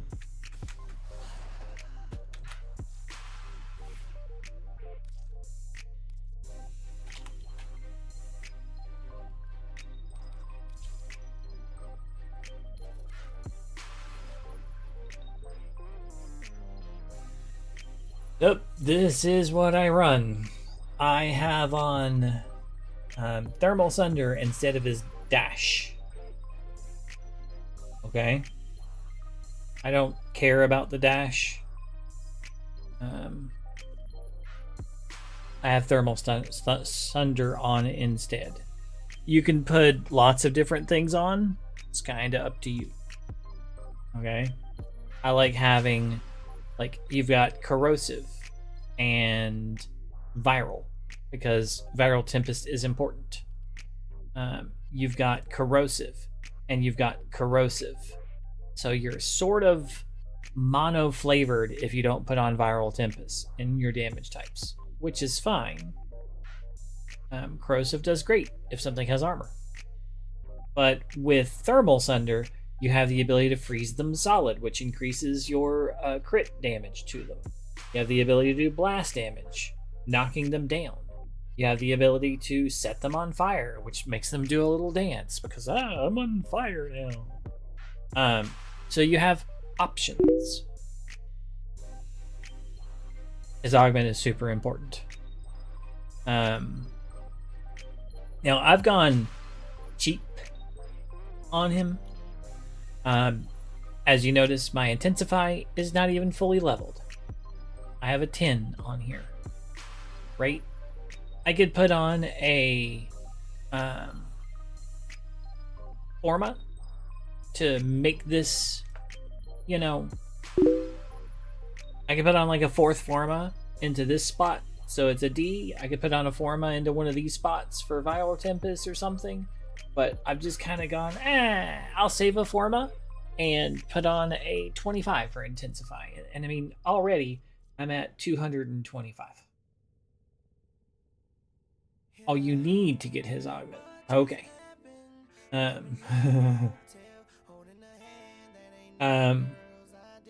way that you play him is you sort of spam your Tempest Barrage. You cast it 2 or 3 times. You can cast it as many times as you want to. Alright? And since you have Flow and Equilibrium, you have enough. You cast it several times. And it's going to strip armor, because that's what he does. He will full armor strip just by himself. His passive. Can do. Arcane Blessing and will augment it, makes him do more damage, and gives him more health.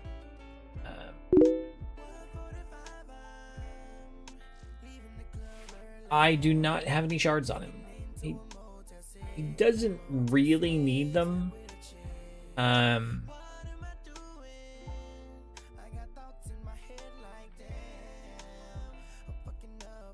mean, you could do like an armor shard. You could do like a... The shards are kind of up to you. He doesn't really need them. He's quite strong with this build. Yeah. Like, you don't really need them.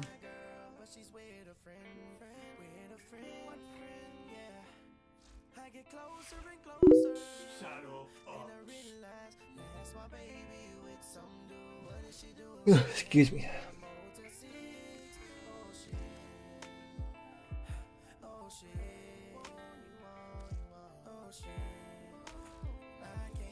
I'll show you how this build works here in a second.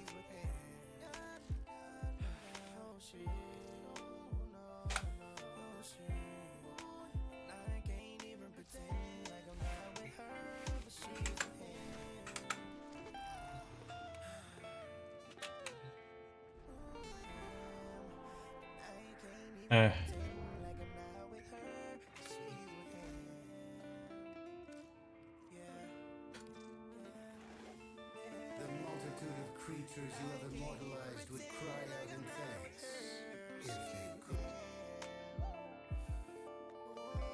could. Woo!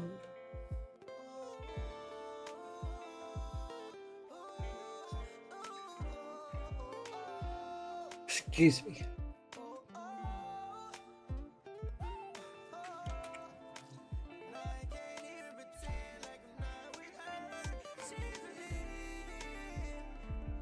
Kind of a messed up song. A dude's cheating on his girl. He comes out of the hotel and he sees his girl cheating on him.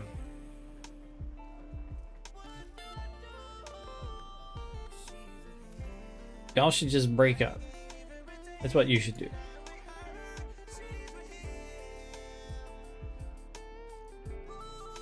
Okay. So here's a bunch of dudes. Some corrupted dudes. Okay. So this is how he works. Alright. You just kind of aim at him and you push one. And you're like, look, there they are. I'm going to press one a couple more times. Now I have like 1,000 extra armor because I pushed 3. And now I'm a tank, and they're taking a whole bunch of damage. Okay. I can just press the 1, and they're going to be bombarded with that, like, shower.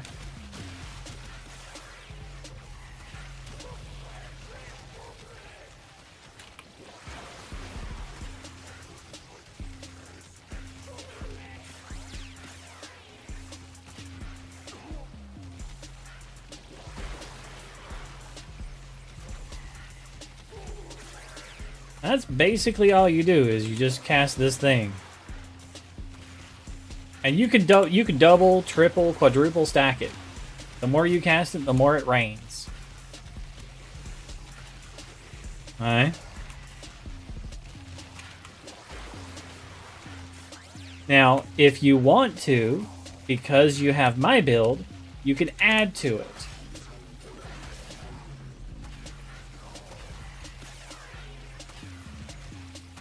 By setting things on fire.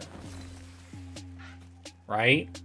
You could be like, let's make this even more fun. Let's bring out those guys again.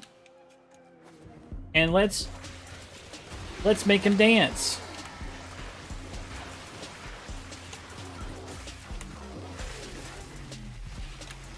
Right?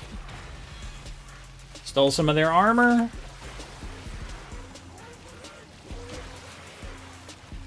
Right? We got more tentacles down here.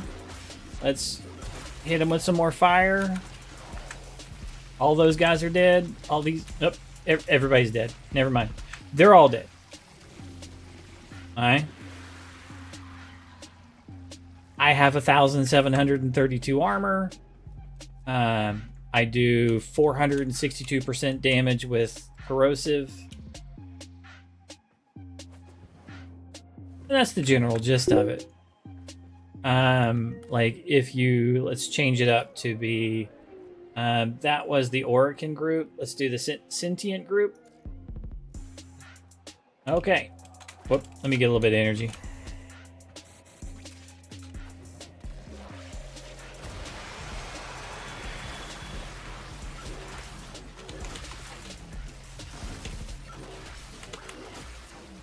We got some damage coming in. Let me steal their armor. I think I ran out of energy though. Forgot to steal their armor early on. There we go.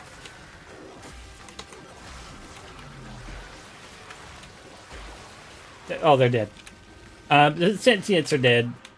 Stealing their armor early on gives you the 472% damage boost. So you do want to do that, right?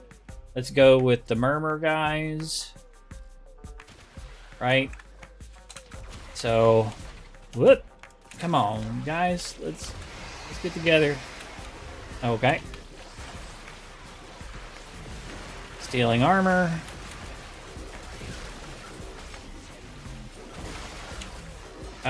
Most of the guys are dead.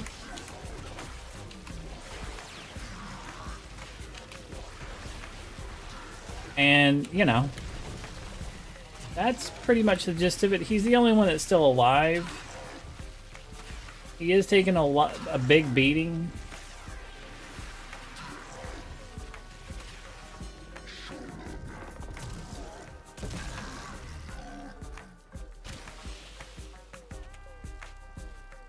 He sent. Oh, excuse me. There are some sentinels left from the previous run. I didn't realize there were still some sentinels left. There were 2 apparently hiding somewhere.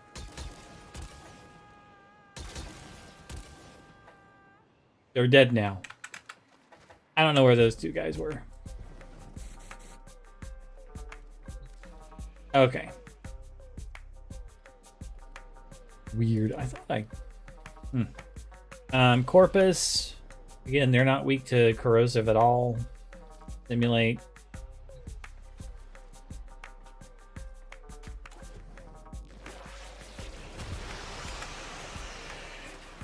Alright.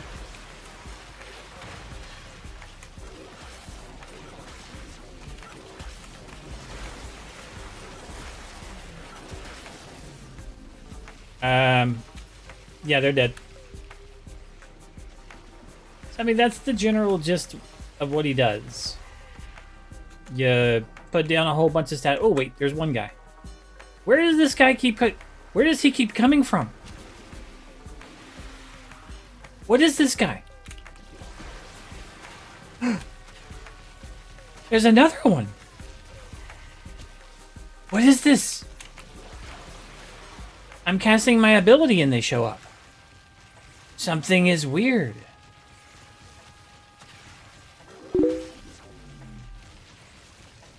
Like, literally, like, I cast my ability and the guy shows up. They're new. What is this?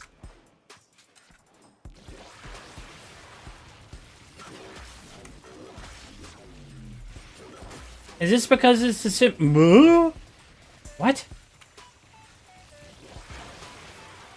Is it because it's a simulacrum or something? Is this some sort of weird cheat thing? What's going on?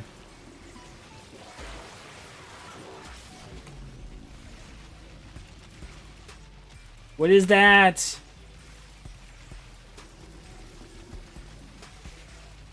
Okay, here they come. They were just over here a second ago. What? I saw them red. They were down here. They were on the map. That's so weird. I saw them.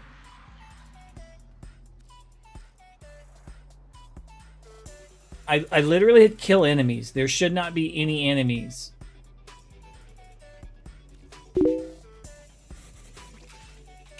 Yeah, Bugframe is war. Maybe it's something hidden in this place.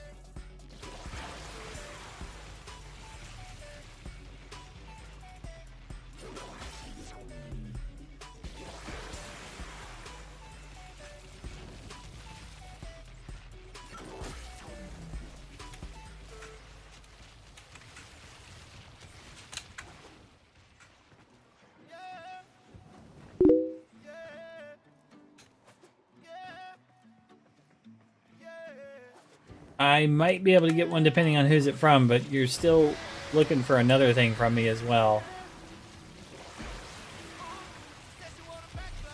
So I'm charging up one of them to be able to get that.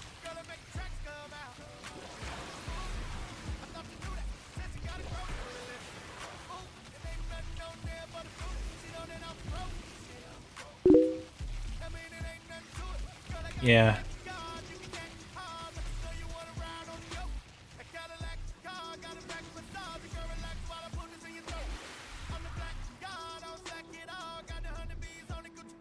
I don't know what those guys were. 'Cause they kept disappearing.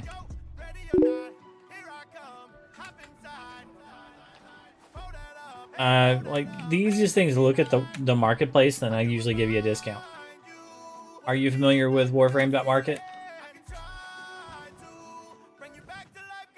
So I'll usually give you less than the cheapest thing on there. So what I do is I don't know what it is, so I'll look it up and see what people are selling it for, because you can get it for that right now. So if I'm going to sell it to you, I'm going to give you less than that. That was just weird. I don't know what that was. Because they were literally called simulacrum things. That was just strange. Okay. So you were needing what? The augment? I don't even know if I have it. Let me see if I can get it first. It needs to be like Cephalasuda or New Loka. Okay. So let me show you the market. You should be aware of this to help protect yourself. Okay? This is not like the end-all be-all of everything. You can get prices different than this. Okay. So you open up a web browser and you go to warframe.market.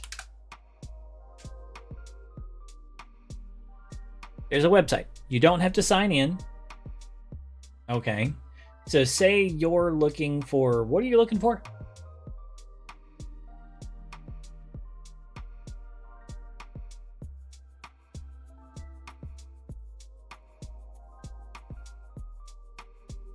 is augment. Okay, what's his augment?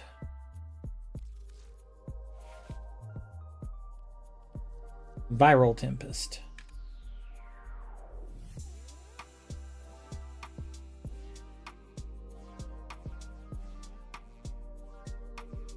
VIRAL Tempest. Okay. So, right now, Viral Tempest is selling for 14 platinum.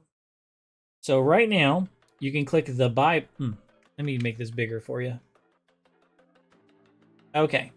So right now, Unisifisic, whatever his name is, you can click buy, and it's going to highlight a message, a pre-typed out message, / whisper, that person's name. Hi, I want to buy Viral Tempest, rank 0 for 14 platinum.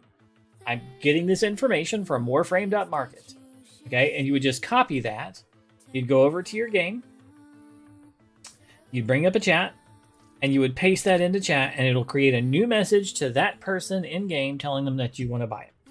And they would just send you an invite to their dojo, or they would be like, hey, I'm in a mission right now. Or it would say they're not online. Okay, now they should be online, because on the market,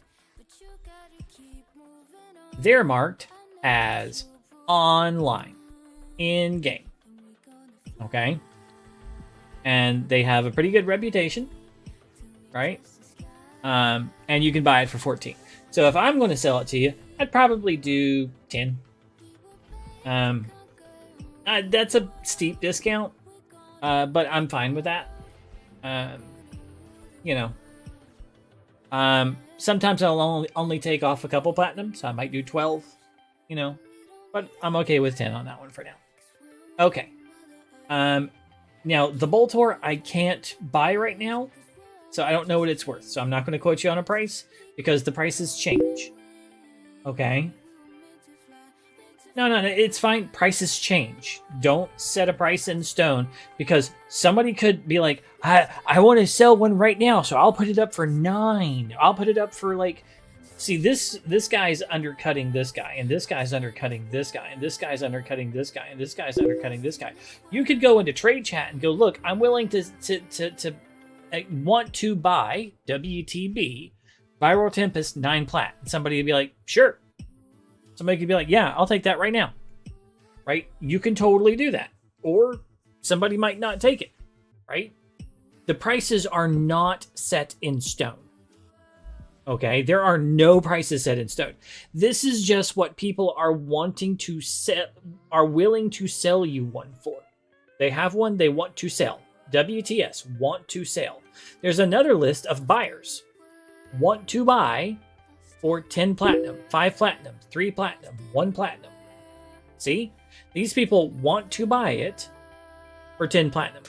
And nobody's just going to the website going, okay, I'll get you one and sell it to you. Also, he's offline. Right? So nobody can sell it to him right now. Right? He's not online on the website. He's not online in-game. Okay? Now, in addition, I play on PC.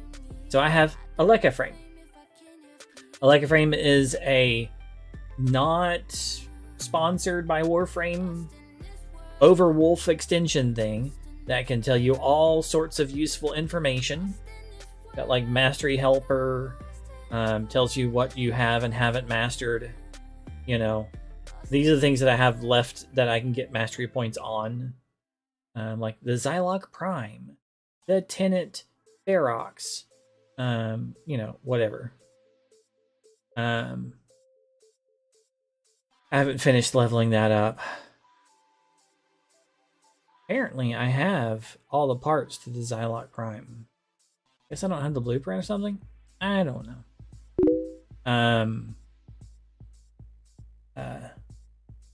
Okay. So as for the market, Boltor. So we go back up here at the top. And you want the whole set. So if you need the whole thing, or you can buy parts and pieces, right? But if you need the whole thing, The whole set is just 30 platinum.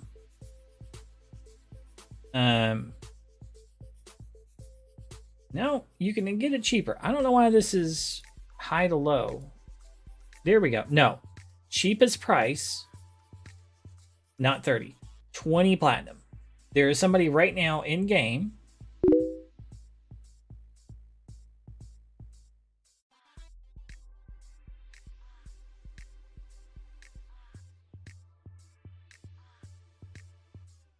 The other one?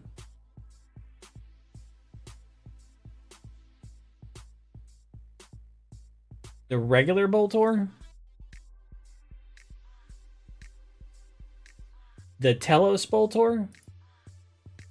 So this is the one that I can get you. That one is 15 platinum.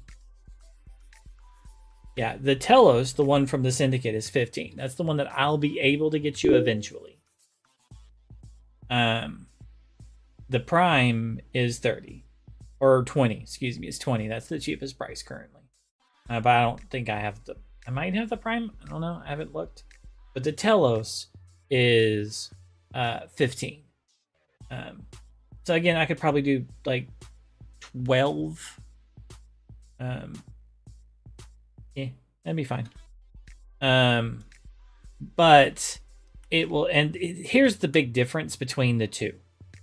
Okay, why is that one 12 and the other one is 10? It's because a mod, if we look at the mods here, they are 25,000. Okay. But if you look at the weapon, it is 125,000. It's almost my full reputation to get you the Telos Boltor. So that's I could get a whole lot of mods. It's the reason why it's like, I can't get you this one yet. Yeah, so it's taking a couple days of me maxing out my reputation with them. To be able to get you the Telos Boltor. The mod, though, as long as it's not that Syndicate, like I can get you right now with, if it's at Philozuda. My new Loka isn't very high right now, so I can't get it with Nuka. So let's check. I don't remember what it was called, though.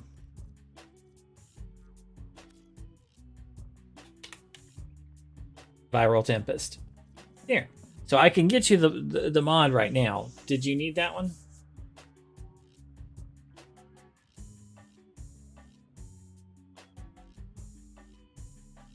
And it's not a bad idea if you have a Pilfering Swarm too.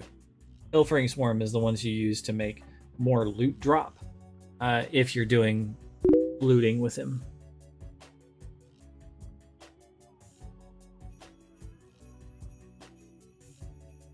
Well, I mean, I don't need 50. It would be like 20, 22. I mean, I do, but I'm okay at the moment. Do you need a Pilfering Swarm and a Viral Tempest? Aye.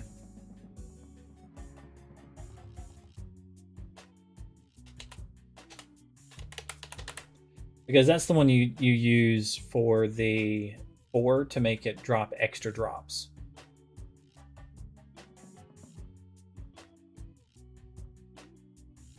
And it's super cheap. Wait, sellers.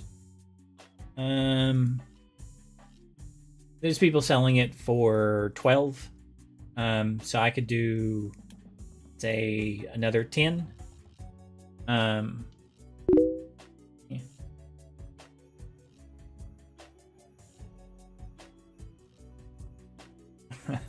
Okay.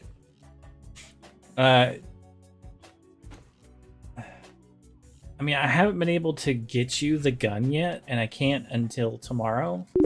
So I don't know if I'm, like, comfortable taking it for the gun yet. So we could do...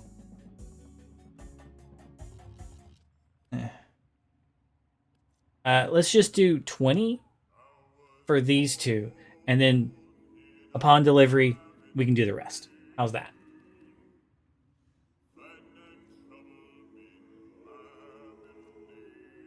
I've already got an extra pilfering swarm because I have 2 of them, because I'm an idiot and I buy extra sometimes. Okay, so don't worry about the viral tempest and the pilfering swarm right now. Okay, 20 now. Okay, cool. I'll go ahead and pick up the viral one.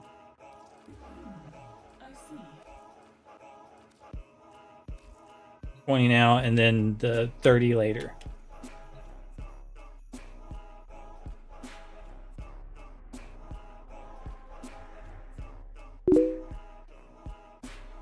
Got it.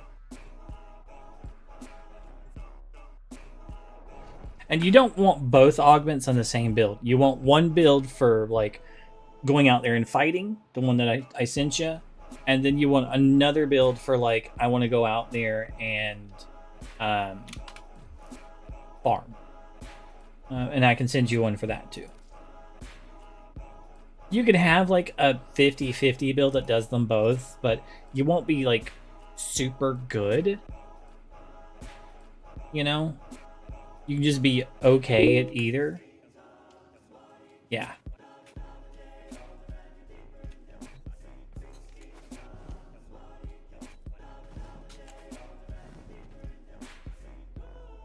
I don't really use the farm build a whole heck of a lot, but some people really do like to farm with them.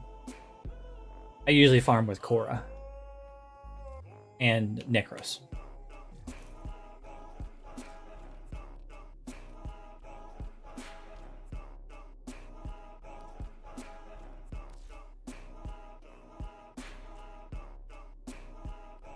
Okay.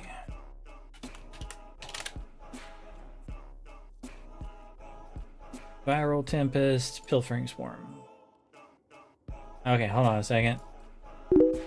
Is the other one not attached? There we go.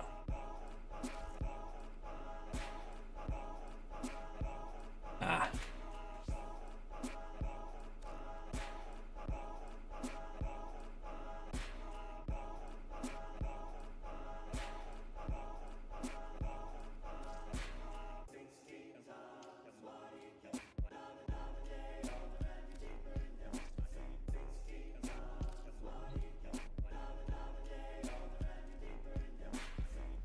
As for...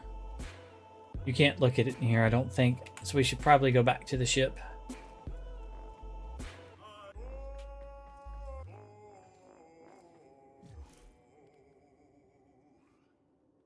think if I leave first, you'll get kicked anyway. It's not too bad. We don't put a whole bunch of stuff everywhere. It's just got little statues lining the place, and it's kind of Asian inspired.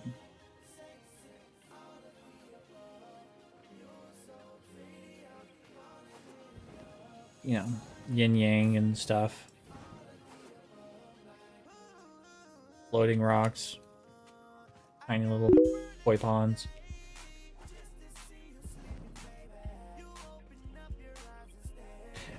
We kind of keep it form and function, like all of our labs are right here off the main room. Like, you don't have to go anywhere for anything. It's just one of those, like, you know, everything's right here. So, like, the farthest thing to get to is like the ship, the dry dock, because it's so big. But for that, you're going to teleport anyway, so it's not too important. And that's this way. But like everything's just kind of all on one floor, right next to everything.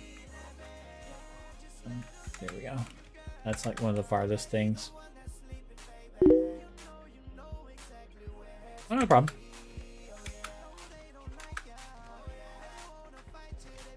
It's just a compact little place.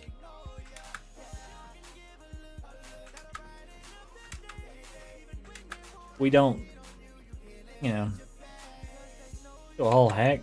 I did a couple little cheaty things in it, but not terribly special. This is one of my cheaty things.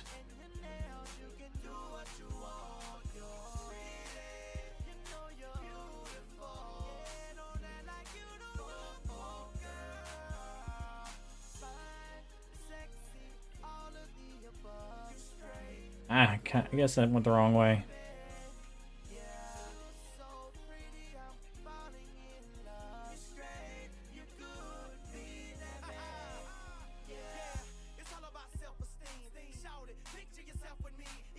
It's kind of nice out here.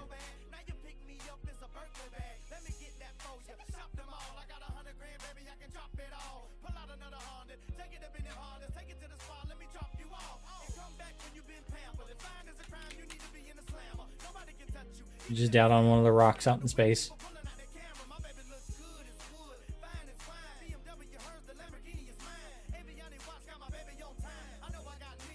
Outside of the, you know, outside of the base. And then my railjack's inside there. And you can't get back in unless you take the teleporter. That's why the teleporter's there, because if you jump, you hit a wall. And then you fall and reset. So, it's like, I mean, you reset back to where you, back to here. So you don't go back into the railjack. Okay, enough of that.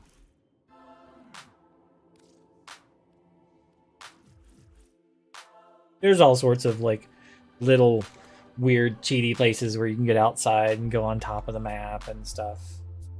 We don't use a lot of them, but I'm aware of a couple of them.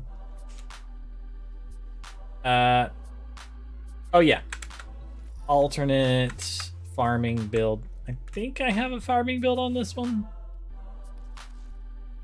I'm not sure because I use it so infrequently. Pilfering Swarm. It's a bit out of date.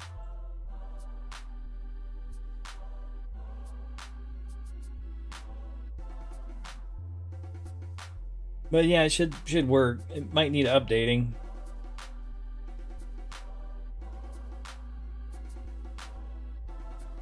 But yeah, that works pretty well.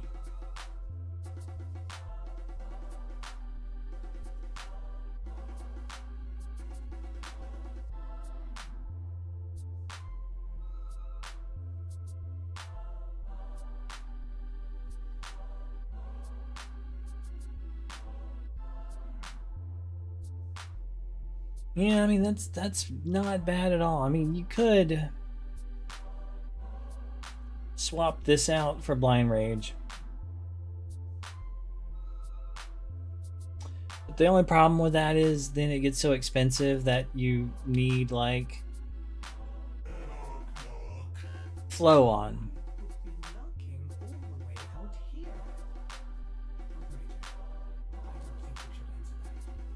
So it gets a little weird. This will work fine.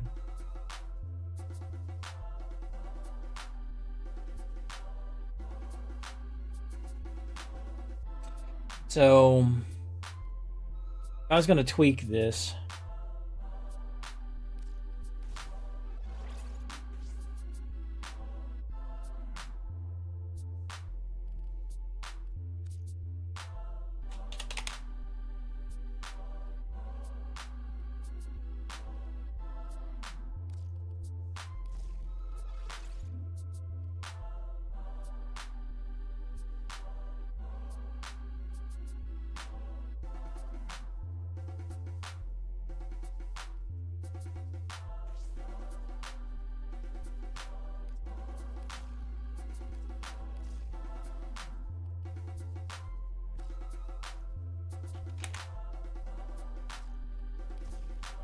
I think that's how I would do it.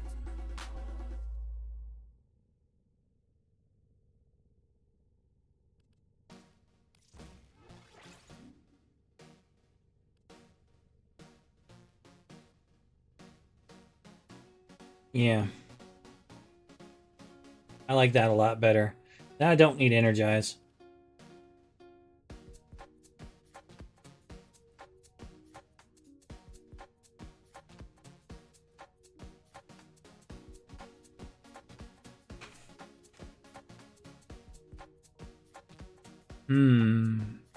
I don't need energize.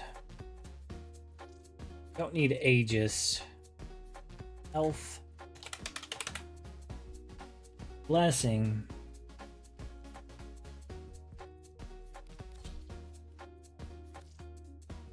And Molt. Okay, so this is how I would update this.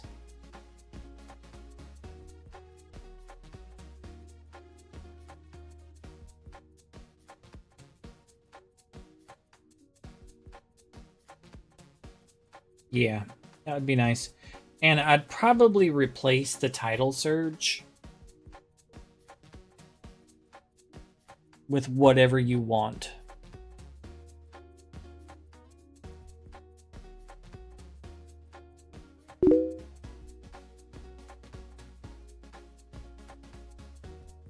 Gauss is a fun one. And yeah, definitely.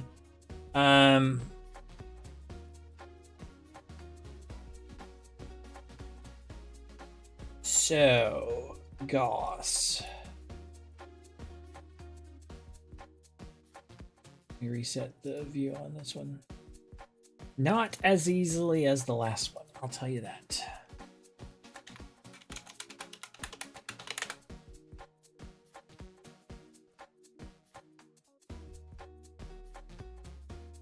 That takes a little bit of work.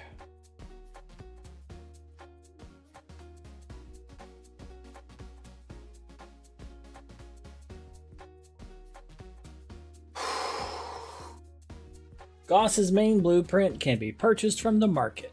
Great news. You can buy the blueprint from the market. Yeah, here's the problem. Gauss's components drop from Tier C Disruption on Kappa Sedna. Each component has a 7.84% drop chance.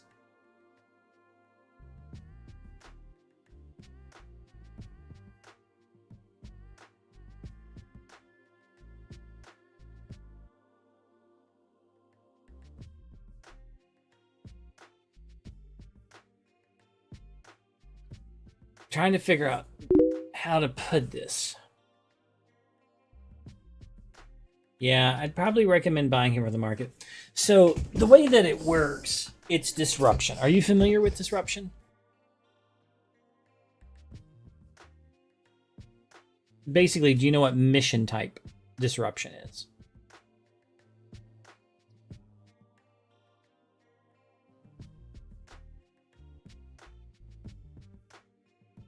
Can you picture the flow of the mission in your head?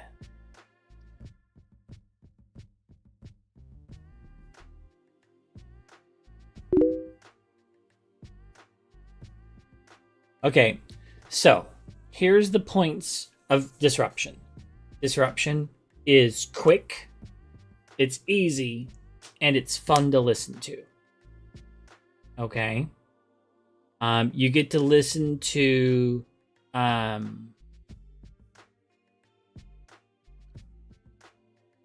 the girl, I can't remember her name right now, but she's got a fantastic accent. Let's go over the points. Quick, easy. Quick is because if you have teammates that aren't brain dead and they can do some damage, you can split up and do it all at once. It's the one with consoles. Okay, so you find a key, you put it in a console, and a guy spawns, and he runs towards the console to destroy it. Like, I'm going to go blow that up because I don't want you to get a cookie. Okay? Here's the thing. If you go and make 4 keys, you can turn them all into the consoles and 4 guys will spawn and you can end that round right then, just as it started.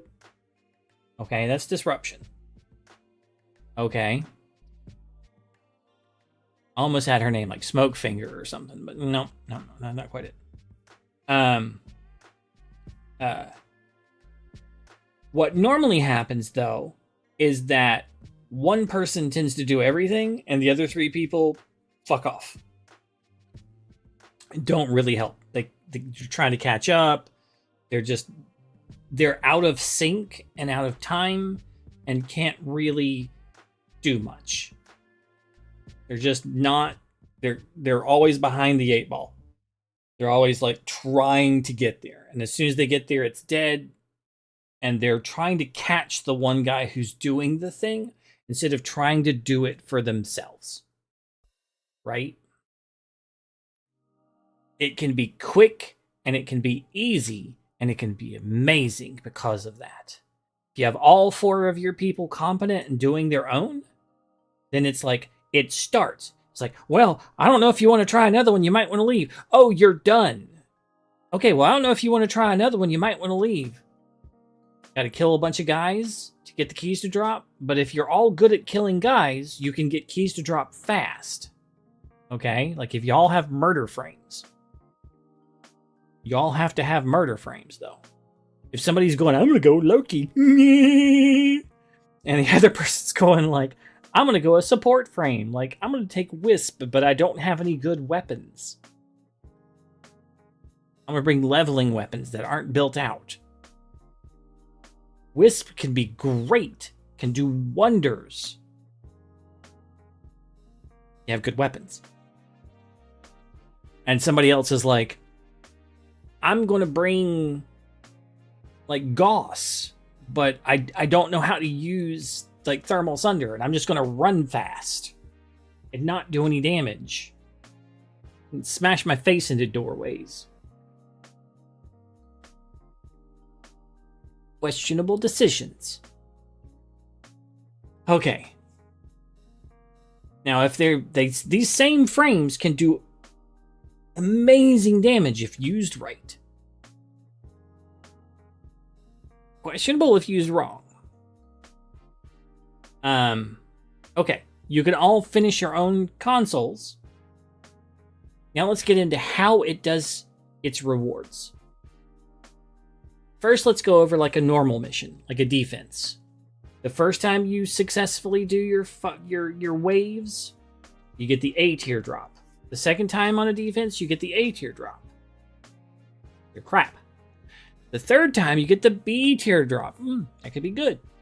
And the fourth time, it's now been 20 minutes-ish in that mission, you get the C tier drop. Well, the items you want come from the C rotation. Don't worry. It's okay. Disruption works weird. The first time, it's an AB. AB? What does that mean? Then it's... I think it's AB, AB, and then it's C for the rest of it. It's BC for the rest of it. So what that means is, like, the first 2 of them that you do, if you get all 4, it's a B drop. If you get 3, it's a B drop. If you get 2, it's an A drop. If you get 1, it's an A drop. If you get none, you get nothing. You failed it. Right? So, there are 4 consoles. The guys run to the consoles and blow them up. Right? If they blow up all 4, you got nothing. But if they blow up 1, you still get a B drop. If they blow up 2, you got a drop. You get the idea. If they blow up 3, but if they blow up 4, you get none. So if they blow up 3, you still get an A drop. Second time around, it shifts up 1, and it's still A, B, B. Third time, though, it's B, B. The A has dropped off. It's BBC. And fourth time, it's BB or it's BCC. So if you get all 4, it's B. If you get 3, it's B. But if you get 2 or 1, it's C. If you get all 4, it's C. If you get 3, it's C. If you get 2, it's B. If you get 1, it's B. And what you want is the C's. So you either need to get 4 or 3. And the reason why it's important is because some missions that are disruptions have a B drop that people want. They specifically want the B drop. So they'll just do 2, they'll start the other 2, and they'll let the other 2 get blown up. They're like, don't kill the thing. Right? And then the wave ends, they get the B drop, and then the next wave starts. Right? 4 new consoles start. So you have to be clever about it. Right? And you have to know your team. If everybody's working towards the B drop, then you do 2, and then you let the other 2 die. Luckily for you, you want the C's, so you need to get 3 or 4. Right? And that's kind of easy if you have a good team of 4 people that can just kill the things. Right? That can do it. And you go like 8 waves. So then it's like B, B, C, C, C, C, C, C. And then you reset. And then it's B, B, C, C, C, C, C, C, C, reset. When you're in like a defense, it's A, B, C, A, B, C, A, B, C, and you get to see like never. Like twice out of 8 in like 40 minutes, you only get the C drop twice. But in disruption, you can get the C drop, which is the rare good shit. Like out of 8 consoles, which again, if you're going fast because you have 4 people that are good, right? Or 2 people that are good, and they're both doing 2 at the same time, you could do it in like a minute or 2. You can do a disruption round. So it's not as bad, but it's still 7% on the C drop. So here's the odds. The odd, it's about 7 rounds to get a chassis to drop. It's about, expected is to do 12 consoles to get a chassis to drop. It's expected to do 12 consoles to get a systems to drop. It's expected to do 12 consoles to get a neuroptics to drop. So just on average, you're going to have to do 36 consoles to get them all to drop. Now, that's if you're lucky. Because since it's 7%, you are nearly guaranteed to get a chassis to drop in 84 consoles, give or take 28. You're expected to get one to drop in 12. But you're guaranteed to have one in about 100. Now, you're going to have to do best case scenario, 36. Worst case scenario, 300 consoles to get all 3 parts because they come from the same mission. If it's in 3 different missions and the drop tables are split and you're not competing for the same part from the same place, then you don't have to worry about repeats. You remember how we did a mission earlier today and we got helmet, helmet, helmet, helmet, system, helmet, helmet, system, and we needed that fucking chassis, right? Well, this is more rare to do and get to, right? So it drops less often. So you're going to be getting other cool things, valuable, good things that you might need, right? Like lenses and stuff.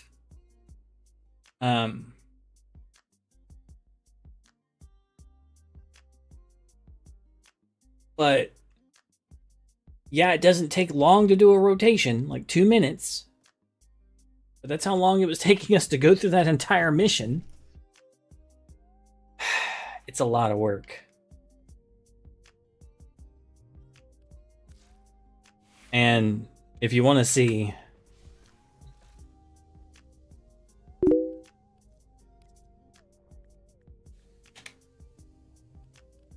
I have 12 of his chassis.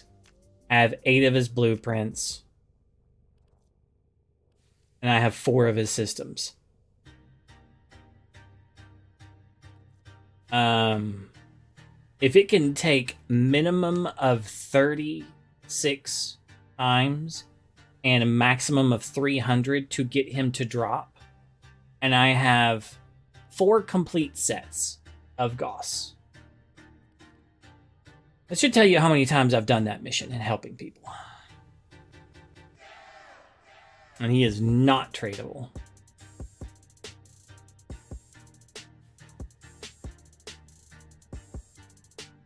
So, like, the mission's worth doing.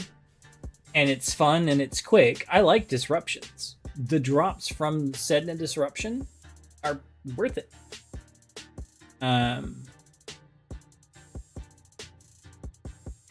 It's Kappa.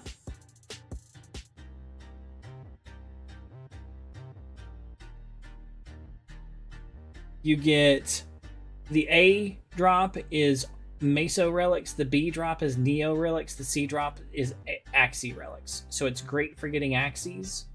So you're mainly going to get Axie Relics from every one of the consoles. You could get a Universal Medallion. I like this song.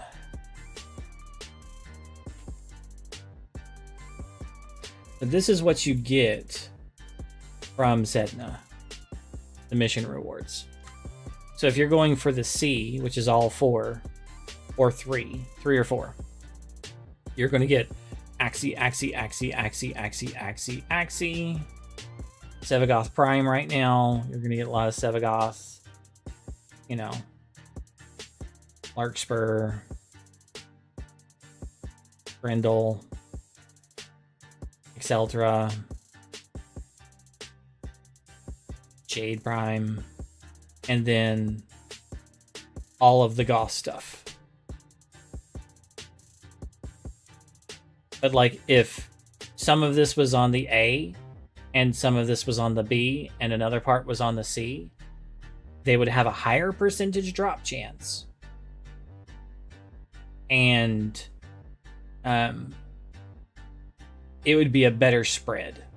But all of them being stacked on the C reduces the, like, percentages of them. It's the reason why these are 10% and these are 14% each. And the reason why these are 7%. Because it's not just percentage, it's how they're weighted. And it's weighted to give you the relics. So it's weighted against giving you these. This is the rare, this is the uncommon, and these are the commons.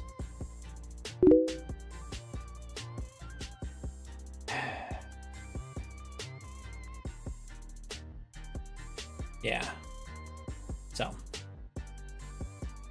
they should have put, like, each one of these as an uncommon as the A, B, and C, so that you could target where you wanted to go. Just do the first consoles twice, only getting 2 of them, and then reset. And do that.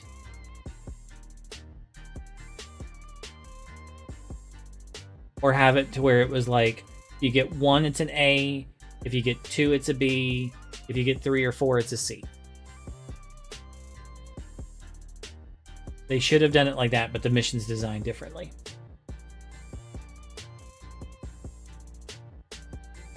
That's how they should have done it. If you get 1, it's an A. If it's 2, it's a B. Or if it's 3 or 4, it's a C. That's how they should have done it. And then spread these out. That would fix it. And make it not so much of a pain in the ass. And then for the entire mission, you could do A, B, and C, depending on how many consoles you get. But it's not done that way. Sorry. It's the little weird details about a system that makes it, you know. Oh, here's the breakdown. Here we go. Hold on a second. Okay. 1 conduit defended, 1 and 2 is A, 3 is A, and 4 plus is B. 2 conduits defended, 1 and 2 are A, 3 and 4 are B. 3 conduits defended, 1 is A, 2 and 3 are B, and 4 is C. 4 and beyond, 1 and 2 are B, 3 and 4 are C. That's the way it works.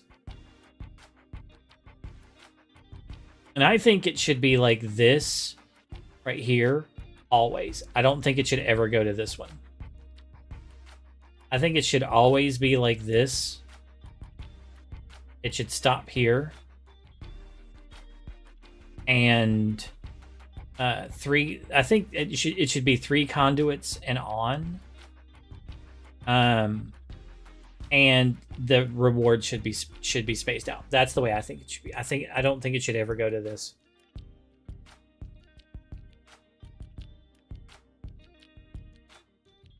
That's just me.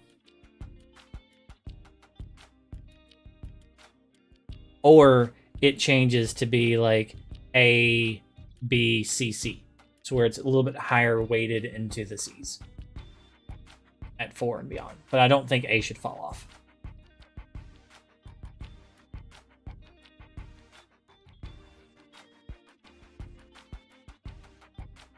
Okay, enough of that. Sorry. I'm down a rabbit hole. But the downside is buying him is like,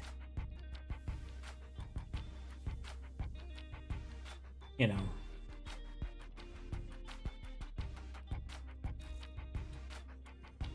not cheap. Well, disruption missions are fun. I don't know if you've played many of them, but they're actually one of the more, like, kind of fun missions.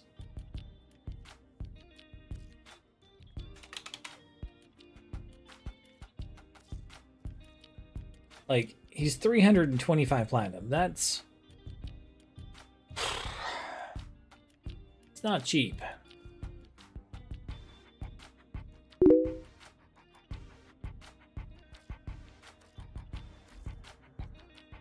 Their disruption missions are fast-paced. There's a few missions in the game that not a lot of people play, but they're actually kind of fun. Disruption.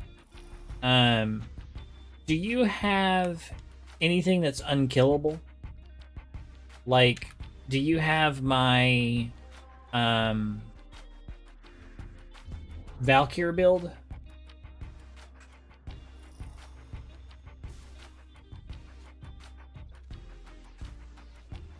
Like, if you do, I could take you into a fun hard mission. I don't know why my computer is, like, giving me lag right now. It's struggling.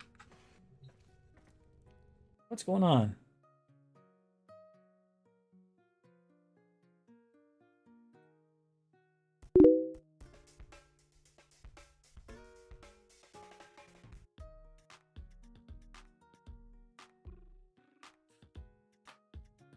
Like, do you have anything that's unkillable?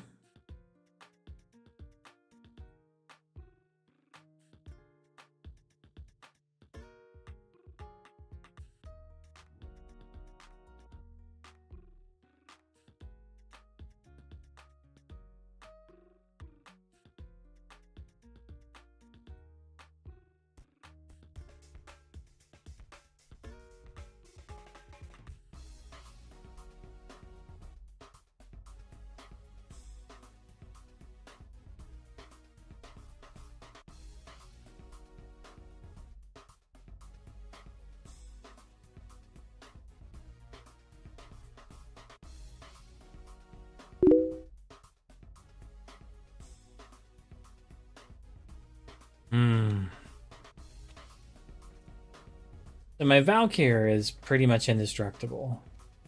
I have a Nyx that's also indestructible. I mean, I could try running with... Okay. I was going to take you into, like, one of the best missions in the game. It's just, like, horrendously hectic, and it's super fun. But like a buddy of mine is like, my description of fun is weird to a lot of people. So there is a mission that is like you get like an arcane every like 20 seconds to drop. Yeah, it's chaos. And there's arcanes dropping continuously. But it's not easy. So it's one of those like it's a bit of a mad kind of thing, and it's easy to die. So you have to have something that can survive. So you either have to be able to survive, or you have to have something that just can. And a good one is Valkyrie. Because she can do a ton of damage and she'll survive. So I don't even put a primary weapon on her. And I have like this, and I'll show you it if you can last a few minutes. And you'll see what I mean by the arcanes. So it's Steel Path. It is the Zeraman. I don't know if anybody be doing it right now. It's the Void Cascade. It's this right here. Okay.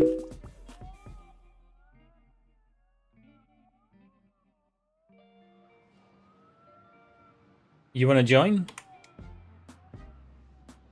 If you want to join, I'll back out and invite you.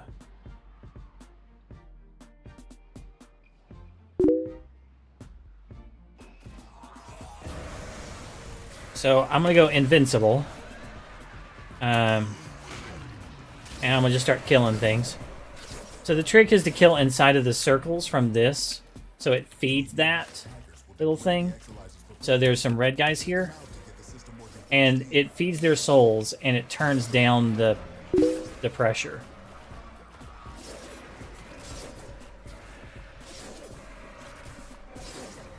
So incoming will be this dude here. So I shot him. This guy will likely drop an arcane. He didn't. So one little thing here, and then another one. He died.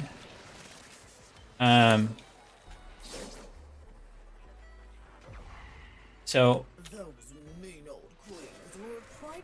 more guys come in. All I'm doing is feeding this right here. And this chick is invincible. Nothing can hurt her. Okay, that one's done. So now I got to move to another one. So there's one right here. And as long as we keep feeding these, the mission will be fine. But the moment we stop feeding these exolizers, we lose the mission.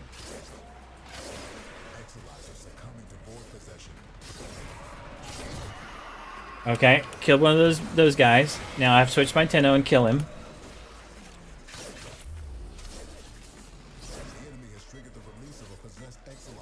We have 2 possessed ones. So I can't walk into that. It'll send me to my Tenno. So I have to like kill these little doors.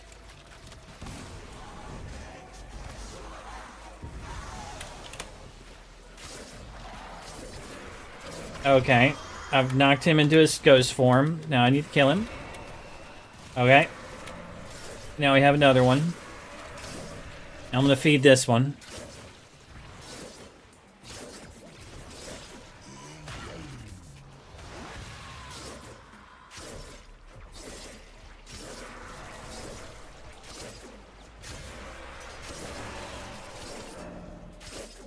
And this is the gist of the mission. It's just about staying alive with all these ghost guys coming at your exolizers. We lost an exolizer down here. Because the guy that was down here stopped defending it. Because he's an idiot.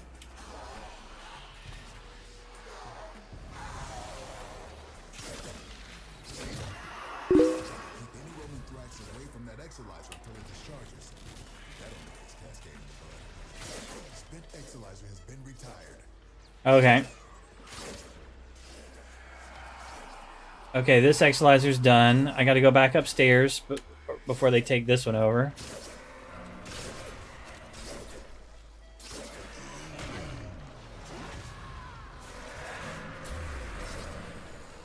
Marking a possessed Exalizer. Alright. Marking a possessed Exalizer? Okay, there's a guy coming in for it.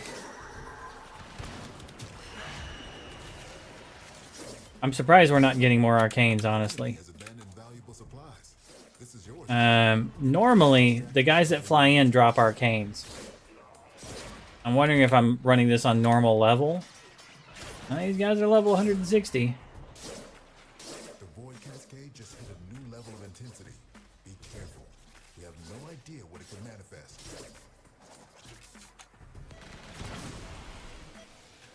Usually, about every one of these floaty guys drops a thing. Contamination levels going in the wrong direction. Spent Exalizer has been retired.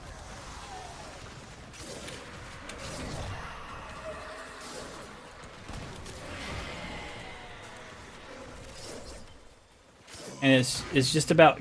see, here's another guy trying to take it over.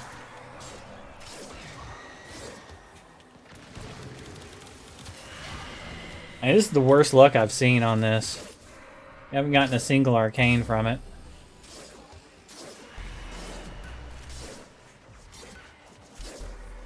And you just want to stay ahead of them. See, they have like two...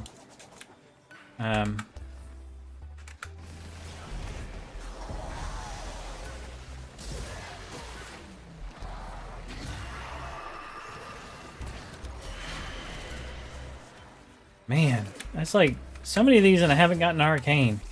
That's sad.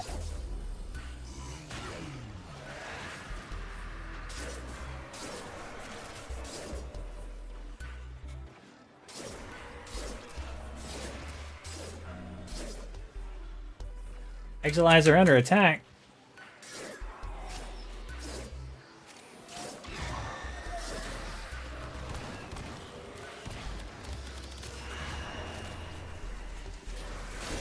Like, do we need a Necros or something?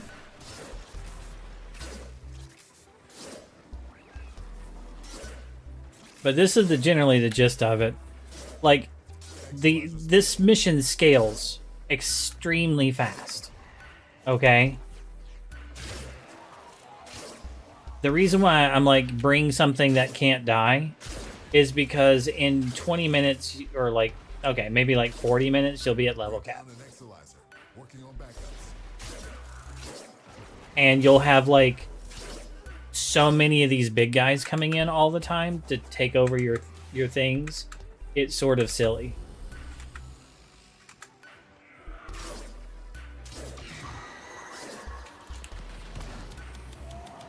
Like right now they're only like level 100 and something. But I swear this feels like it's not a Steel Path version. I mean, it says they're like level 100. Oh, I can't shoot that guy.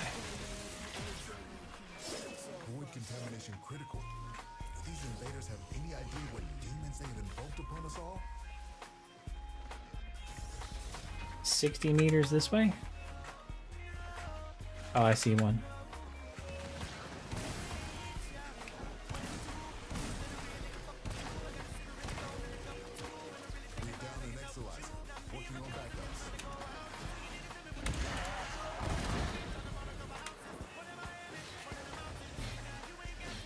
I am out of ammo.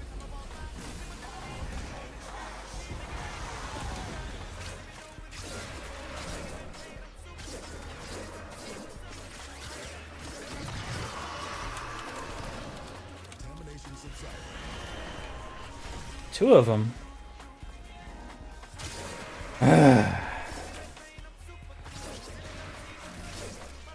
I swear this must not have been a Steel Path mission or something.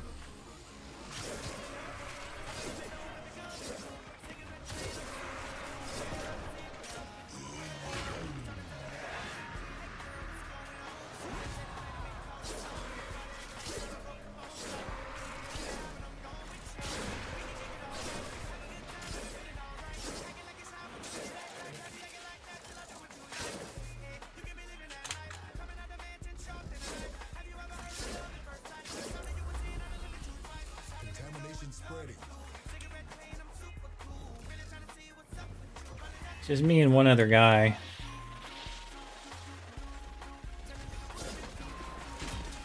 Oh, that'll get me killed.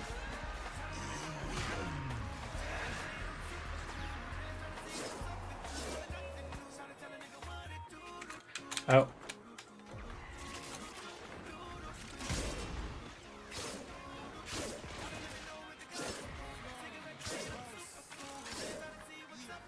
Well, I got one arcane.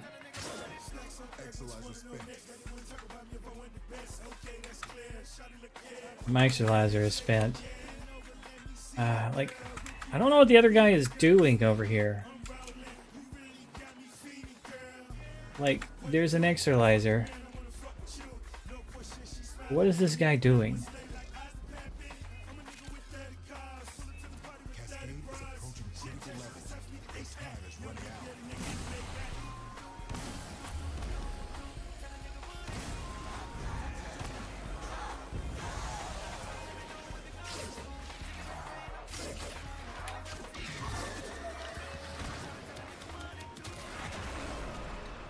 Like, it's just me and one other dude, and I don't know what he's doing.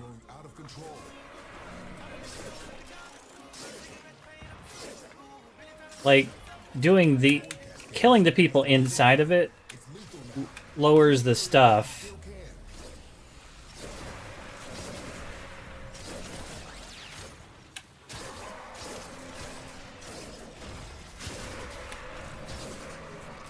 So I'm fighting it back. I'm not sure what he's doing.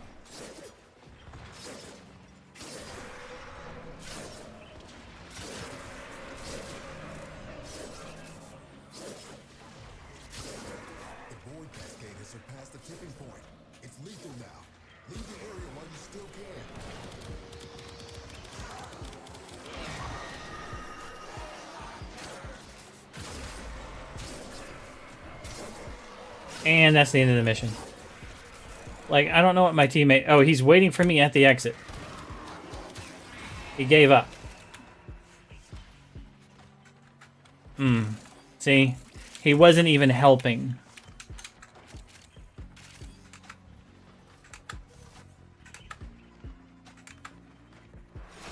He was already waiting at the exit.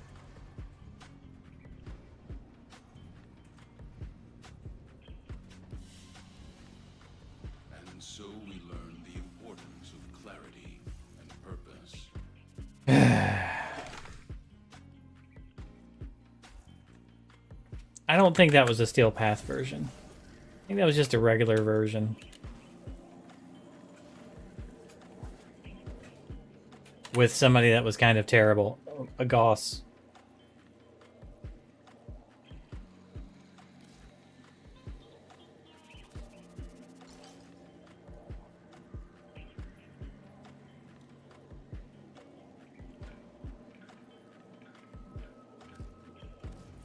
Normally on that mission, I walk away with like, I don't know, 20 arcanes for that long.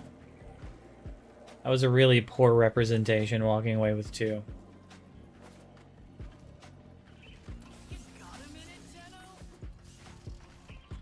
Well, I hope you get some rest.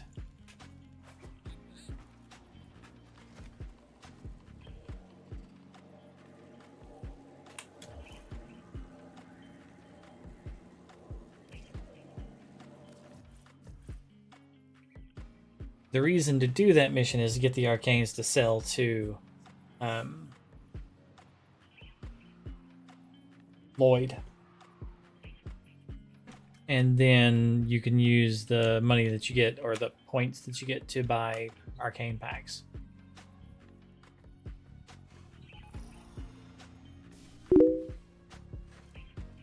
No problem. You should get some rest. You were heading out before that mission.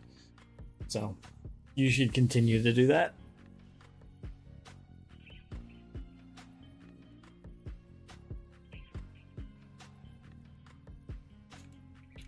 But know that every frame in the game has its uses, what it's good at, where it shines. And there are specialty missions in the game that certain things shine at. Well, you should like rest and stuff. I'm going to head out myself because I've been on for 5.5 hours. The wife's going to get up in an hour and get ready for work. So I'm going to like chill for a little bit, watch some anime, finish up that the movie stream thing that I was watching earlier. Then get her up and get her ready for work. Thank you, thank you. You get some rest too. Peace. Take care. Stay safe.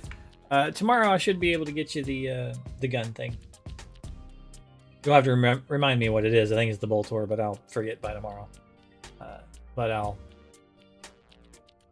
get on and play tomorrow night and be able to get the points for it. So peace. Take care. Stay safe. If I may say, I'm out. Your chosen Warframe suits